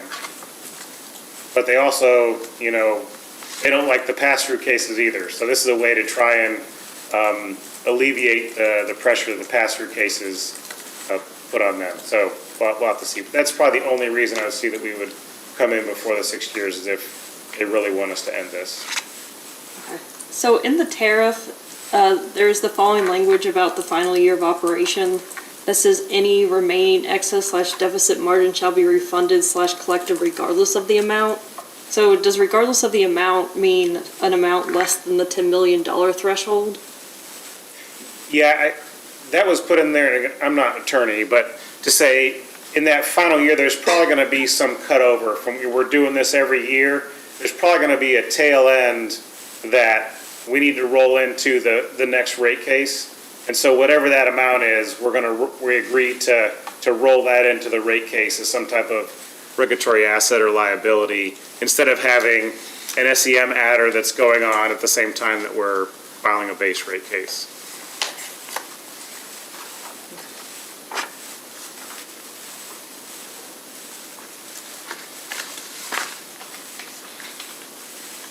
So on page 8 of your stipulation testimony, you said EKPC will have discretion to shorten the period of collection/refund if it makes sense to do so. Could you kind of give an example of a scenario in which it might make sense to shorten that period to less than 12 calendar months? Yeah, so a couple of things. I'd mentioned if we're collecting money, I would like to be able, if it's a smaller amount, I'd like to be able to shorten that to be in the non-winter heating months. So, April through November. That'd be one example where we might want to not do it over 12 months. The other scenario that I thought of was if we have a refund, let's say we have a $15 million refund, my members probably don't want to wait 12 months to get that money back. I'd like the flexibility to be able to give that to them in a month or two so they can get that cash and use it for their discretion. So those are the two examples or scenarios where I thought we might want to use less than the 12 months. And could you kind of quantify what you mean by smaller amount? Or estimate? Probably something less than $50 million. That's really honestly, that's just a guess. I would need to get into, it would really look at, okay, when it breaks down on a per member basis as we're looking at it, what's the impact, on a monthly basis. Is there like kind of a percentage rate impact you would look at specifically? That'd be a good way to do it. I haven't thought that far ahead, but we could use some internal metrics to try and quantify that. And if you're anticipating doing it in less than 12 calendar months, do you anticipate like notifying the commission about the period of the refund or collection? Yes, so I would expect that when I would expect that'd be a discussion with our owner members. So when they file on, we would tell them the amount on February 1st. When they file on March 15th with the numbers, they would have decided, and it'd have to be in together, we're going to do it over 8 months or 10 months or 12 months. Or if it's a pass back, we're going to do it in 1 month or 3 months, however that might be. And is there a reason that everyone would have to do kind of the same amount together? I guess there's not. That would make it more complex if I had some members doing it over 10 months and others doing it over 12. Just the same way, I'd had a thought, but had discarded it because of the complexity of, do I want to put more, like instead of doing an even amount per month, do I want to put more in the shoulder months because those have lower bills for the members and less in like July and August, but that is going to make it more complex. So I was in my head trying to keep it as simple as possible. And could you kind of walk through why Owen Electric Cooperative's large special contract customer receives excess margins if incurred? Would you ask the question again? Sure. Could you explain why Owen Electric Cooperative's large special contract customer would receive excess margins if that's incurred?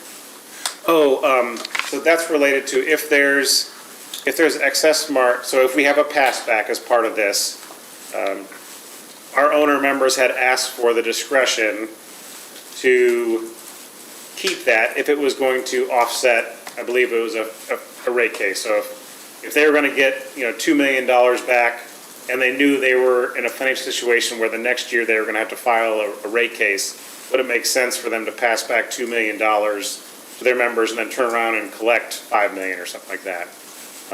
But as the parties negotiated for that specific customer, they wanted to make sure that they got, if there was a refund, that they got the refund and it wasn't held on to by Owen Electric. And what makes that customer different from all the other customers to receive the 100%? They're just, they're the biggest customer. And is the large special contract also subject to the collection of the deficit margins? Yes. Okay. So I would say the benefit of, if we're passing back over earnings, if it's above the 1.6, if there's a refund going back, that is to the benefit of all members. So if you think about that large customer is saying, hey, we'd rather have the cash as a benefit versus having offset a future cost increase. So they just have a preference to have the cash sooner versus, and then maybe pay a cost increase in the future is how I would take it. So do you think there would be any disadvantage to the other customers by that customer receiving 100% refund? So they wouldn't be getting 100% of the refund. They'd be getting their pro rata share. They're just saying, hey, I would like a check instead of offsetting future cost increases. So I don't think there'd be an impact to the other members because I'll just make up numbers. Let's say that special contract refund was $10,000 and there was $20,000 for the rest of the members. I don't know if that's, the other members still have their $20,000 that Owen Electric is holding on to and using to offset costs. So I don't think that would be at a disadvantage. And when we would do the cost of service, it would show that the special contract customer, you would net that together and they would have a lower contribution. So I think it would pop up because they would need a bigger increase. Was there any other members you talked to about whether they would like to do the same method as that special contract? So when I talked to our owner members, they wanted the flexibility to hold on to the refund instead of being required to pass it back. Again, in case they were in need of filing a rate case, no one else said they just wanted the flexibility. That's what it came down to. So if you were in a situation throughout the kind of when the SEAM is in place where there is no collection but there's only refunds, who would bear the cost of 100% refund to the special contract customer? So I guess I don't understand the question. The refunds will be allocated, so we'd be allocating either the collection or the refund based on overall pro rata revenues. And so the special customer would be getting their portion of the refund, everyone else will be getting their portion, so I don't understand when you're asking about bearing the cost of it. Well, I guess not all customers are getting the 100% refund, correct? Mhm. So that means some portion is going towards, say, EKPC, right? No. Okay. So we would be passing back, if there's a refund, we'd be passing it back to all 16 members based on their pro rata share, and we'd be done based on revenue, pro rata revenues. And so Owen would get, if Owen is 10% of East Kentucky's total revenues for the year, they would get 10% of the refund. And then within Owen, whatever percent of revenues the special contract is, they would get that portion, but the rest of Owen's members, let's say, I don't know what percentage they are, let's say, if it was 50-50, the special contract would get 50% of Owen's refund, and then the rest of the members would get 50%. The other 15 owner members would get their portion of the refund. So it's not saying that special contract gets 100% of the refund that East Kentucky has. They're getting 100% of the refund that's allocated to them based on their revenues. And I'm sorry, I might not be asking my question, clearly. I guess I'm more thinking, so, I'm trying to think of the best way to ask this.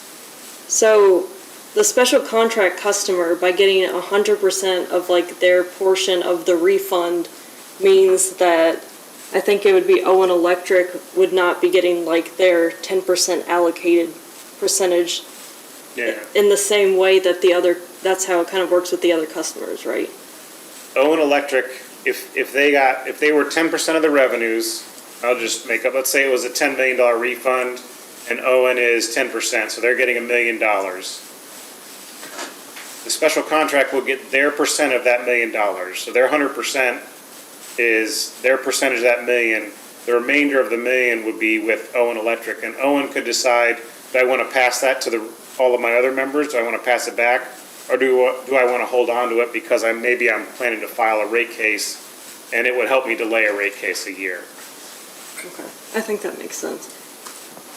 Sorry for my confusion on that. Oh, no, I'm sorry, I don't think I was wording my question very well. Let's see. Is that a bookkeeping nightmare? Or is Well, all bookkeeping is exciting. No, I mean, it's pretty simple, it flows through pretty easily. On our side of the ledger, it'll depend on how the owner members decide they want to track, if they do a fixed charge, I think it'll be fairly simple. If they want to do volumetric, that could get more complex, but it's no more complex than, FAC is volumetric, environmental surcharge, so everything we do is a bookkeeping nightmare. Sorry.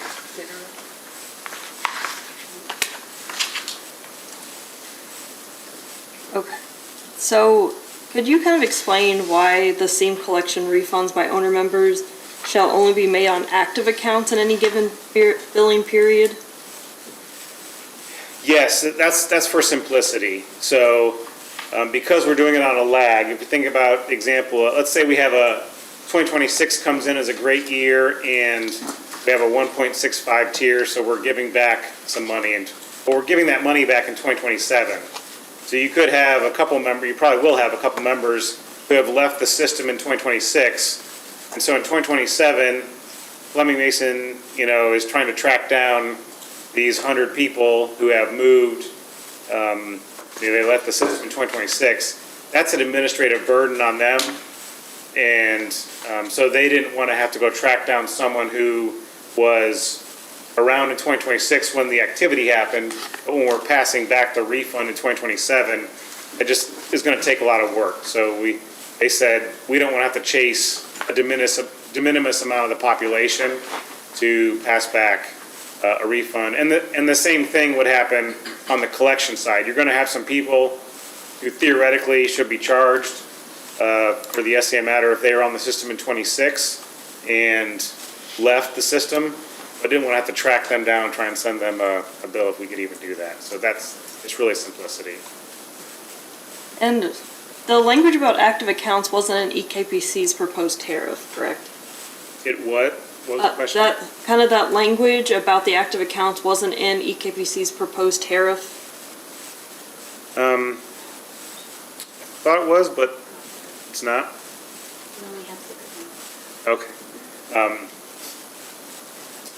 Yeah, I'd have to go back and read that, but Okay. Was it anticipated to be in the tariff, or was it only anticipated to be in the owner members tariff? in the owner members tariff. Okay, okay. Yeah, if we didn't have one of our 16 owner members active, that'd be a problem for us. I got confused there. That's okay. So in terms of the regulatory liability and asset, could you explain whether any regulatory asset or liability balance resulting from the sharing mechanism would accrue interest? I do not believe we had put in there for it to accrue interest.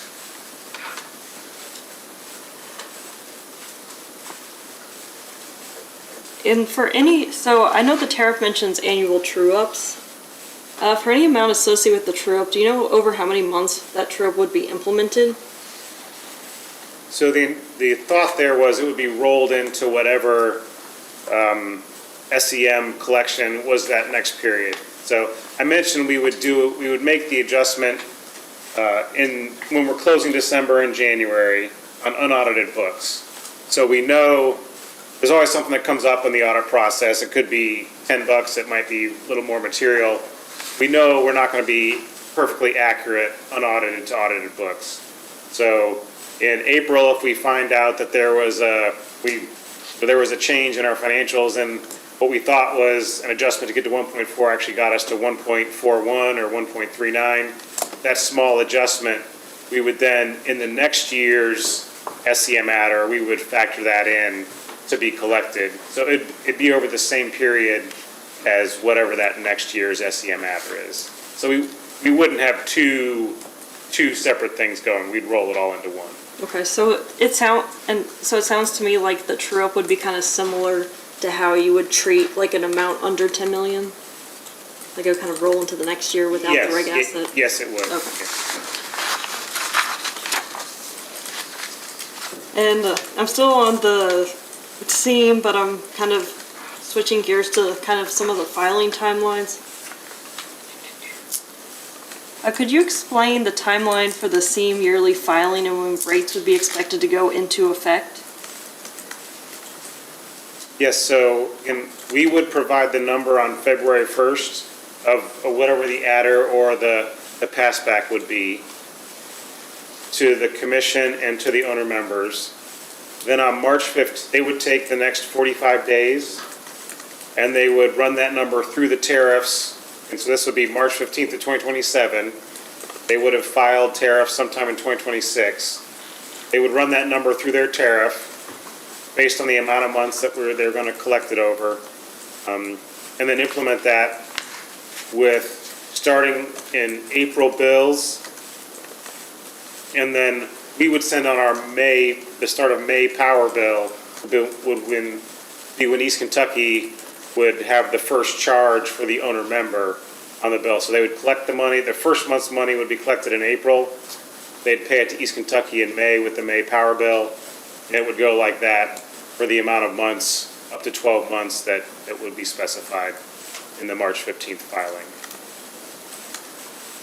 And I think you answered this question, but I'll ask it just to be sure. So the true-up filing and when rates would go into effect, the rates going into effect would just be covered under that, like when the SEM rates would go into effect? Yes. Okay. So if we had a true-up on the 2026 number that we're collecting in 2027, if we had a true-up for that, we would roll that into the 2027 adjustment to be collected in 2028. So it'd start in April of 2028.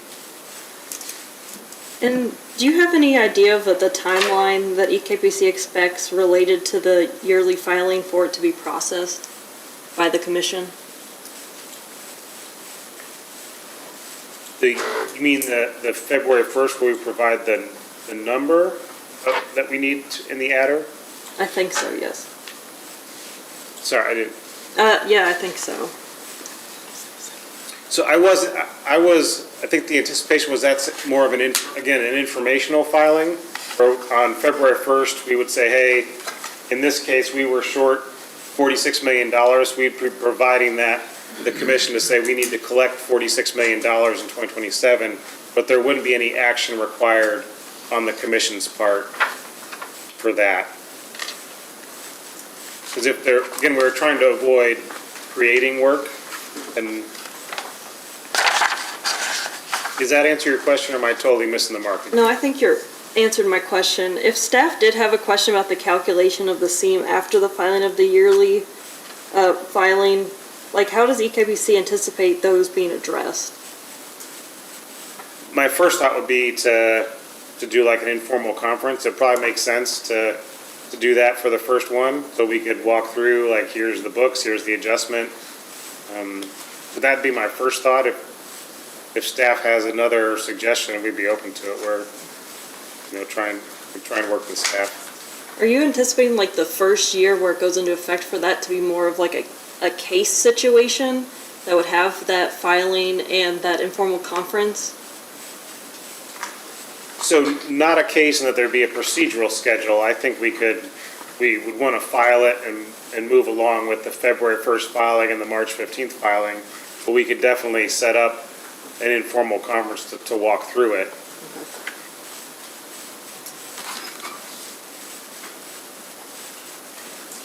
And I think we'll also have a lot of time to, the owner members are going to have to file their tariffs sometime in 2026. So I think we'll have a lot of time to discuss it at that point as to how it's going to work for them. And so we could even mock up examples at that point before we actually get to the actual 2027 collection or pass back. We could do a lot of work in 2027. And do you anticipate those tariff filings just being tariff filings, or do you anticipate those being within the context of a case as well? I think they would just be tariff filings, but I'll have to ask my attorneys about that.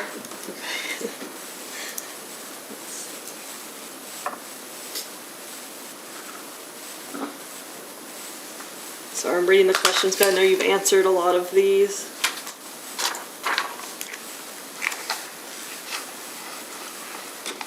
So if there's any portion of the collection or refund amount that the commission disallows, how would EKPC expect to address that?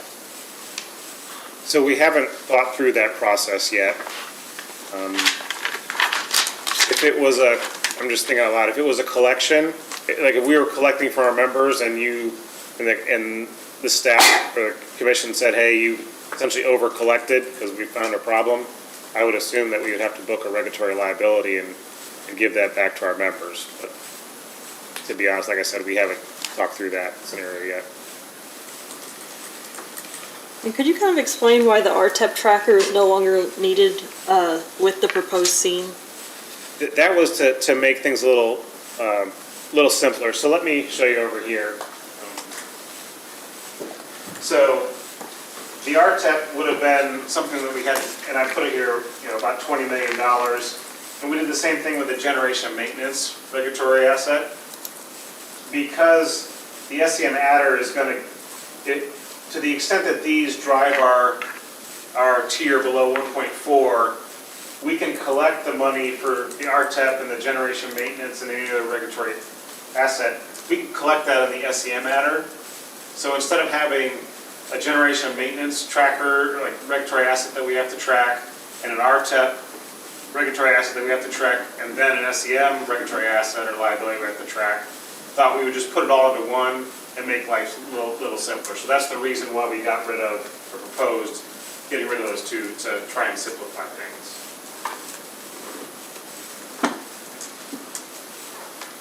And in the stipulation, it states that annual changes to variables in the formula shall not be deemed as rate changes. Could you kind of provide some examples of what variables you would expect to change from year to year? The variable would be the actual adder, whether it's a collection or a passback, and then the revenues that we divide it pro rata between our owner members. They're the two that come to mind. Think of like if you had for fuel adjustment clause, you've got changes in fuel costs and changes in volumes that happen every year, and you plug those in and roll through the calculation. And I know you mentioned in your testimony that the 1.5 tier provides insulation to EKBC in the event of abnormal weather year. And could you kind of talk about how weather events have historically impacted the EKBC's tier? So I can give you perspective for 2 years, since I've been here 2 years. Both 2023 and 2024 were milder weather years than the 20 or 30 year sort of normal average, if there's normal anymore. The weird thing was, though, we also had our highest peaks those winters. So we had overall the year was milder, so we sold less electric than expected. But if you look at Winter Storm Elliott was December of 22, and then we had another storm in January of 24, and then again a really cold week in January 25. So like the last 3 winters, we've set new peaks as far as peak usage, but the overall years have been milder in general. So when overall usage is down, then we have less revenues. So that's really what it's meant to say, is that we sell less, we'll have less margin, and not have as good a metrics. And also in your stipulation testimony, you say that EKBC never achieved its authorized tier since the last rate case. It was in the range of 1.1 and 1.2, correct? Except for the year where we had the little bit of a pass back, that was about a 1.4, but the 2 years I've been here, it's been below the 1.2. Okay. Is there any expectation that EKBC would achieve a higher tier between this rate case and the next one? Are you talking about if we had the SEM or? Yes, like in a situation where the SEM is approved. That we would have a tier above 1.6 or they authorized 1.5? Is there so what tier do you think that you would achieve between this rate case and the next one, each year? Well, a couple of things. I think that our tier will be low, in part because in the case that we filed now, we'd asked for some deferrals. I'd mentioned the $20 million of RTEP and the $10 million, the estimate of the generation maintenance deferral was $10 million.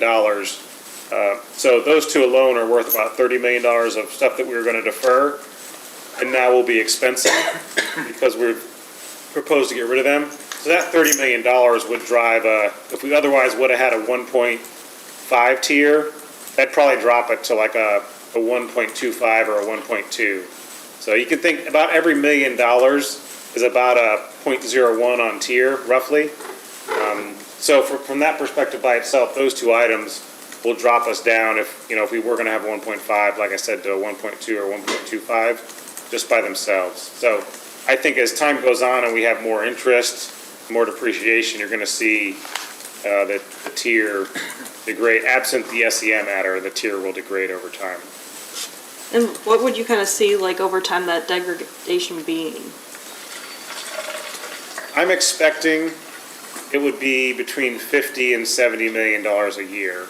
And that's really based on, we've said that we think we need to file rate cases every 18 to 24 months, but waiting almost 2 years, we think each rate case would be $100 million or more of an increase. If you look at, think about it, we're going to borrow $2 billion of debt. If you borrow it at 5%, that's $100 million a year. Now, obviously, we aren't borrowing it all at once, but if we get to the end of the 5 years, that's the $100 million we're adding to our expenses.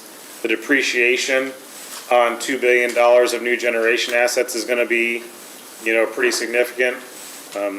That'll probably be over $100 million a year. So we're, over the next 5 or 6 years, we're adding quite a bit of expense. Throw in inflation at, say, 3% a year. So that's why I think it'll be in the $50 to $70 million range. And how is that number reflected in the yearly tier without the SEM? What would you expect that tier to be? So, well, that's why I think we'll need to file rate cases every 18 to 24 months, because we'll file a case, it will raise our metrics, but then the next year we're gonna have that much higher interest expense, that much higher depreciation. I believe it was asked earlier why we don't file a forecasted test year. I mean, this is the perfect case for a forecasted test year. And the reason is, we run pretty lean at East Kentucky, and so to file a forecasted test year, to have the detail, you really need a lot of folks to work on that, not just in finance, but in operations. I was the segment CFO for NIPSCO, which is an electric and gas utility up in northern Indiana. A little bit smaller than East Kentucky from the generation perspective, and we had probably 15 or 20 financial analysts out in the plants, and we have 2 at East Kentucky out in the plants. At NIPSCO, we had, I would say, probably double the folks in FP&A. So to do a good forecasted test year and be able to support it and defend it, because everyone attacks it, I've done forecasted test years in other jurisdictions, and they get beat up pretty bad. To be able to defend those, you've got to have a lot of manpower to do it well. And so I personally don't think it's worth it for our members to pay for that extra, that's millions of dollars in salary every year to have the staff on hand to be able to do a forecasted test year. What would be really a 5-year build cycle. So if, say, there's no seam, but you don't have a rate case for 3 years, over time, do you expect the tier to decrease? Oh, yeah. And if you have the seam over the next 3 years, what would you expect to happen to the tier in that case? If we had the seam, I think it would stay at it'd be at the 1.4 minimum threshold. I guess like what amount, like before the threshold is calculated, what amount do you expect that the tier would likely be at? Oh, well, I mean, if I use a $50 million, I said 50 to 70, but I'll use $50 million, and that's roughly 40 or 50 basis points of tier. I mean, in a couple years, it goes from 1.5 to 1 to 0.5. It goes down pretty quick, which is why we would have to file rate cases. You know, we'd file one, get an order, and then file the next one to keep up with it. But do you expect with the seam that amount that is going down would be different with the sharing mechanism or the seam? Yeah, I mean, it would, because we'd be able to book the revenue associated with the seam adder. So per books without the seam, it would go down, but it would stay flat at the 1.4 because we'd be able to accrue the revenue to be collected the following year. So it would totally change the financial dynamic for East Kentucky as we go through this build cycle. And do you think there's a likelihood that EKPC will hit the 1.6 tier and the $10 million threshold result in a refund during the stay-out period? Not during the stay-out period. If there is a chance, it would be in 2026. And, but because we are, I mentioned borrowing $2 billion, because we're borrowing so much, our interest expense is going to go up. We've got the RTEP adder, $20 million, so we've got a lot of expenses that are going to be adding up over even early on. Where I see the chance for,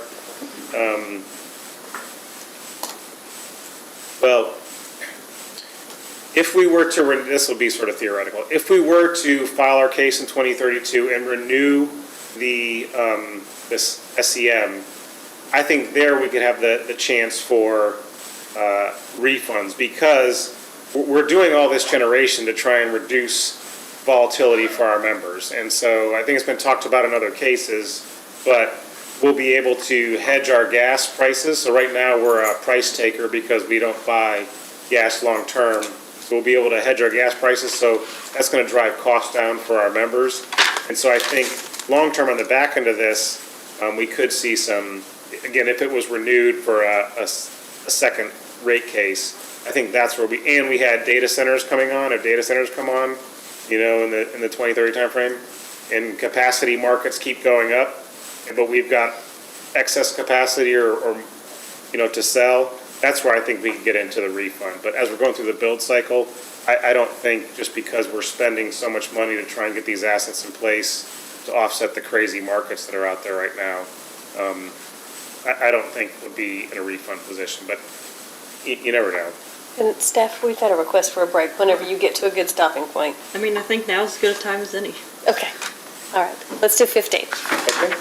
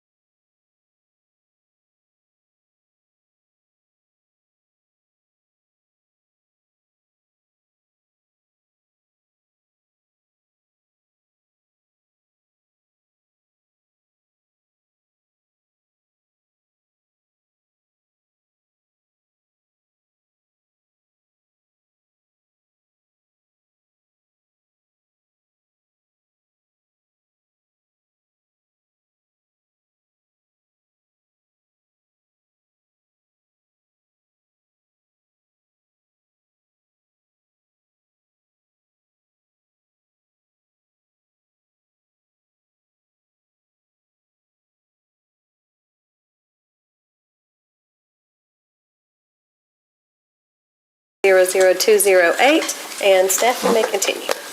So I know Mr. Campbell mentioned in his hearing testimony about you all had a conversation about the seam. I was wondering if you could kind of explain what you kind of talked to him about and how you kind of explained to him why the seam would be of benefit. Sure. He was worried, that the settlement is for about $60 million roughly, and we had asked for $80 million. And I had told him repeatedly that we needed the $80 million. And so he was worried that if we agreed to this settlement, that it wouldn't give us enough revenue. He was also worried about the cash collection because, if we get $60 million, even if there was going to be some cash from the symmetrical earnings mechanism, it was going to be delayed till 2027. So what we really talked about was the how this would, the $60 million isn't enough for us to go to the rating agencies and keep our credit metrics going well. But because of the SEM accrual and subsequent potential collection if we were under the 1.4, because we asked for, or we were getting less than the $80 million, we would still be getting that cash. Instead of in 2026, we'd be getting it in 2027. And I really talked about how this really is going to benefit our members. So it's been talked about the credit rating agencies, how we've got that negative outlook, and that's really related to the need for us to have continual rate cases and how this would bolster East Kentucky's financials in their viewpoint. And Mr. Stacknick talked about how if we get a downgrade, that's going to increase interest expense for our members that our members have to pay. It's also going to help us. He talked about how we're an RUS borrower, and so long-term, we're going to finance all of our debt with RUS. But for this big of a build cycle, we need to do something that's called bridge financing, meaning we have to go out and get interim financing, 3, 5, 7-year length debt from banks until we can get the filings with RUS to borrow long-term from RUS. And so if we are filing rate cases, what'll probably happen is we'll have a decent year of tier, and then the tier will drop dangerously close to a low point. And if we have to borrow, and I'm showing banks a financial year that's, say, a 1.1 tier or something like that, they're going to look at me and say, okay, you aren't in a good financial position, and you're probably going to have to pay some higher level of interest for that bridge financing. So the SEM, by giving me a baseline financial position, as it has been talked about, is going to give me confidence with the credit rating agencies and uphold my, reduce the interest costs I've got to pay based on that. And it's also going to reduce the interest costs that I'm going to have to pay for the bridge financing. So those are two big things that will benefit not just East Kentucky, but our members, because they'll be paying less interest. And the other thing I talked to them about was the gradualism, which I've mentioned that before, but the SEM will allow us to, yes, we're going to have rate increases every year, potentially, but it'll be smaller chunks than if we're going in for a rate case, every 18 months. Those will be bigger bites at the apple, and so it'll be bigger spikes in our members' bills if we're from the rate case. And avoiding the rate case is going to avoid rate case expense. So we spend historically anywhere between $500,000 and $1 million on, legal fees and communication costs, publishing notices, things like that. So this will avoid those costs, which our members won't have to pay. Do you have any concerns in regards to rate shock in terms of increases to customer bills as a result of the seam? I think the rate shock will be worse if we go the rate case route, because again, they'll get bumps less frequently, but they'll be much bigger. So if you've been counting on you're comfortable with your electric bill, and then it goes up by a pretty large percentage, I think that's going to be more burdensome on our end-use members than if we do the SEM. And what benefits do you see for residential customers in terms of the seam? I think the several that I already mentioned, it'll help prop up, uphold our credit rating, so we'll have lower interest than if we didn't have this. With the bridge financing, the same thing. I think we could achieve lower borrowing costs for the bridge financing until we can get to the RUS takeout. I mentioned they won't have to pay for the rate case expense, and it really is a key part of this settlement. Without this goes away. We couldn't do a 3-year stay out. When David Sanford, our general counsel, first came to me and he told me that he had heard the Attorney General had wanted a 3-year stay out. I said, well, we don't even really need to talk, because that's untenable for East Kentucky. We have to be able to go in sooner than 3 years. And this was a unique, sort of creative proposal from the AG and from Nucor to solve that, to allow us to stay out and to save that rate case expense, to give us a chance at lower interest expense for our members. So I think there's the initial sort of newness, even though we're taking the existing sort of EM tariff and adapting it, there's a lot of unknowns. So I think that can be, scary at first, but there is a lot of benefit for our end-use members. Would there be any amount of the seam adder that would be so high that EKBC might consider coming back in for a rate case sooner? So I guess between the 3 years and the 6 years?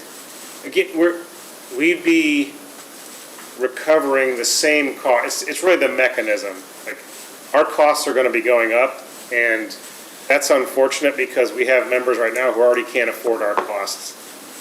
I'm not from Kentucky, but when I first joined, I went around and met with all the owner-member CEOs, and one of them I spent a half day with, driving around in eastern Kentucky, and he showed me someone's house that they had a tarp for a front door. I was like, how can you, I yell at my kids for leaving our doors open in the winter for 5 seconds when they're bringing in the groceries, and they just had a tarp. And so how can you afford to pay for electric when that's your front door?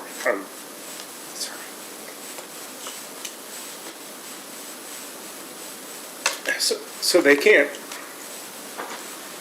already afford our rates as it is. But the plan we have is going to result in cheaper rates, not cheaper than now, but if we didn't build this generation, if we went to the market, that would be even more expensive for them. So it's the better option of the two options that we have. The market volatility that we're seeing, Mr. Campbell talked about that, if we didn't take a hold of our own destiny and try and move forward with this, they'd be seeing even higher rates. So this is the path we're taking is really to try and insulate our end-use members from even higher costs, that if they lived in New Jersey or somewhere else like that doesn't have generation in the ground and a shutdown base load, those folks are dealing with 20% increases each year now. And if you think it's not working as intended and it's not insulating those end users in the way you expect, do you think you would come in for a rate case sooner than the 6 years? Yeah, I think if it wasn't insulating our members, and again, that'd be based on feedback from our owner members, we would take that into consideration and come back in. But again, we're going to have cost increases regardless of the rate case method or the SEM. And I think the SEM will allow us to avoid some of the costs we would have if we went the rate case route. And I'm finally switching off the SEM. So I have a question about the interruptible credits, but I know that Mr. Watson was kind of the main person to talk about in his testimony. Do you think it'd make more sense to ask him, or do you want me to attempt to ask you? I think it'd be better to ask him. Okay. The next topic I have a few questions relating to the pumping station special contract. Could you explain whether the owner of the pumping station special contract was a party to the stipulation? The owner was not. Okay. Has that owner been informed about the stipulation? I don't know the answer to that. Okay. Do you know if anyone else would? I don't know. Does EKBC believe that there could be any issue with amending this special contract? I don't think so. That's not my area of expertise, but I believe we have the ability to go amend that, and it hasn't been done. I don't know when it was last amended, but we definitely have the ability to go talk to them. Okay, I'll probably just ask these questions as a follow-up in a post-hearing DR if that works. Okay. As a post-hearing DR, could you provide an example calculation of the collection amount using actual data from a fiscal year in which EKPC ended the fiscal year with tier metrics in the 1.1 to 1.2 range? Could you ask the beginning part of that again? Sure, so just, could we get that example calculation of the post-hearing data request? Oh, for an SEM? Yes. Yeah, we can lay that out. Okay. I think the one example we put forth, CR-1, showed how it would flow through, and it was less than a 1.4 tier. I think we were looking for actual data from a fiscal year. I don't know if that was included. Okay, so that doesn't really make sense to me because this wouldn't apply until 2026 actuals. Are you looking for me to like just pick, say, 2023 or 2024 and say if the SEM was in place for 2024, what would the adder or passback have been? I think so. Yeah, we can do that. Okay. And do you think with the current stipulation agreement, would it be possible for EKPC to request collection of more than the $63.727 million through the SEAM mechanism in a year? Do you mean in 2026, could we collect more than this 60? Or just as long as the SEAM mechanism is in place, could you imagine a year in which the SEAM mechanism would be more than the requested revenue requirement increase? So would the SEAM adder ever be higher than 63 million? I think long-term, it would be. Again, if we were filing rate cases every 18 to 24 months, I'd mentioned that, you know, as we borrow $2 billion, that's probably going to be if you just look at the interest, 5% on $2 billion is $100 million a year. So if I just took the interest increase between now and 2030, that alone would be a $100 million addition to our expenses. So that's going to be greater than the 63 million, but that's, you know, years down the road. So that's in the associated depreciation expense. So yes, longer term, it'll be higher, but it's not like doing the SEAM adds those expenses to our members and the rate case doesn't. They're coming both ways. The SEM has the more gradual approach to it. And in the, so prior to this, and sorry, this is switching topics a little. Prior to the stipulation agreement, the Attorney General and Nucor noted a methodology error in the calculation of the generation maintenance regulatory asset threshold, which would have increased EKPC's requested increase by approximately $9.87 million. Do you know if this error was corrected as part of the stipulation agreement? I'll have to turn that over to Mr. Watson. Okay. I don't remember the specifics about that. And I believe it was either the testimony or the stipulation that it said that any final rate case expense information will be filed within 15 days of the end of the hearing. Could you confirm that that's at the end of this hearing? I believe so, unless my attorneys are, they're nodding, so yes. Okay, so how would that be impacted if there was, say, a briefing schedule that was after the 15 days, do you know? Then I think we would probably have to extend from that briefing, but I don't really know the answer to that. I'll leave that for the attorneys on the schedule. In terms of the PURPA tariff update, the parties agreed to realign the filing of its small power production and cogeneration rates on a biannual basis, correct? I believe so, but that's better to ask Mr. Watson. Okay.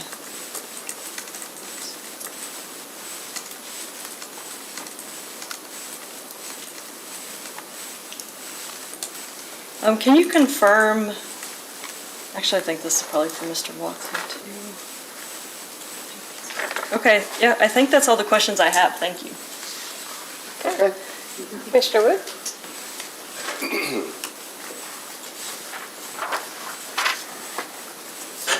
At the risk of keeping you on the stand even longer than you want to be there, That's fine. I'm Please. here all day.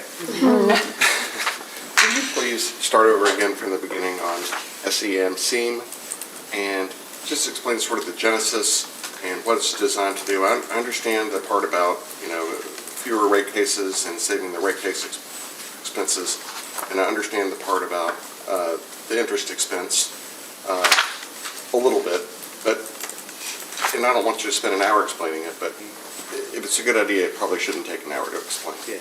So if you don't mind, and I'm new at this job, just finished my 5th month, and Yeah. I hate to invoke that excuse every time I want to ask a question, but I would just like to understand this a little bit better, what you're proposing.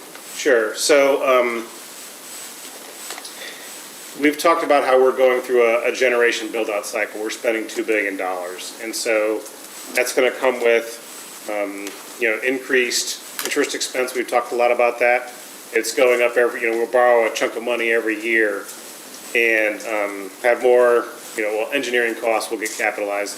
It's bringing additional expenses with it. And so to keep our financial metrics, think of it as our baseline margin in an area where we're not losing money because we're paying out more interest than we're collecting with our base rates, I expected that we'd need to file rate cases every 18 to 24 months. And so if our margins are here, and this year we borrowed $300 million, and so that's going to be $15 million of interest roughly for a year. So my rates are set here, I borrow $300 million, the next year my revenues or my margins are going to go down by at least $15 million just for that interest. And so my financial metrics deteriorate based off of that. So I've got to file a rate case to then pull it back up. And so then I borrow some more money and it pulls it down. I've got to put some assets into service. There's more depreciation expense, so it pulls that margin down. So I've got to file another rate case, bring it back up over here. And so what I'm trying to do is keep my revenue coming in at a certain level up here so that the credit agencies say you're a credit-worthy borrower, just like you have a personal credit score, FICO score, that the lower it is, the more you pay for a car or a mortgage. We have the same thing. We're a little bit different in that we can go talk to the credit agencies and explain our story. You can't go talk to, a credit agency and explain your personal story. We can. So we go once a year and we lay out our strategy. And so we explained why we wanted to spend the $2 billion, because we want to insulate our members from market volatility. We think it'll be longer term, it'll be cheaper for them. And they said, that sounds good, but you're still borrowing $2 billion. And you're a $4 billion, our net asset, our asset base is $4 billion. So you're borrowing a lot of money relative to your current balance sheet. And that worries us. So you have to commit to us that you're going to be willing to chunk those rate cases up every, like I said, 18 to 24 months. We could do it quicker, but for us feasibly, we don't have the staff to turn around a rate case any quicker than every 18 months. That's probably the fastest we can do it. So we told them we would chunk it up, it would start to drop down, we would then go back in for another one. And like I said, that was the reason for the negative outlook. If we miss a year, and it's down here, we really need to bring it up, but we miss a year for some reason, it goes down to here, then we're gonna have problems with the rating agencies. So what the SEM does, it allows us to stay flat with our metrics. Now, we do have a little bit of delay in cash collection because I've talked about 2026 and 2027. If I miss the mark in 2026 or any year, I'm going to accrue some margin that year. I'm not going to get the cash until the next year. But the rating agencies told me, that's okay, you've got a path to the cash, so we'll look upon that favorably. If you booked a reg asset and said I would collect it at the next rate case, a couple years down the road, so you delayed cash collection until out here, they aren't going to like that. But at the time we talked about, okay, it's going to be a 1-year lag, and so they said we can live with that. You're going to have the margins based on the annual accrual, and if you're above the 1.6, you'll have enough margin cash coming in that the rating agencies are okay. They're like, we're okay if you give back to your members. It's all their money anyway. And I think at the end of the day, we're not serving a shareholder. All the equity is owned by our end-use members anyway. So that's all their money. So if we're giving back money above the 1.6, it's all theirs to begin with. So that's sort of the premise is that we'll have a path to not having our financial sort of metrics drop off every year and have to lift them up every year. We'll have a flat baseline, a minimum of a 1.4 tier, which says I'll have enough money. The tier is based off of interest. It just says it's a times interest earned. So if my interest expense is 100 million, do I have 140 million coming in to cover it? If it's 200 million, do I have 1.4 times that? So it gives the credit agencies and the banks comfort that I'm always going to have money coming in to cover the interest that we're planning to borrow, or the interest on the money that we're planning to borrow. So that's in a nutshell how the SEM allows us to do that. And again, not have rate case expense. With an East Kentucky rate case comes 16 owner member pass-through cases. So that's a burden on a lot of folks in this room. We think that could be 50 rate cases that we could avoid, 51 rate cases that we could avoid by having this SEM in place. I can try and talk through this again if you want and go through the allocate. I haven't talked about the allocation, so maybe if I do that would help. Please.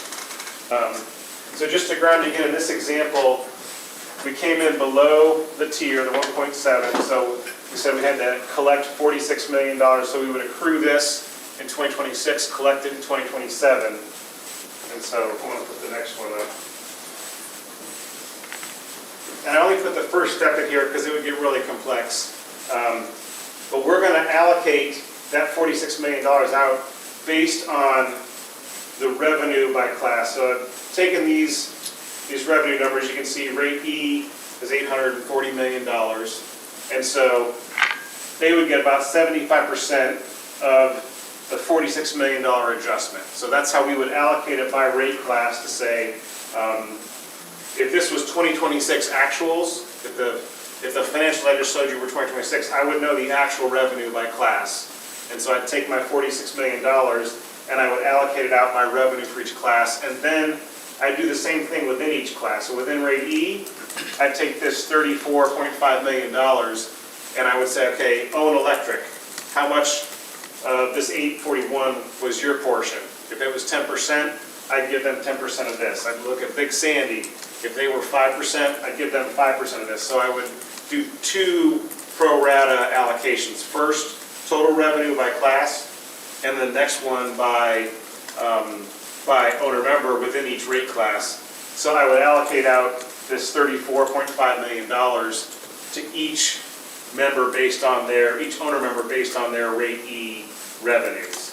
And so I didn't walk that through, but that second step would then be how they would know, okay, going back to Owen, I said if they got 10%, they'd have $3.4 million they'd have to collect in 2027. And I would tell them, for your rate E members, I'm going to collect that 10%, that $3.4 million in 2027, split it up amongst the specific number of months that we decide on, and they would collect that from their members. We would then bill them and get the money in. And we would do that for each rate class. So if someone was 5% of this, they would get 5% of it, and so on all the way down. So we divided out the $46 million between all the owner members by revenue within each rate class. And this, like I said, we can either do it this way, or we could go in and file a rate case, because if on the prior slide, if we ended the year at 1.07, we would need to file a rate case to bump our metrics up, so we could file a rate case, and then the cost of service and everything, we would have an ask that would, try and get us back up to a target tier of 1.5. So I don't know if that was quick enough or too quick, or. Well, I'm going to keep asking questions. How about Okay. that? So when you refer to the $46 million, would you please explain to me what that is? Is that a hypothetical number? Is that is that based on what you think the interest is going to be? Or tell me how you came up with that number and when it's calculated and what happens to it after that. Yeah, so again, the 46 was right here, and it was I needed 56 million of margin to get to 1.4. This is all hypothetical. I just made it up as an example. Gotcha. But I needed 56 million to get to a 1.4 tier based on, so my interest is 140. So I needed 56 million to get to, essentially you take 140 plus 56, and if that total together divided by the interest of 140 gives you 1.4, then you're okay.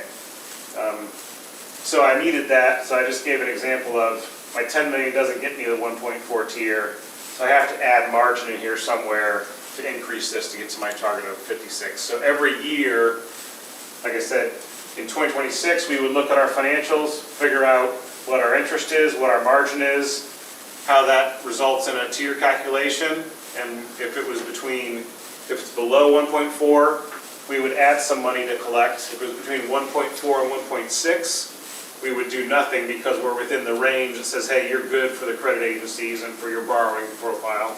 If it's above 1.6, this would be a negative number because I would have too high a number right here, and so I'd be passing back some money to my members. And so we do that in 26, for pass back our collection in 27, then when 27 ends, we would do the same thing, look at our interest and our margin, and calculate a tier and see where it falls. Is it below 1.4, between 1.4 and 1.6, or is it greater? The only caveat I've mentioned is that $10 million threshold. If this number to get to the 1.4, let's say this ended up at 1.35, so maybe it's like a $5 million adjustment, I would still make the accrual as I'm closing out 2026. So I would go from 1.35 to 1.4, I would book $5 million as a regulatory asset to be collected in the future, but I wouldn't collect it in 2027 because it's below that $10 million threshold. Because our owner members have said, hey, if it's small, it's a pain to deal with that. So let's roll over to the next year. Same thing if I was at 1.62, I've got a $2 or $3 million reduction. They don't want to pass back $2 or $3 million. We would hold it at the East Kentucky or in that case, it'd be a reg liability until the next year and see what happened with the next year. So the guardrails for consumers are the 1.4 and 1.6 tier? Is that what you're saying, as long as you That's where there wouldn't, the 1.4, 1.6, again, that's the symmetrical, it's symmetrical around the 1.5 target. That's where there wouldn't be any adjustment, either pass back or collection from our members. So yeah, you think of that as guardrails in there. Is the Public Service Commission ceding some of its authority to review expenses if we adopt this, I hate to say scheme, but this idea, this way of doing business? Yeah, I don't view it as a scheme. I think. Right, I didn't mean to sound the pejorative. I'm yeah. trying to find the right word. I don't think so. One, we've agreed to come back for a rate case. It's not like this will end at the next rate case. We've agreed to come back at the longest in 2032. We also have put in there the ability, just like the commission does, the staff does, come in for FAC filings and environmental surcharge filings to come in the back end and look at that, so they'll have that authority. And the other thing is, I've got 32 customers in the boardroom every month who, I walk through the financials with. I've got the 16 directors and the 16 CEOs. So if financials look out of line, obviously they aren't going through every penny that we're spending, but if the financials look out of line, they're going to let me know in the boardroom far before I think, the commission or staff are looking at it. So I think we've got you've got the back end where you guys can come in and look at it, and I've also got real-time feedback from my board and from my CEOs, and the CFOs of the owner members aren't too quiet either if they think things are too expensive. So the flip side of my comment, I guess, would it be possible to have an SEM, a SEM for interest expense, but not for everything else? Could there be some way for EKP to raise revenue strictly for the interest expense, since that seems to be the lion's share of the savings that you're talking about? we've got so you've also got depreciation. If all the assets were going into service in 2030, that might work, but we've got the co-firing, which is several hundred, I think $270 million. We've got the Liberty Rice, and so all those are they're going into service. So any one of those is going to have a big enough bump in depreciation that it'll push our expenses down. So I think that would make it more complex if we picked, say, 5 categories of expense. to say we'll roll those into the SEM, then I think we're going to end up with an SEM tracker that may not provide, it might, but it also might not provide the sort of the 1.4 floor, if you will. And we could end up having this SEM and a rate case at some point, and then I think that would just be a lot of work to roll stuff through. So I don't think just doing it on interest, I use that because I think interest is tangible and easy to understand because we're borrowing so much money, but there's other expenses that are coming through. I mean, the RTEP is an example. We had asked for deferral in our original filing in this case to simplify things. I took that out and said, okay, well, not I did. In the settlement, we said, okay, let's just cover that as an expense. So the SEM as it's laid out, I think gives us the most protection and being able to stay out.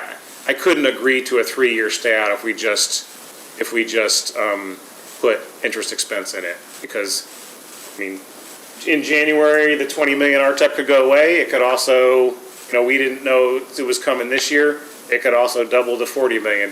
So I couldn't agree to a stay out with just interest expense. If you approve the SEM on interest without a stay out, then I would say, okay, I might be willing to roll the dice. But that was, I think the stay out provision from the Attorney General's perspective was key. And we can't get our hands around staying out unless we have something that will, like this SEM, that will make it work. Very well, thank you. I don't have any.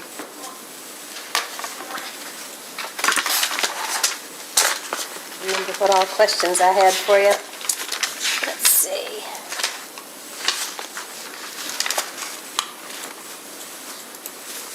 So I understand the minimum stay out of 3 years, but what is the thinking behind the 6-year maximum?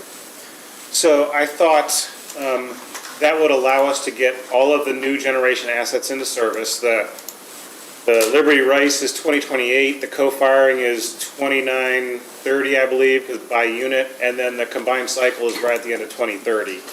But if we got all those done by 2030, close the books, if I had to file a case in 2032, which is 6 years, then I could file a rate case, a historical test year, based on 2030, get that filing done in time for 2032.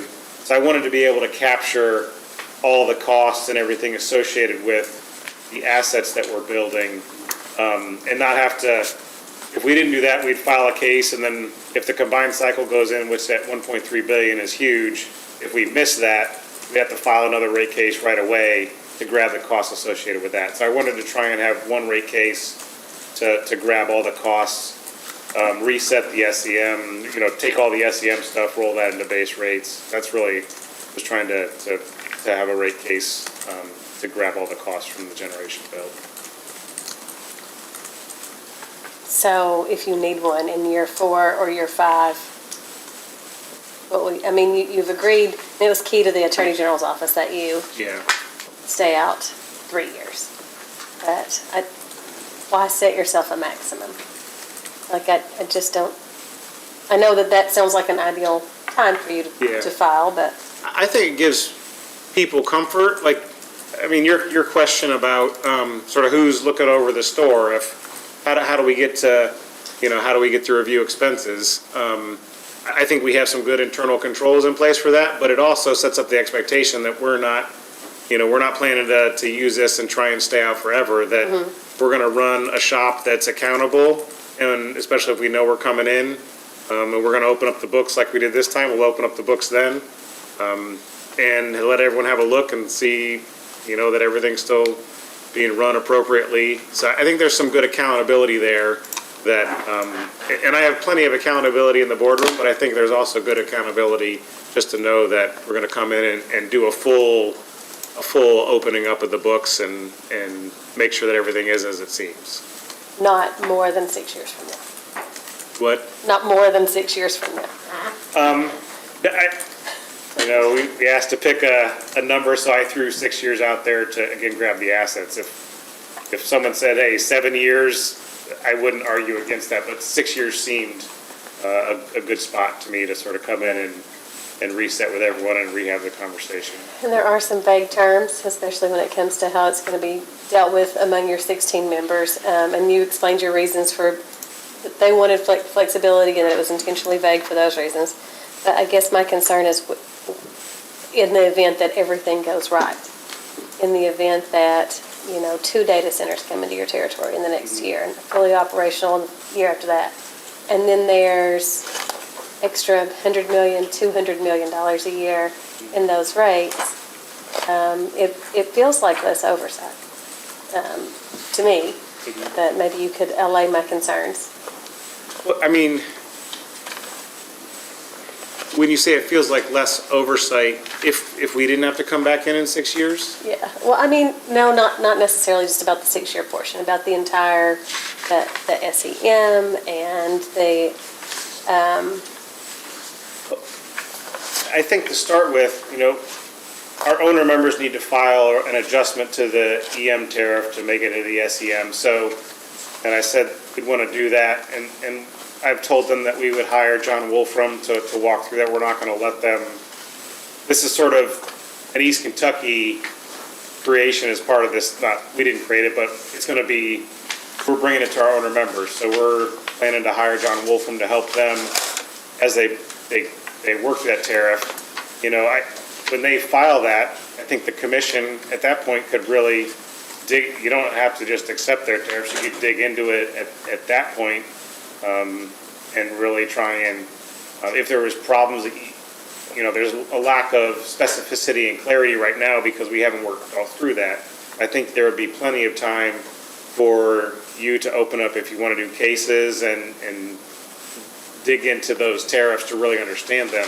There's time to do that because we don't have to have it in place until 2027. I think there could be some oversight on the front end if you so choose. If you read it and it made sense, maybe you don't have to dig into it as much, but I think there's a chance there. And I do think having the commission staff come in on the back end, just like they do for the FAC every 2 years, the environmental surcharge with those 2-year reviews, I think that that's not a rubber stamp. They come in and they really look at that stuff. So I feel like that provides some interim oversight from the commission perspective. And then you've got, like I said, the rate case on the back end that if for some reason everything seems to be going well, but we still got to come in and open up the kimono and say, hey, here's all our expenses and everything that we've been rolling through here and go through the process of a rate case. Because at one point, EKPC did stay out for 10 years. Jumping around a bit, you were talking about when you met with Fitch and S&P and talked to them about the SEM, that they, in general, agreed with the proposal. But did they ever see the specific parameters that you've set forth, the 1.4 to 1.6? We didn't, when we talked to them, the initial proposal had been a 1.35 to 1.65. Okay. And we didn't have as much there's a lot of meat on the bone right now, but there was even less when we talked to them. And they expressed the preference for 1.4. They did at that point. They really want to see it, and they said the concept sounds good. They want to see it in action. So I think they'll continue to say the concept sounds good until we, if the commission approves this settlement with the SEM, we see the first year and they see it working. I think that's when they'll say, yes, this is really good, and maybe take the negative watch off. So a lot of the reason for it is to make sure that that Moody's and S&P and Fitch and everyone are not going to downgrade your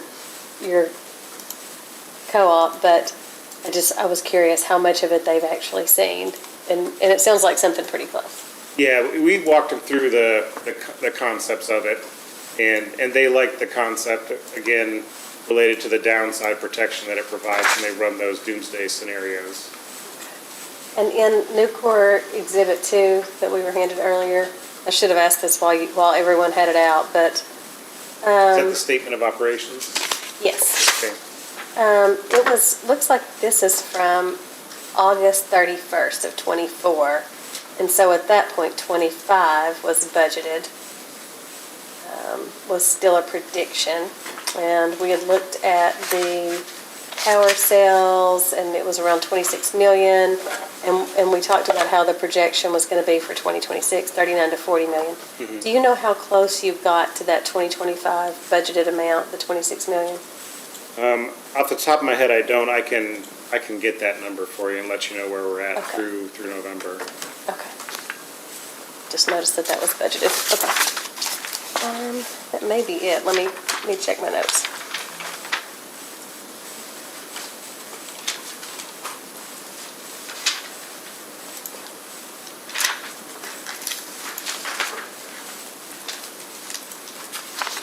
Okay, I think that's it for me. Anything further from the commissioners? Not for me. Okay, redirect. I have a few, but I think some of them you covered just now on some of those questions, so I'll skip around a minute. I am going to start, you were listening when Mr. Campbell was on the stand earlier today, correct? That's correct. And I had a question about the forecasted test year, but you've already answered that.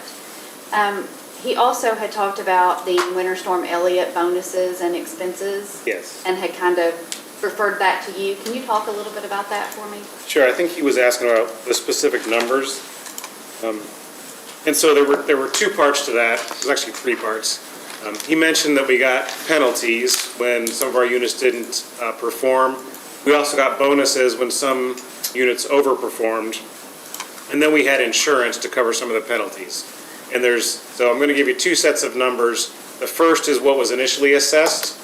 And then there was because the penalties were so high, not for East Kentucky, but just in general, billions of dollars, there's a bunch of lawsuits, and they argued and they agreed, okay, we'll reduce the penalties somewhat. So that reduced the penalties. What PJM does is they take the penalty money, and then they use that penalty money as a pot to pay the bonuses. So if you reduce the penalties on one side, the people that got bonuses get less bonus. So, And do you know if the numbers are confidential at all? not now, I don't think. I just wanted to make sure before you said. So the original bonus that East Kentucky got as part of Winter Storm Elliott was $32.2 million. We got assessed a penalty of $19.3 million, and we can give these to you in a post-hearing data request, the final numbers. And we had insurance coverage coverage, if we get assessed a penalty, we have insurance coverage to help us cover that. So the penalty was 19.3 and the insurance was 15.3. So the net of those two was about a $4 million expense after the insurance. So net, originally, East Kentucky got a $32.2 million bonus. If you back out the net penalty insurance of $4 million, we ended up with $28.2 million.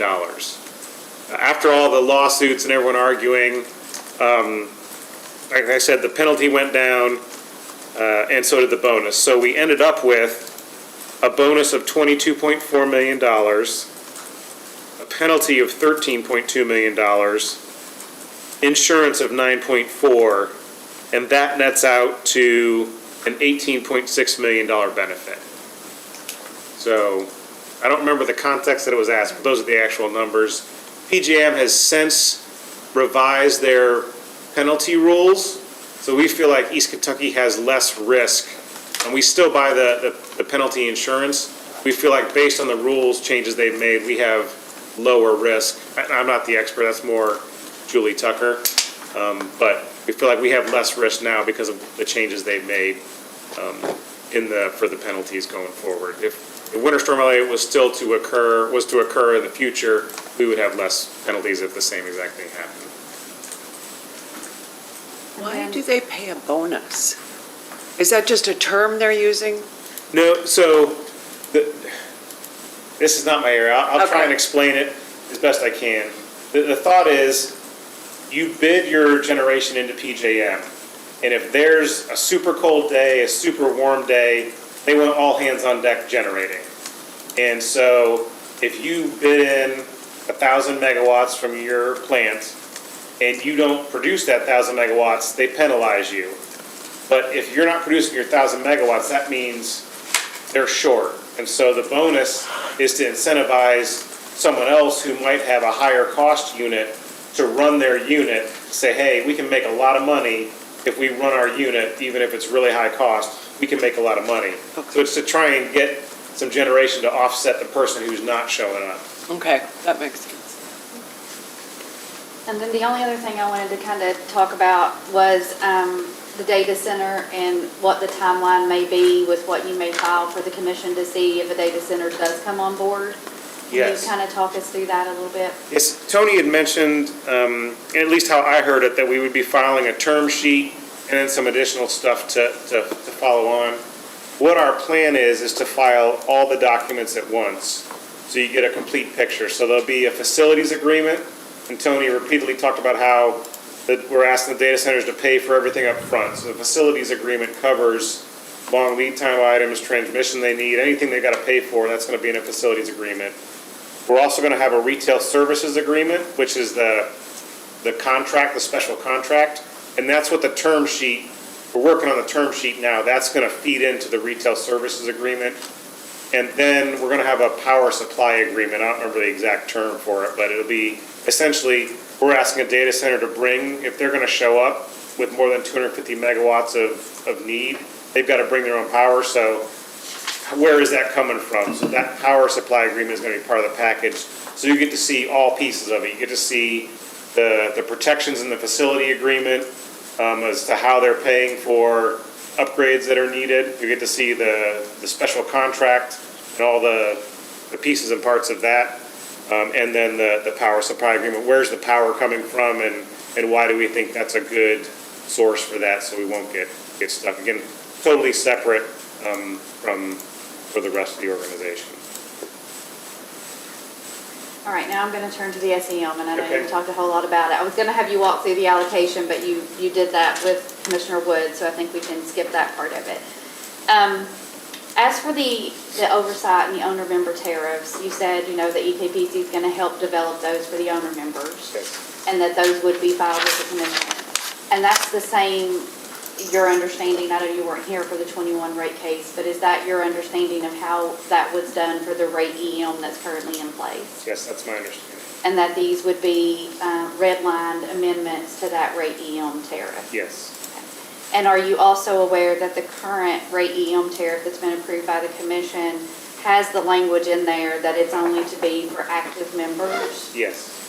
And I believe you described that on the stand earlier, was because that's such an administrative burden on the owner members to try to track down a member that's left the system Yes. and give them a check, or if that check's returned, what they have to do for it with unclaimed property, all those different things. That is correct. Okay.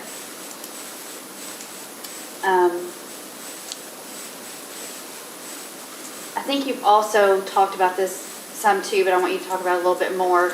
You talked about how it would be gradual to do the SEM, but it's going to be a lot steeper increase if you have to do rate cases every 18 to 24 months. Can you talk about that just a little bit more for me?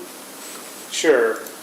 Again, I've tried to illustrate or articulate that the total cost increase we expect over the next 5 to 6 years is going to happen for our members.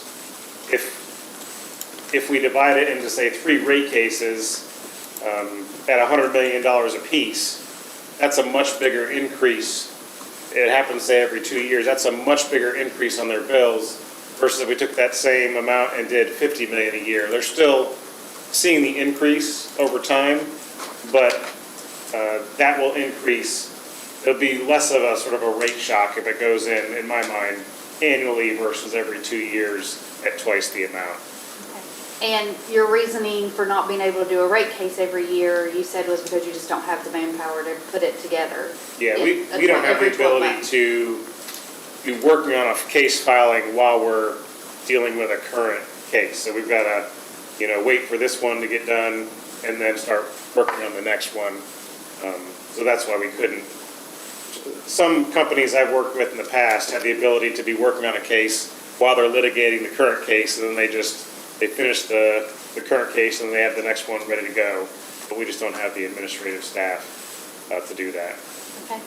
And then you've talked a lot about the credit rating agencies, keeping your metrics up where they're going to keep you. You also have debt covenants you have to meet, correct? Yes. And if you don't have that tier level and you have to wait the 18 to 24 months to kind of keep filing it, could you be in jeopardy of not meeting your debt covenant? Yeah, our debt covenant for tier is a 1.1, so it's lower than our target tier. If we miss that, the remedy is to file an immediate rate case. So we don't go into default right away, but we have to go to our lenders and say, hey, we've missed this, we're going to file a rate case right away. So it would force us into rate cases if we were going down the rate case path and not the SEM path, and we had a milder than expected year, and we might have to then file a case even sooner than expected to avoid default. And earlier you were talking about, the SEM, and you think in the foreseeable future, it won't be like a year where you're going to be giving back maybe. Could there be a scenario where you could be giving back in the near future? I mean, there could be. I've talked about the RTEP, that could reverse. We got it added to us in 2025. If the market conditions changed and then it was allocated to someone else, if that 20 million goes away, and we have a cold winter and a warm summer and margins come in, we could see the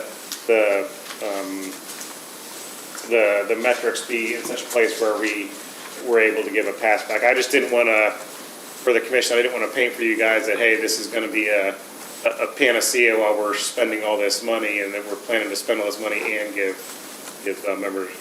money back. But it definitely could early on if the right conditions happened, and that could happen. So if you had a data center come on, a really large load, anything like that, I know that wouldn't happen next year, but it could help boost that. Yeah, I didn't mention data center revenue, but those could come on during this 5 or 6 year period. And when you're talking about the SEM, is that a material element of this settlement?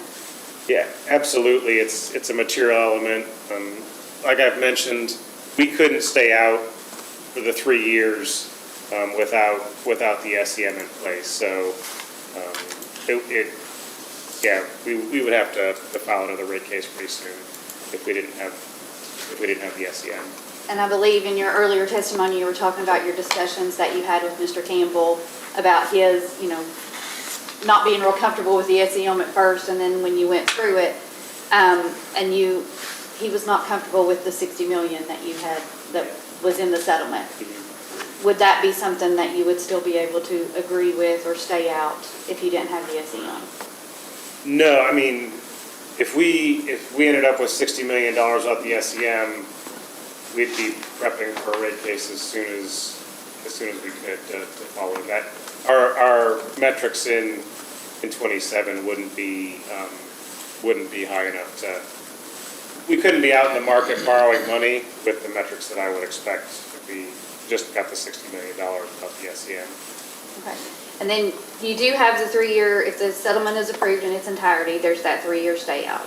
Yes. And then it's the maximum 6 years. That's correct. If at year 4 you need a rate case and the SEM's not working or whatever's happening, would you come back in? Or could you come back in at year 4 if you needed to? You don't have to stay out for 6 years. No, we don't have to. If for some reason it wasn't working as we planned and our finances weren't sort of up to the threshold where we think the SEM will be, we could come in 4 years.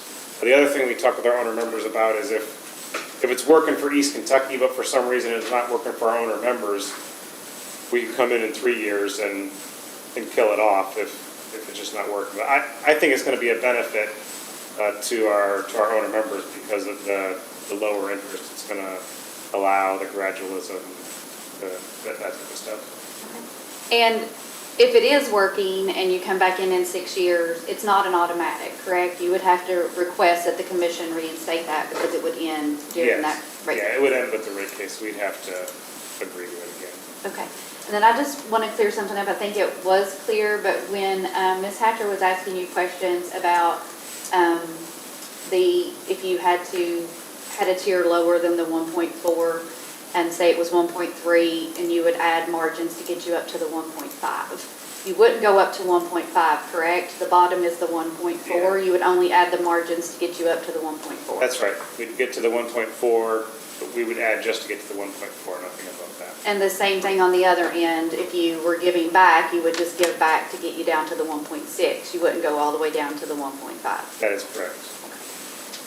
I don't believe I have anything further. Redirect, or sorry, recross. That was very good redirect. So I do want to add a few things. This bottom tier is the co-op version of ROE for an investor-owned utility. That fair? Times interest earned ratio. It's an equivalent, it's not exactly the same, but it's an equivalent. It's not near as, I'll say, juicy, because an ROE is a lot higher. An ROE is probably 4 times as expensive as a tier multiplier, But it's a measure of cooperative profitability. Yeah, we'd go with that. Okay.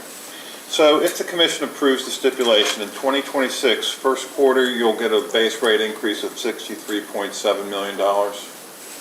Yes. Okay. That wouldn't all come in first quarter, but the rates would go up for an annualized basis. Annualized basis. Then you will do a look back after 2026 is completed, and you'll determine what your tier was based upon the actual per books revenues and expenses. Everything's in there, all the revenues, all the expenses. That's correct. Okay. If your tier is between 1.4 and 1.6, no harm, no foul, nothing. That's right. Okay. If your tier is above 1.6, because you had an annualized base rate increase, it was hot, it was cold, suppose your tier was above 1.6 and you owe customers $6 million. That goes into a bank because it's not over the 10 million. That's correct. Okay. If in the next year you under-earn by 9 million, the bank is at, customers owe you 3 million. That's correct. Okay, so you net that. And if you ever get above that 10 million, that's when you start refunding or charging customers money. Yeah, that's correct. Okay.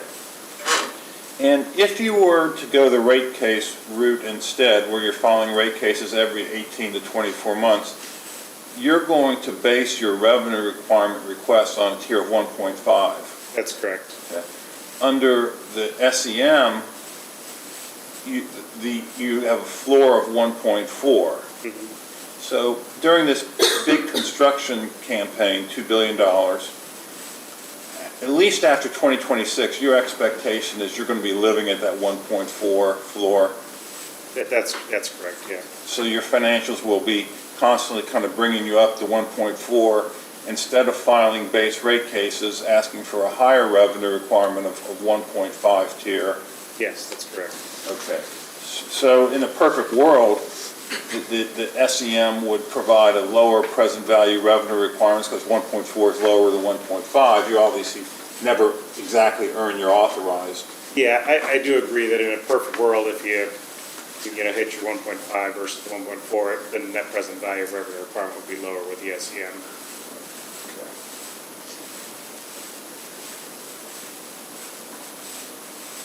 That's it, Chairman. Okay. Staff, No. sure anything else? I'm going to take one more stab at a question. Okay. I've been hearing a lot about 1.5 tier being the number that the ratings agencies want to see.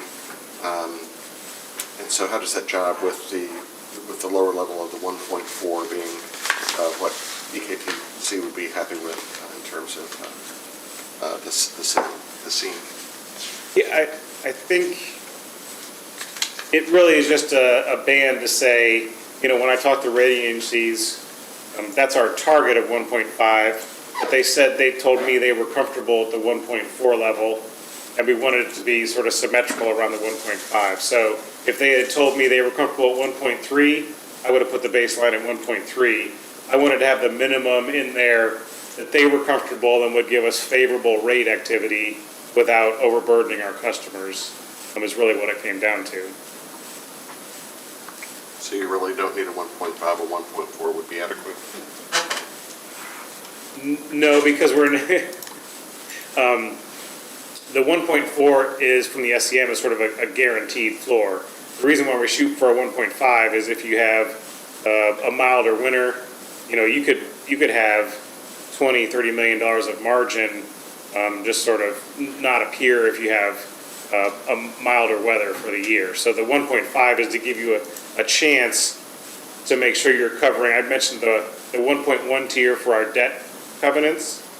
The 1.5 is to give us a chance to make sure that we always exceed the 1.1 if we have a mild weather year. So that's why we would shoot, if we're in the rate case mode, because I'm not guaranteed a 1.4 in any year, that's why I would shoot for the 1.5. It gives me that little extra cushion to cover for RTEP coming in or mild weather, that type of thing. Thank you. Mr. Reagan? No, and I don't have anything further. All right. Any reason why this witness cannot be excused? All right, you're excused, sir. Thank you. Okay, so how much time do we think we need for the applicant's final witness? Mr. Watson? I would think staff's questions would be less than an hour. I probably have 5 or 10 minutes. And then we have the 3 Attorney General KIUC witnesses. I already know that staff doesn't have a ton of questions for the intervener's witnesses. That's correct. One of us has to leave at 6, but we could give it a shot. So, okay. Unless I see objections. Nobody has a blood sugar issue or pet that they need to get to. Okay. All right. We call Jacob Watson.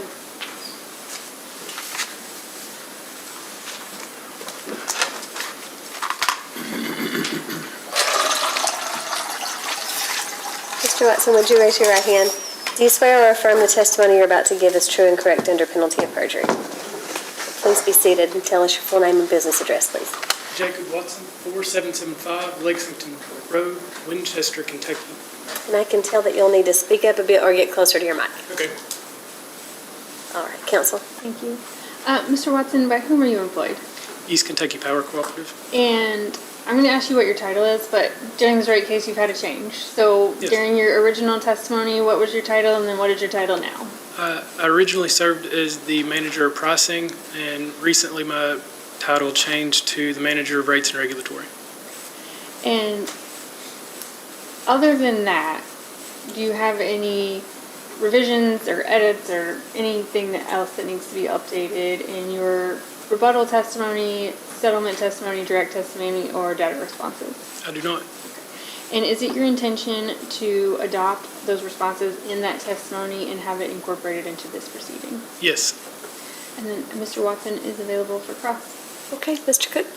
No questions, Chair. All right, for Nucor. Yes, Your Honor. Good afternoon, Ms. Watson. Good afternoon. Under the stipulation, the CSR credit for the 28 interruptible customers will go up by $2 a kW month? Yes. Okay. So the credit will range from $6.20 to $8.22? Yes. Okay. Do you, in terms of what the interruptible load is worth in the PJM markets, if you follow me on the BRA capacity price beginning June 1 of next year is $330 a megawatt day? Yes. Okay. Multiply $330 a megawatt day times 365 days in a year, divide by 12 to get megawatt month, divide by 1,000 to get kW month. If you do that math, the interruptible load is worth $10 a kW month to East Kentucky when it's monetized. Do you agree? Yes, sir. Assuming your math is correct, yes. Okay. So that's higher than the 620 up to 822. Yes. So in a sense, the interruptible load pays for itself? Yes, the interruptible load does give some benefit to itself, and it gives benefit to the other members that are paying for it as well. Okay. And if you did not have that interruptible load, you'd have to go out and build capacity for those customers, correct? Yes, sir. Okay. Now, the attachment to your original testimony had a calculation of the avoided cost, what the cost of capacity would be if you had to build new capacity? Yes. Okay. Now, if you, in that original calculation, you had a tier of 1.0? Yes. Okay, and you had a depreciation life of 40 years? Yes. If you made the tier 1.5, consistent with the case, and you made the depreciable life of that peaking combustion turbine 30 years, what would that do to your calculation? That would increase the interruptible credit from what we originally calculated to $7.49. About a $2 increase? Yes. Okay. Your original calculation had no reserve margin because if you have to build load for a regular customer, you have to build their load plus reserve margin. Yes, sir. Okay, and the interruptible avoids that as well. Yes. Okay. And then if you use the capacity cost from your IRP versus an EIA capacity cost, that would increase the avoided cost even higher? Yes. Now, Mr. Barron did that, he got up to $11.54. Do you have any reason to, he accepted all your assumptions except those four? Yes, I would accept Was that. his math correct? Subject to check, I believe it was. I don't recall having an issue with that math. Okay. One last thing about why the special contract customer, there's language in the settlement that if its distribution cooperative gets a refund under the SEM, that distribution cooperative has to make sure that the special contract Nucor gets its share of the refund. Are you aware of that? Yes, sir. Okay. Now, if Owen Electric said, hey, we got a $1 million refund, we're going to use that money to avoid a rate case, we're going to stay out, that would be of no benefit to Nucor, would it? Because its distribution cost is built into the commission-approved contract. I agree with that. It would not benefit. From my understanding of the contract has an adder, a distribution adder. Owen does not have, again, I don't want to speak too much on behalf of Owen, but Owen doesn't have assets to serve that load. So in a cost of service study, in a rate case scenario, there wouldn't be an allocation to Nucor in a rate case. So holding on to that allocation for Nucor wouldn't help alleviate the concerns of a rate case. Okay. And in terms of when Owen is allocated environmental surcharge expenses, it directly passes those through to Nucor. Yes, yes, sir. Okay, so really, that provision in the stipulation, would you agree, is not intended for Nucor to take somebody else's benefit just to make sure that somebody else doesn't take Nucor's benefit? I would agree with that. Thank you, Ms. Watson. Thank you. Staff. So we have some more questions on the interruptible credit, so I think I'll start there. Could you kind of explain the mechanics of the interruptible credit generally? Would the approximate 8 million increase from the stipulated interruptible credit increase be distributed regardless of if services need to be interrupted?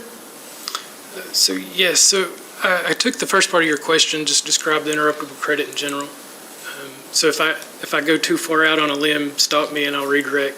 The interruptible credit is intended to avoid the costs associated with building additional generation. So when we're talking about those peaking scenarios, there may be 1 or 2 hours a year that you would need that additional capacity. So there is a cost associated with building all of that capacity to just run it for 1 or 2 hours a year. This allows East Kentucky and its members to avoid that cost by interrupting on those hours. Now, the interruptible credit allows for more than just 1 or 2 hours a year, and that adds some additional benefit to East Kentucky. So that is an avoided cost for East Kentucky, us being able to avoid the cost of building a CT to serve those hours. And did I hear when you were talking with Mr. Kurtz that the $2 increase based on a 1.5 tier would be similar to the actual avoided cost associated with the interruptible credit? Yes. The two pieces in my original testimony, JRW 3, if you change the depreciation from a 40-year to a 30-year and increase the tier from a 1.0 to a 1.5, that would equate to roughly a $2 increase.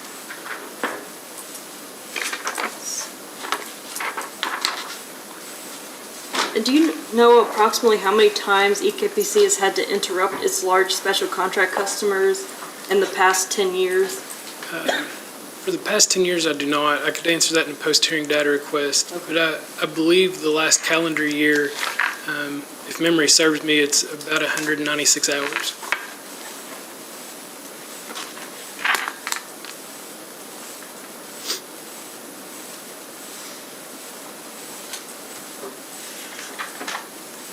How many different events was that? I do not recall right off. I guess there's another piece to this conversation too. Also, from PJM, they could call the interruption, which is a requirement from like the PI event that we were talking about in Winter Storm Elliott, that they are requiring us to interrupt. East Kentucky also has the ability to interrupt from economics. When prices in the market are exceeding a threshold, we can call on the interruption to receive some of that benefit that we're paying for the interruptible credit. So not just in an emergency like threat of blackout? You No. can do it for economic purposes? Yep, there is two pieces of that, and there is an economic. And on the economic piece, I would add the individuals that we're interrupting have the opportunity to buy through at market prices, whatever the LMP is. So if they want to take on that risk and buy through at the LMP, they have that opportunity as well. And do you know if you have done interruptions for economic reasons in the past calendar year? The majority of ours would be economic. Okay.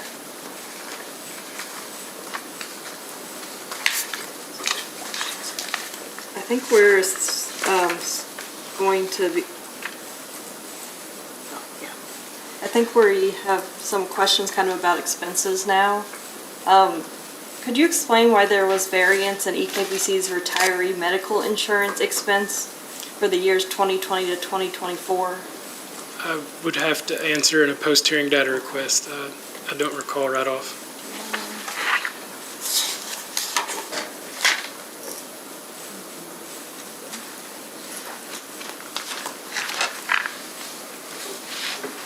And then regarding adjustment 1.20, it's the adjustment for forced outage and highest purchase power costs not recovered through FAC. Why did EKBC use a 5-year average as the basis for the adjustment rather than normalizing the 2023 expense to June 30th, 2024? I don't have that pulled up. I don't recall exactly what it is. So I think it's Statement of Operations 1.20. If it helps, the reference would be your direct testimony at page 22. Just 1 second, we'll pull this up for you.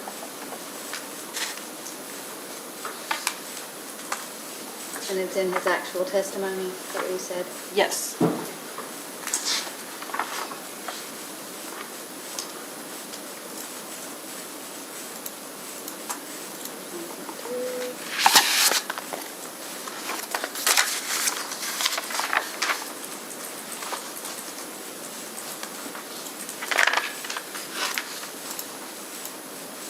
There's 36 pages, is that right on that one? I think it was the written testimony, page 20 of the written testimony. I think page 22. 22, I'm sorry. Sorry.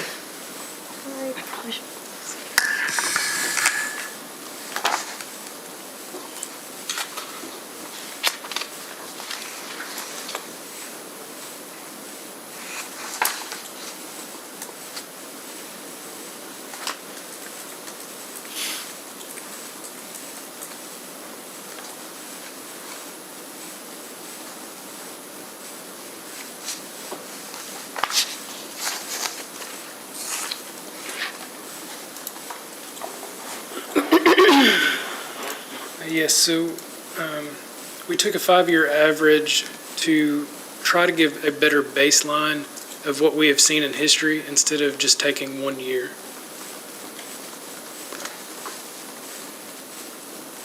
Is there something that makes it different from some of the other adjustments that normalize the expense to June 30th, 2024?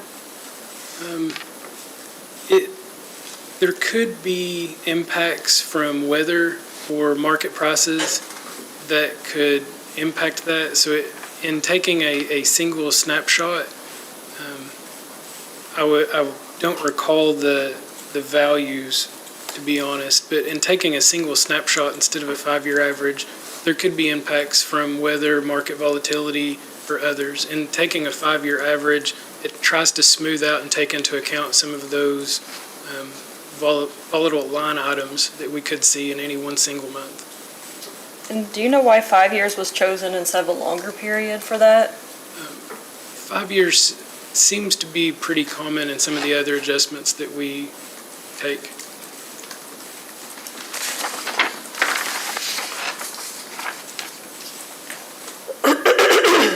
And could you explain the basis for the 6-year amortization period for the deferred Smith 1 cancellation cost deferral?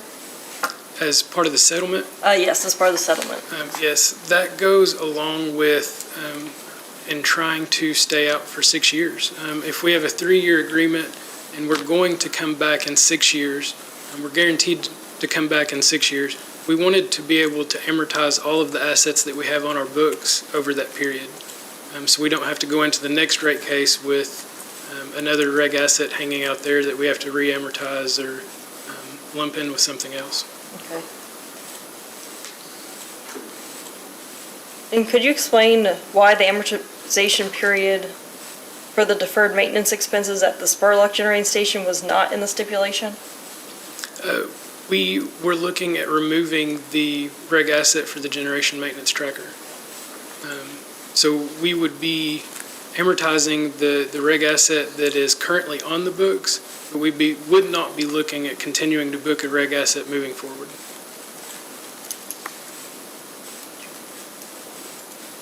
So in terms of some of the different dues like EEI, America's Power, NRECA, could you explain why those were included in the test year, those dues?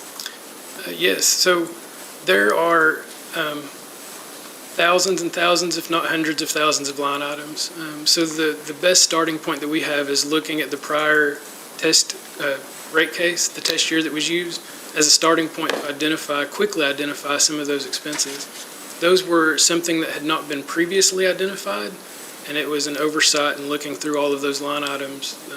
We did not capture those.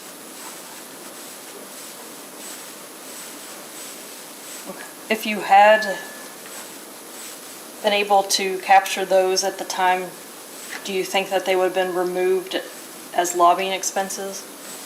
Yes, and I believe there was a DR, I think Michelle Carpenter sponsored, that identified those.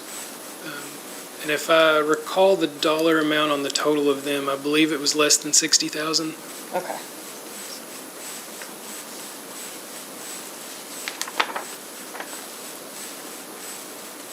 And in terms of the salaries and wage adjustment, could you identify the current number of full-time and part-time employees included in the test year? If memory serves me, it was 744. And that was total. I don't recall full-time, part-time breakdown. Were there any staffing changes assumed beyond merit increases? Staffing changes in general, I believe headcount has increased over time. Merit is a reward for company as a total, in total. There is the opportunity for one-off adjustments, new hires coming in at market rates.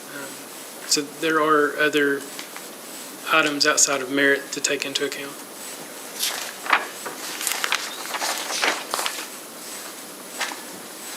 And does the adjusted salaries and wages figure incorporate overtime? I'd have to go back and double check, but I believe it does. Okay. And you said you had a double check, so if this is better as a post-hearing DR, just let me know. Do you know what overtime hours and overtime premium assumptions were used? Post-hearing data request would be great for that.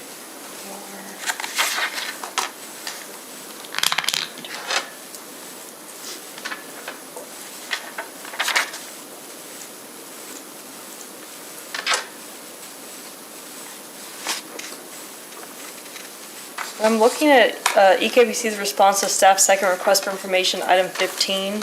which talks about EKBC hiring part-time employees, including students during the summer months.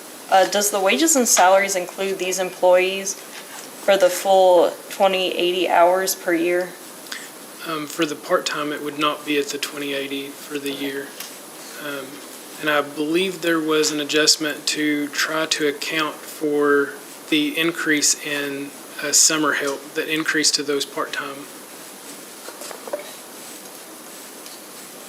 And I'm going to shift gears to kind of some rate design and cost of service associated with the stipulation. Could you explain how the revenue allocations were determined through the settlement discussions? Yes. We originally came to a number, and it was asked that rate E would get 1% less than the system, and then we would evenly split the remainder across the other remaining rate classes. And that's where we got to that 9.64%. And then through further negotiation, rate E changed a little bit, but the 9.64% for all the remaining rate classes did not change. And how was the cost of service results used in making this determination? They were used as a basis of the beginning of the conversations, which would have generated from our original application with the 9% on B and C and 11% for G and the large special contract. So that would have been kind of the basis of the beginning of the conversations. And could you explain why the STEAM services allocation was increased from the proposed 2.5% to 9.64%? That was part of the negotiation process on all remaining classes getting what was originally the remainder, the excess of rate E getting 1% less than the system.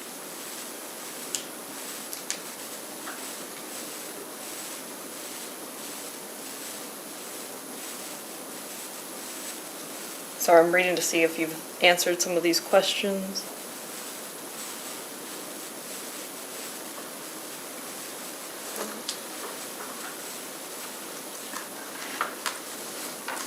And could you just clarify, I'm looking at the EKPC summary tab, so that the percent change, I think it's Exhibit C, the percent change in column 1, which includes the impact of increased interruptible credits, is the actual percent increase to each customer class?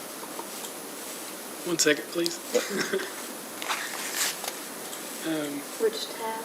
The EKPC summary. That's it.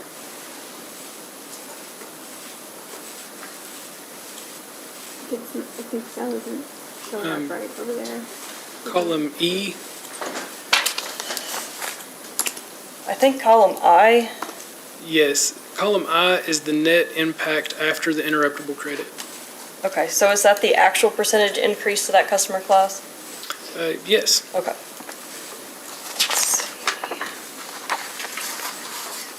I think there's only one more question for you. I'm looking at your direct testimony at 29. Could you explain whether removing the 20,000 kilowatt cap for rate D would allow EKBC to open up the interruptible service rider to potential rate DCP customers if a rate DCP customer were to choose to be interruptible?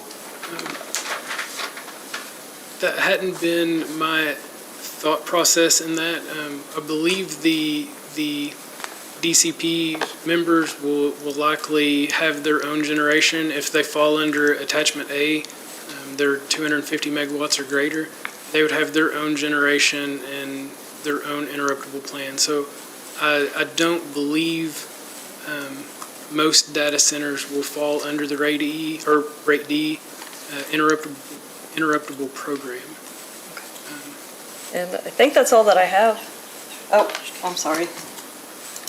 There's some.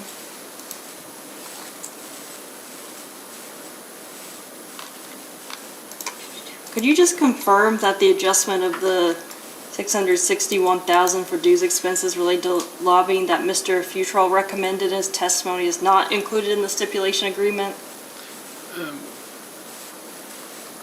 We did not make the adjustment for NRECA, I know, because East Kentucky disagrees that the totality of the NRECA dues are lobbying. we took out the 10% in our original application, which is associated with lobbying.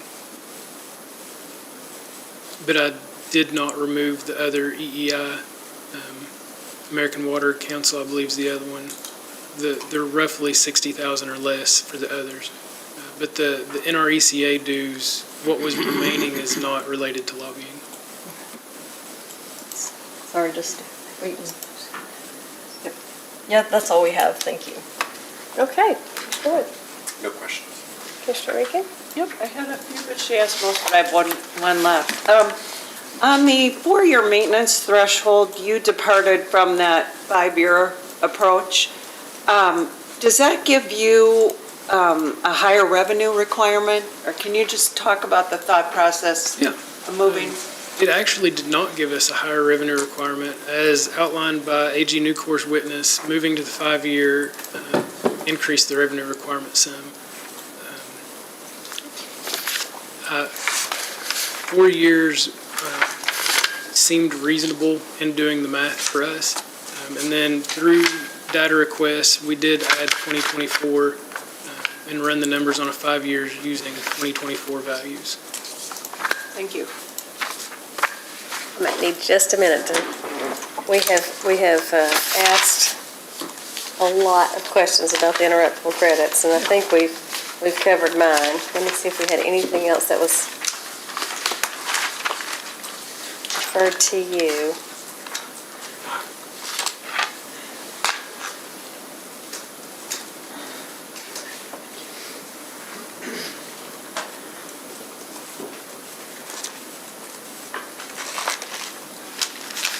It was suggested that I ask you the question about the RTEP estimate and how AEP had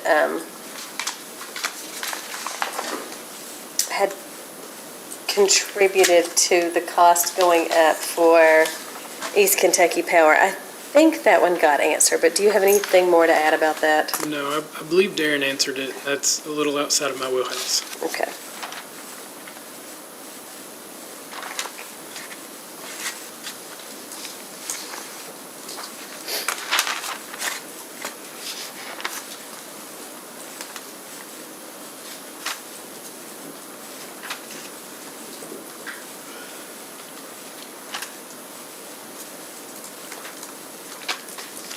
I think that's it. Redirect. I have just a few.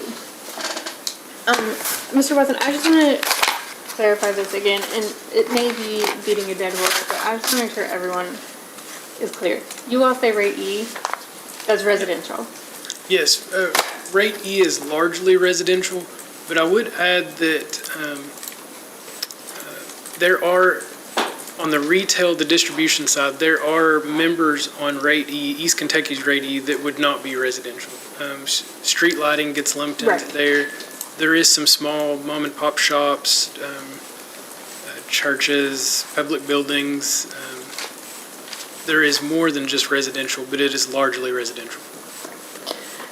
I think with the 16 co-ops and them coming in more frequently, it gets a little, just want to make it clear for everyone that rate E is residential, but you all always call it rate E, you don't call it residential. Okay. But for the residential customers, for the co-ops, what is your all's calculation that the average increase dollar-wise, not percentage-wise, will be on their bills from this rate case? So, and we've talked about from East Kentucky's level, the rate E increase is 4.95%. In looking at the retail side, the distribution side, they have additional expenses outside of just the wholesale, which dilutes their percentage increase or the dollar amount a little bit. So on a dollar amount, the average residential bill would increase $4.69 or 3.3%. And of course, like we said, that when talking to Mr. Werner, that'll change a little bit based on their percentage of residential load. I think this was answered, but I just want to make sure it's in the record again. Why doesn't EKPC use a forecasted test year? Well, as Mr. Scott was saying, it would take a lot of manpower to be able to have the operational forecast and the financial forecast at a level that would hold to the critique of going through a rate case. So it would take a lot of extra bodies and time to dedicate to that. So in EKPC running a relatively lean shop, lean organization, that's a lot of headcount that we could avoid by continuing to do historic test years, which are used on known and measurable. And so that kind of goes to a difference that we always want to highlight between an investor-owned utility and a cooperative, which is that they are usually, they usually have a parent company which allocates services, so they can have a dedicated group just to do weather forecasting. Yes. Where, because it's a cooperative and you're operating on a much smaller budget, you all just don't have the ability to do that. Yes, we do some forecasting every 2 years as required by RUS, and that's an input to the IRP, which is filed every 3 years. But to pull off a rate case and to have all of those extra forecasts for the finances, we would need additional headcount to be able to do that. And then just to kind of clarify about the dues and lobbying expenses, there are dues still included in the revenue requirement. You do not remove all dues. You just remove the lobbying expenses portion from any of the dues. Yes, there are dues still included in there. We try to the best of our ability to remove any of those covered activities from our revenue requirements. And I believe that is all the redirect I had. Okay. Recross for Attorney General's office, Nucor, No, Your Honor. staff. Commissioner Wood, Commissioner Reagan, and I don't either. Okay, so we can now excuse all of your witnesses, I think, unless we had someone's requesting to recall. Not that I'm aware of. Okay. And Mr. Kurtz, I'm not 100% sure that you moved to introduce your Exhibit 2. I did not. Did you want to? Yes. Okay. Any objections? No. Okay. And then, is that your case applicant? Yes. All right. And you have joint witnesses now, Mr. Cook? Chair, yes, AG and Nucor have 3 joint witnesses, and one of them is online. The other 2 have been trying to get in. They've been waiting for someone on staff to let them in, but there's been no response. Okay. And who did you want to call first? We would like to call Stephen Barron. Okay, and he is the one who is online. He is online. So does anybody need a break before we start into Mr. Barron? Seeing none. Okay. If you'd like to go ahead and call Mr. Barron, then we'll, if we don't have the other 2 by the end of his testimony, we'll take a break and figure that out. We can go ahead and call him right now, Stephen Barron. All right, Mr. Barron, can you hear me? Yes, I can. Can you hear me? We can, loud and clear. Would you raise your right hand to be sworn? Do you swear or affirm the testimony you're about to give is true and correct under penalty of perjury? Yes, I do. Okay. Would you tell us your full name and business address, please? My name is Stephen J. Barron. My business address is J. Kennedy and Associates, Inc., 570 Colonial Park Drive, Suite 305, Roswell, Georgia, 30075. Okay, Counsel, you may ask. Mr. Barron, are you the same Stephen Barron who caused to be filed direct testimony and responses to data requests in this case? Yes. Okay, do you have any changes or additions to make to either of those items? Yes, as I was going through my testimony this morning, I see one correction that needs to be made. On page 27, at line 2, there's a number for the system, weather normalized system load factor of 47.29%, and the number that was actually used in our analysis which is in my work papers and has been supplied, is 46.07%. So it should be changed to 46.07%. That's the only change that I'm aware of. Okay, and when we file that correction into the record, will that change any of the analysis that are in your testimony? No, it's just, the only effect is in that one spot in my testimony. All of the analyses, all of the tables, all of the exhibits are based on the corrected winter system load factor of 46.07%. I see. So essentially, was this a typographical error? It was an earlier, very early rendition of the testimony, and we were using a different method for picking up some adjustments, and we decided that the appropriate approach, which is what we used, is to start with the company's calculation and make the adjustments rather than go to an original de novo calculation. So that was the reason for it. Okay, I understand. With regard to the remainder of your testimony and responses to data requests, did you have any other changes or additions? No, not that I'm aware of. And if you were asked the same questions today, would your responses be the same? Yes, they would. The chair, the witness is available for cross. Okay, any questions for applicant? We just have one. Do you believe that the settlement as a whole is fair, just, and reasonable if you take it as a whole? Yes, I do, Nothing based on further. my review. Okay, staff? Good afternoon, Mr. Barron. I have Good just a afternoon. few questions for you. Okay. I'm going to start with the AG and Nucor's response to staff's first data request, item 6.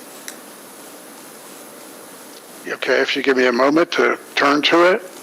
Absolutely.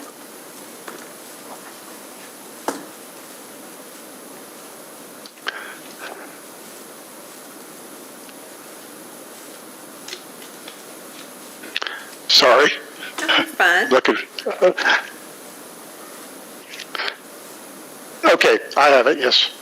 In that response, it mentions the $2 per kilowatt credit increase. Can you explain how that credit increase is gradual, given the significant revenue allocation reduction it gives to large special contract customers in relation to other customer classes? Yes, it's gradual in the sense that the starting point would be setting the interruptible credit at the avoided cost of capacity, because that is the value to the system of interruptible load. As the company's witnesses earlier today talked, absent interruptible load, the company would have to obtain generating capacity, and the cost of that, I calculated, is $11.54 a kilowatt month. So a $2 increase would increase the rate to an amount approximately $8, which is a movement towards the 1150 or 1154, I believe, calculation of actual cost. I think it was noted that it's been many, many years since the original rate was set. And so customers on interruptible service in all those years have really likely been paying less than what they've avoided for the system in terms of capacity. So it's gradual. The fact that there's a lot of dollars associated with the $2 increase is spelled, I mean, you can see it in the settlement agreement, but it's basically in large part due to the large special contract customer who provides a significant amount of megawatts of interruptible load that the company relies on. Company sells that capacity into the PJM BRA. It receives revenue credits, and I think it was discussed earlier today that at $330 a megawatt day, those credits are that the company receives that go to all customers are going to be very, very large. So it is a gradual impact, in my opinion. Okay. I'm going to move over to your direct testimony now. You discussed weather normalization adjustments, I believe on page 18 through 20. Yes. Can you describe the methodology you used to calculate the weather normalization adjustment to EKPC's base revenue? I can describe it, and it's a sequential. There's a number of adjustments. The first, basically, what we did was we relied on the company's own calculation for 2023 of the megawatt hours that would have been increased had there been normal weather. That was from the company's IRP. We also obtained from the company the weather normalized coincident peak, what that would have been had there been normal weather during the test year, the 2023 test year. It's a test year based calculation. Using those two sources of data, we then allocated the impact to each rate class based on the test year billing for demand and test year billing energy. The adjustment was not applied to the large special contract class nor the pumping or steam class. In the case of the large special contract class, that was the basis for the company's own weather normalization of the CP demand. They did not make any adjustment for the large special contract. It's not clear whether there was any for pumping or steam, but we allocated it to all the rate classes except large special contract, pumping, and steam. Once we did that, we had an energy allocation adjustment for weather normalization, which was basically an increase because, as my charts showed in my table, the impact, if you look at page 21 of my testimony, you can see that in 2023, which is the test year, the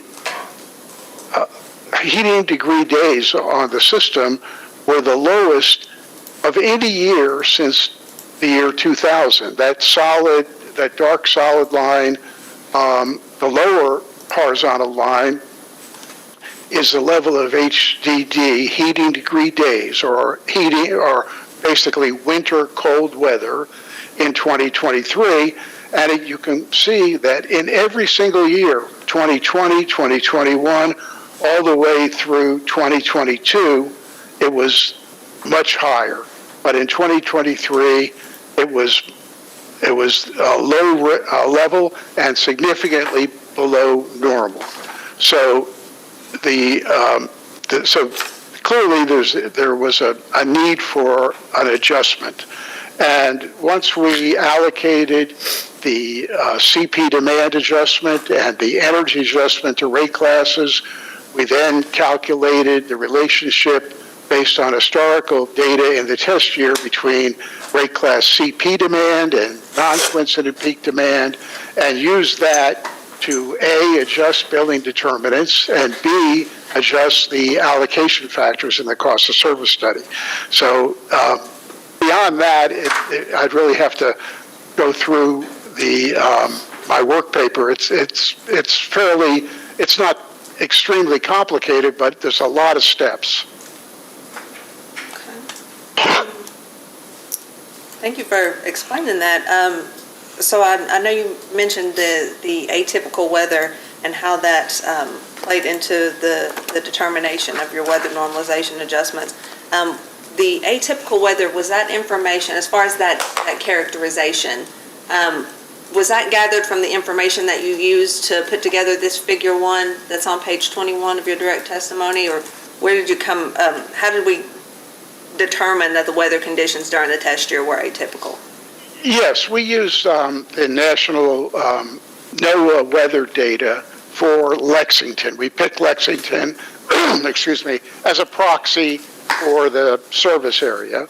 And so the data shown in Figure 1 is for the Lexington weather reporting station, but all of the data, the actual data each year, and the normal data, normalized HDD or heating degree day data, is based on the NOAA weather files that we obtained. If that answers your question. It does. Thank you. Okay. Your adjustment increases test year revenues by approximately $34.277 million. Can you walk us through how this number was derived? Well, once the, as I said, in the weather normalization analysis, which is, I think, I provided to I believe I either provided it to the staff or the company, but to all parties. Once we develop the impact on CP demand, kilowatt hour energy by rate class, and CP demand, we then did an allocation of the demand component based on the billing demands in the test year for each rate class that is receiving an adjustment. And we adjusted the dollars to come up with the revenue allocation based on the average rate per KW for each rate class. So for, let's see, I think I had a, yes, if you turn to page 25, my table 8, it basically shows the calculation of the revenue adjustment. And so we basically use the rate, each rate class, E, B, C, and G. We allocated the adjustment in terms of megawatts to the rate class. Then we applied the average demand rate per kilowatt hour, and that's shown in the second column. It's just demand costs to come up with the demand revenue associated with adjusting the test year for normal weather as it affects demand, billing demand. We did the same type of analysis on kilowatt hour energy, and that's shown starting off with the column labeled share of energy adjustment. So the 756.662 million megawatt hours is assigned to each rate class. And then we take the average energy rate for that class less the fuel cost, because in the base rate component of fuel costs, to make the revenue adjustment. The assumption, of course, is that the fuel expense would also be affected by the increase, and so it's appropriate in doing this type of analysis to eliminate the cost of fuel, and that's what we did. And the demand revenue adjustment piece of $19.977 million and the energy of $14.299 totals the $34.277 million that you asked about. Staying in this same area of your testimony, I think actually it might be the very next question. The adjustments that you made to the cost of service study, can you explain how the Attorney General and Nucor's recommended revenue allocation aligns with the results of the cost of service analysis that you looked at and the adjustments you made? Yes, in my testimony, what I did was basically first adjust the cost of service study for the various problems that we identified, one of which is this weather normalization, but it's some of the others were I discussed in my testimony, and the company, I think, agreed with at least 3 of them, maybe more. And I continue to support the adjustments that I made, and they make sense. But in terms of how we actually use the adjustments in our cost of service study to produce an alternative revenue allocation. That's shown in my table 10 on page 28. So basically, we took all the corrections and calculated a full cost of service impact in terms of at equal rate of return based on the adjusted cost of service study, and that's shown in table 10. Then, so in the last column under weather normalization, it shows the increase that each rate class would get under our adjusted cost of service study at full equal rate of return cost of service. Then we went in, and this is shown in my table 11, we followed the company's approach of putting in a rate cap and not including any rate classes that would otherwise receive an adjustment. And those are shown for each of the corrections in table 11. And basically, the biggest impact is eliminate any decrease and remove the effect for pumping to a zero increase.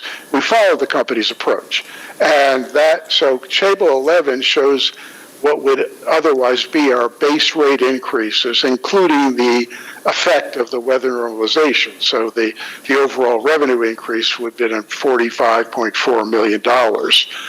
And then, in addition, there would be an effect from the interruptible credit increase that we're recommending. And so that would provide interruptible credits to customer classes as well as an expense change. And in the settlement, as I understand it, looking at the schedules, those are all factored into the settlement or stipulation rate proposals. I think that is all the questions I have for you, sir. Okay. Okay, thank you very much. Commissioner Wood? None for me. And I don't have questions, and Commissioner Regan had to leave us. Any redirect? Chair, if we have any direct, I'm going to ask Mr. Kurtz to handle that. No. Okay. Thank you. All right, so in that case, no recross. Any reason Mr. Barron can't be excused? No. All right, thanks very much, Mr. Barron. You're excused. Thank you. Thank you, Chair. And you may call your next witness. The AG in new court call Mr. Randy Futrell. Good afternoon, Mr. Futrell. Can you hear me? Yes, I can hear you. Good afternoon. Great, we can hear you as well. Would you raise your right hand for me? Do you swear or affirm the testimony you're about to give is true and correct under penalty of perjury? I do. All right, thank you. Tell us your name, full name, and business address, please. My name is Randy A. Futrell at J. Kennedy and Associates, Inc., 570 Colonial Park Drive, Suite 305, Roswell, Georgia, 30075. All right, thank you. And counsel, you may ask. Thank you, Chair. Mr. Futrell, are you the same Randy Futrell who caused to be filed direct testimony in responses to data requests in this docket? Yes. Do you have any changes or additions to make to those items? I do not. If you were asked the same questions today, would your responses be the same? Yes. Chair, the witness is available for cross. Thank you. Any questions from EKPC? Just one. Mr. Futrell, do you believe that the settlement taken as a whole was fair, just, and reasonable? Yes. Nothing further. Okay. And for staff? Staff has no questions for this witness. Okay, Commissioner Wood. No questions. I don't have any questions either, Mr. Futrell. Must have been some good testimony. Thank you, Mr. Futrell. Any reason he couldn't be Thank you. All right, thank you, sir. You're excused. Which brings us, I believe, to the final witness. The AG in new court call Mr. Lane Collin. Good afternoon, Mr. Cullen. Can you hear me okay? I can, yes. Great, we can hear you as well. Would you please raise your right hand? Do you swear or affirm the testimony you're about to give is true and correct under penalty of perjury? Yes. Thanks very much, and please tell us your full name and business address. My name is Lane Collin. My business address is J. Kennedy and Associates Incorporated, Suite 305, Colonial Park Drive, Suite 570, Roswell, Georgia 30075. Okay, counsel. Mr. Collin, are you the same Lane Collin who caused to be filed direct testimony and responses to data requests in this docket? Yes. Do you have any changes or additions to make to either of those items? No. If I were to ask you the same questions again today, would your responses be the same? Yes.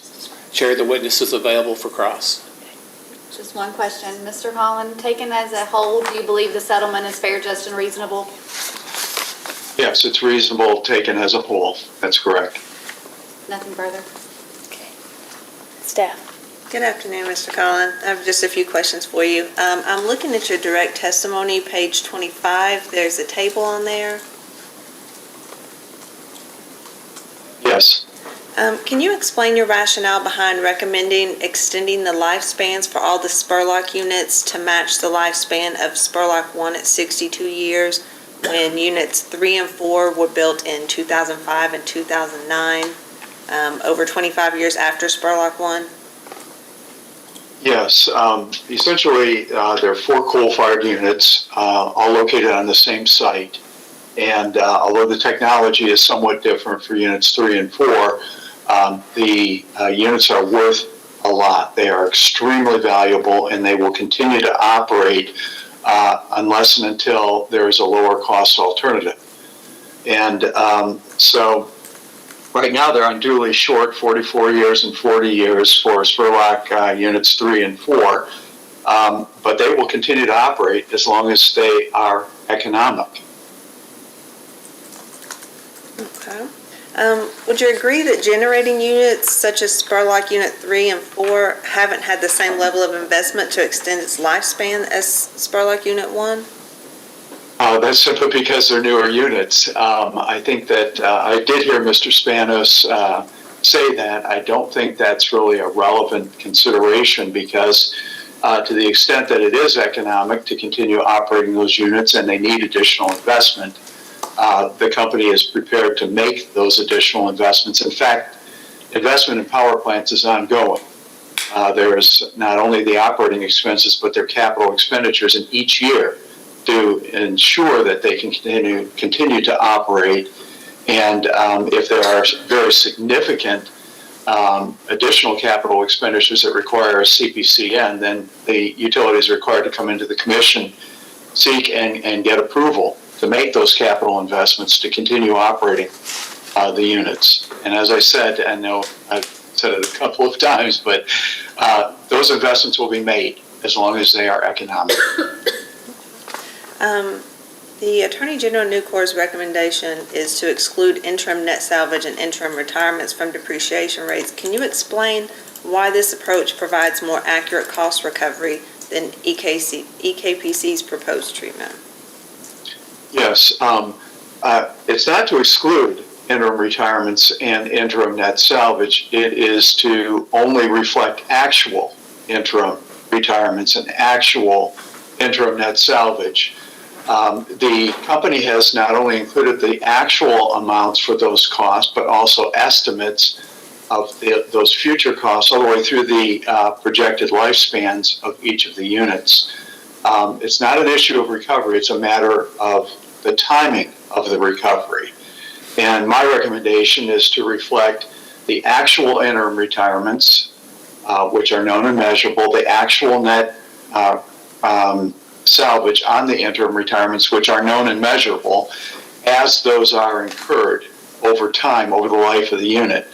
So there really is a matching, if you will, of recovery, but only after the dollars are spent, only after they are known and measurable.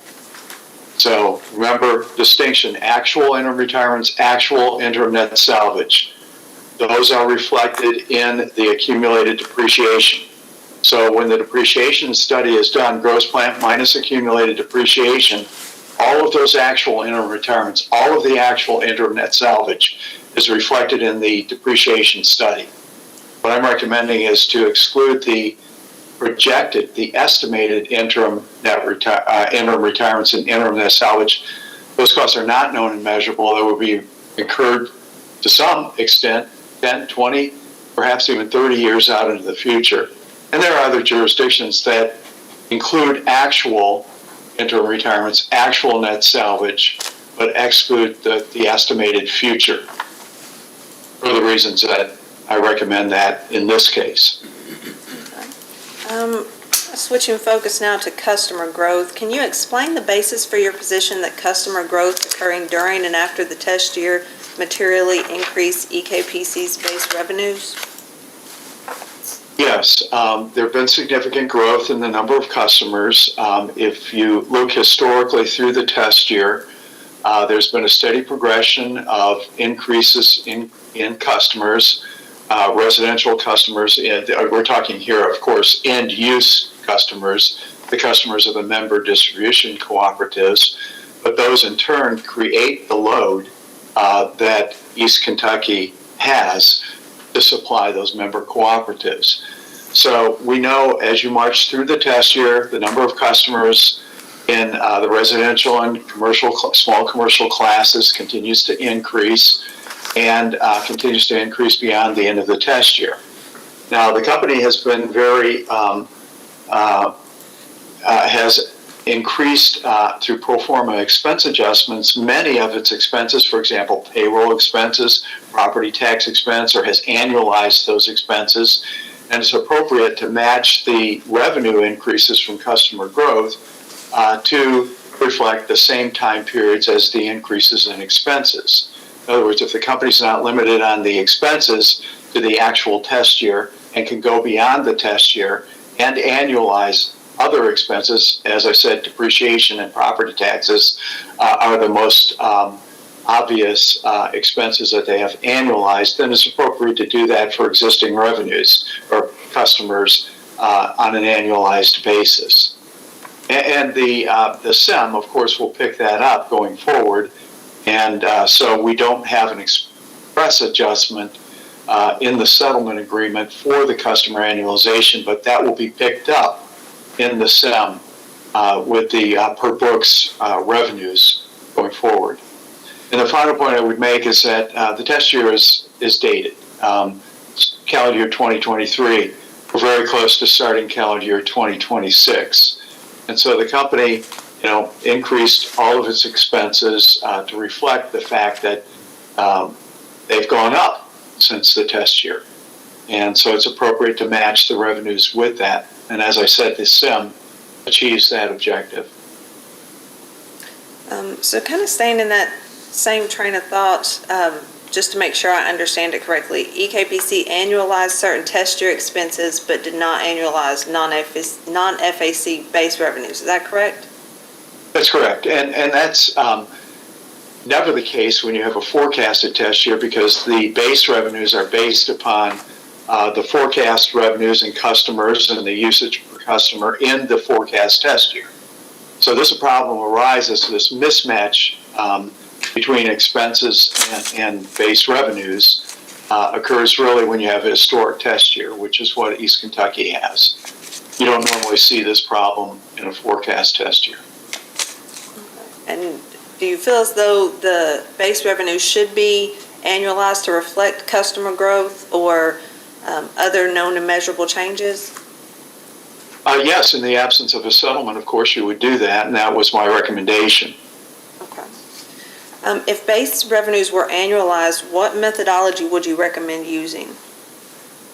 Well, basically what you do is a per customer approach, and you can see this in my work papers, and I describe it in my direct testimony. But you develop a weather normalized average usage per customer, primarily, again, residential and small commercial customers, because there's homogeneity among customers on average within those two classes.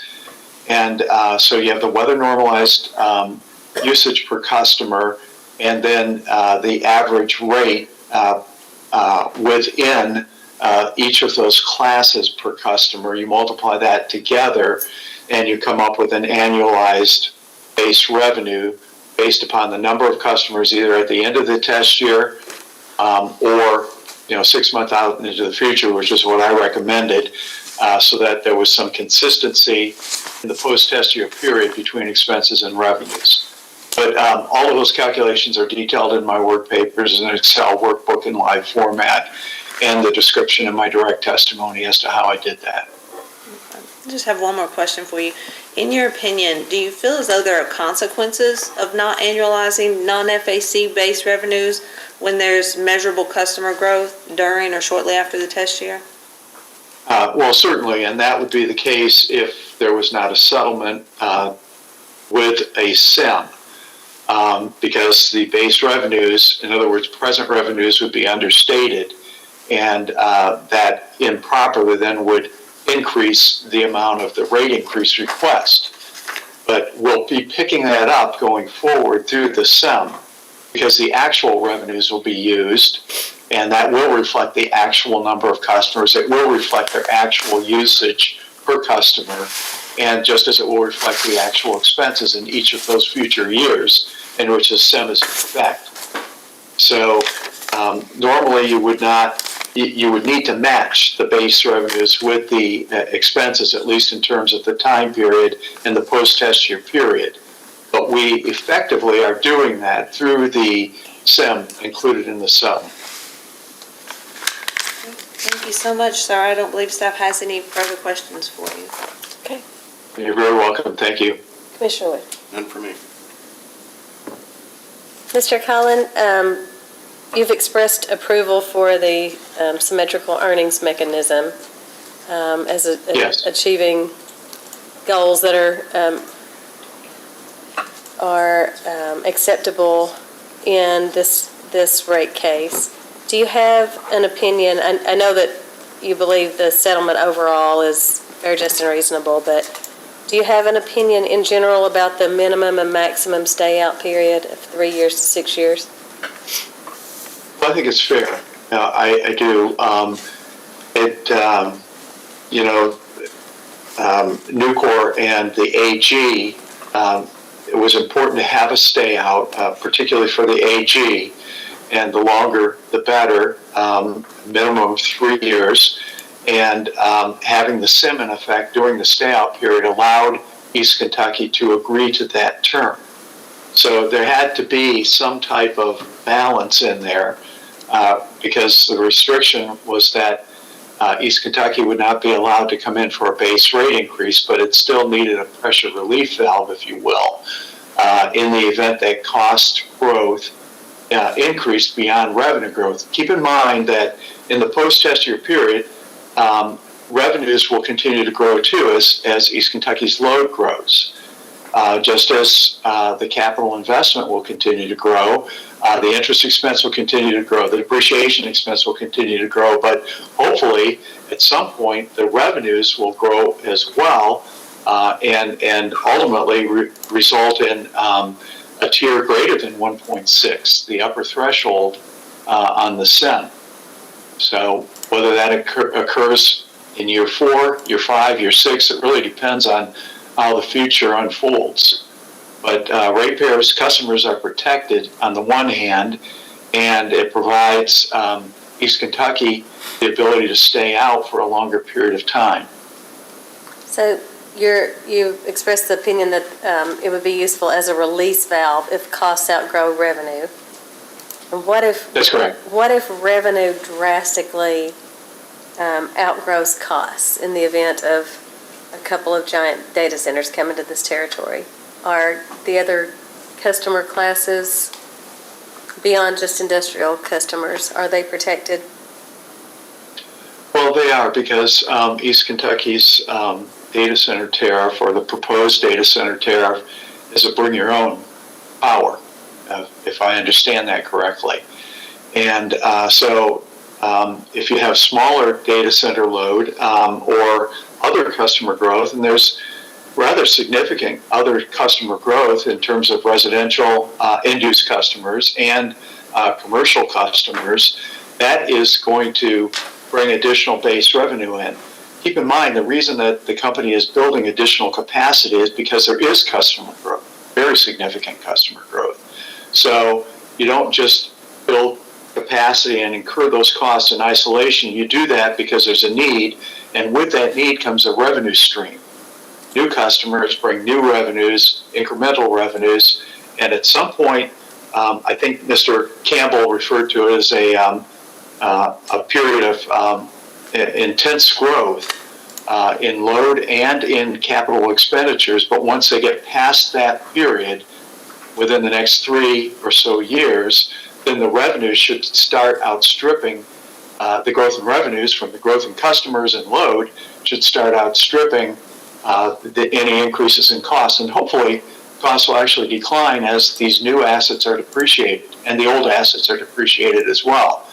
Because what happens is that with new construction, the cost peaks when the asset goes into service, but then it declines. There's a declining cost curve.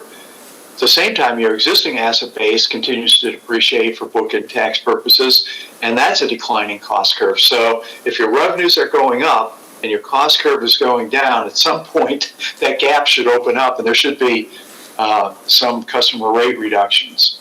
If not through the SEM, then through the base rating case 6 years from now. So actual rate reductions are possible.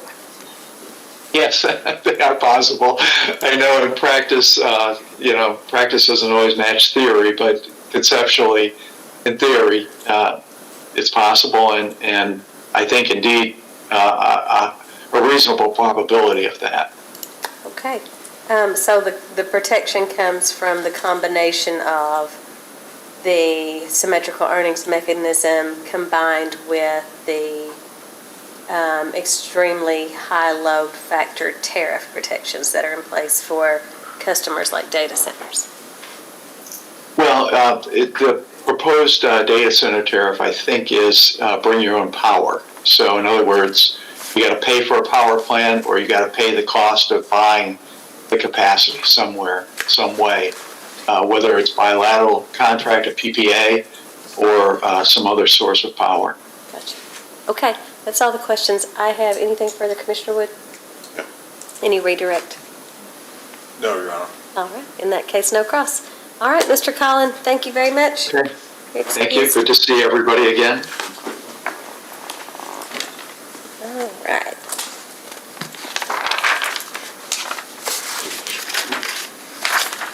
Anything further? Well, that concludes the AG and Nucor's witnesses.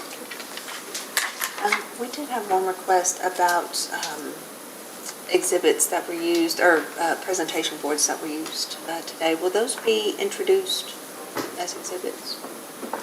Do you want us to file regular size versions of those into the record? That would be great. I think the examples were really helpful to a lot of us. Yeah. Perfect. Okay. Do you want us to label them as hearing exhibits and then file them, or how do you want us to do that? Or just file it as a notice of filing exhibits used at hearing? I think you could collectively file it. Okay. There were intervener exhibits, but just you could collectively file it as Exhibit 1. Okay. Is that okay with staff? Any reason that wouldn't work? Okay. Thank you. All right. To wrap up, if staff issues written summaries of their post-hearing requests by December 11th, would the end of day December 19th be enough time to answer? I would assume nobody's in here, so yes. Do you want to see if anybody's texting you, exclamation point? Nobody's texted me yet, so, yeah. Okay, so we'll assume December 19th is enough time. Our final order is due January 31st. If briefs are desired, I know it's a settlement case, probably not, but if you did want to do briefs, simultaneous initial briefs by Christmas Eve is suggested. And simultaneous response by New Year's Eve. It's even sounding less desirable. We're all concerned, I imagine, with the holiday due dates, but I do think staff wouldn't need to have response briefs since it is a unanimous settlement unless the parties would like to do them. Yeah. okay. So just the initial brief. We can do it just in case. We'll put them in there just in case. Yeah. Right? So by Christmas Eve. Initial briefs. Again, our final order is due January 31st. We didn't deal with any confidential record. I think that's it, unless anybody knows of anything further. And do we have the response briefs for the 31st, just in case? Because I'm sure we will also be briefing in case the settlement's not approved, so.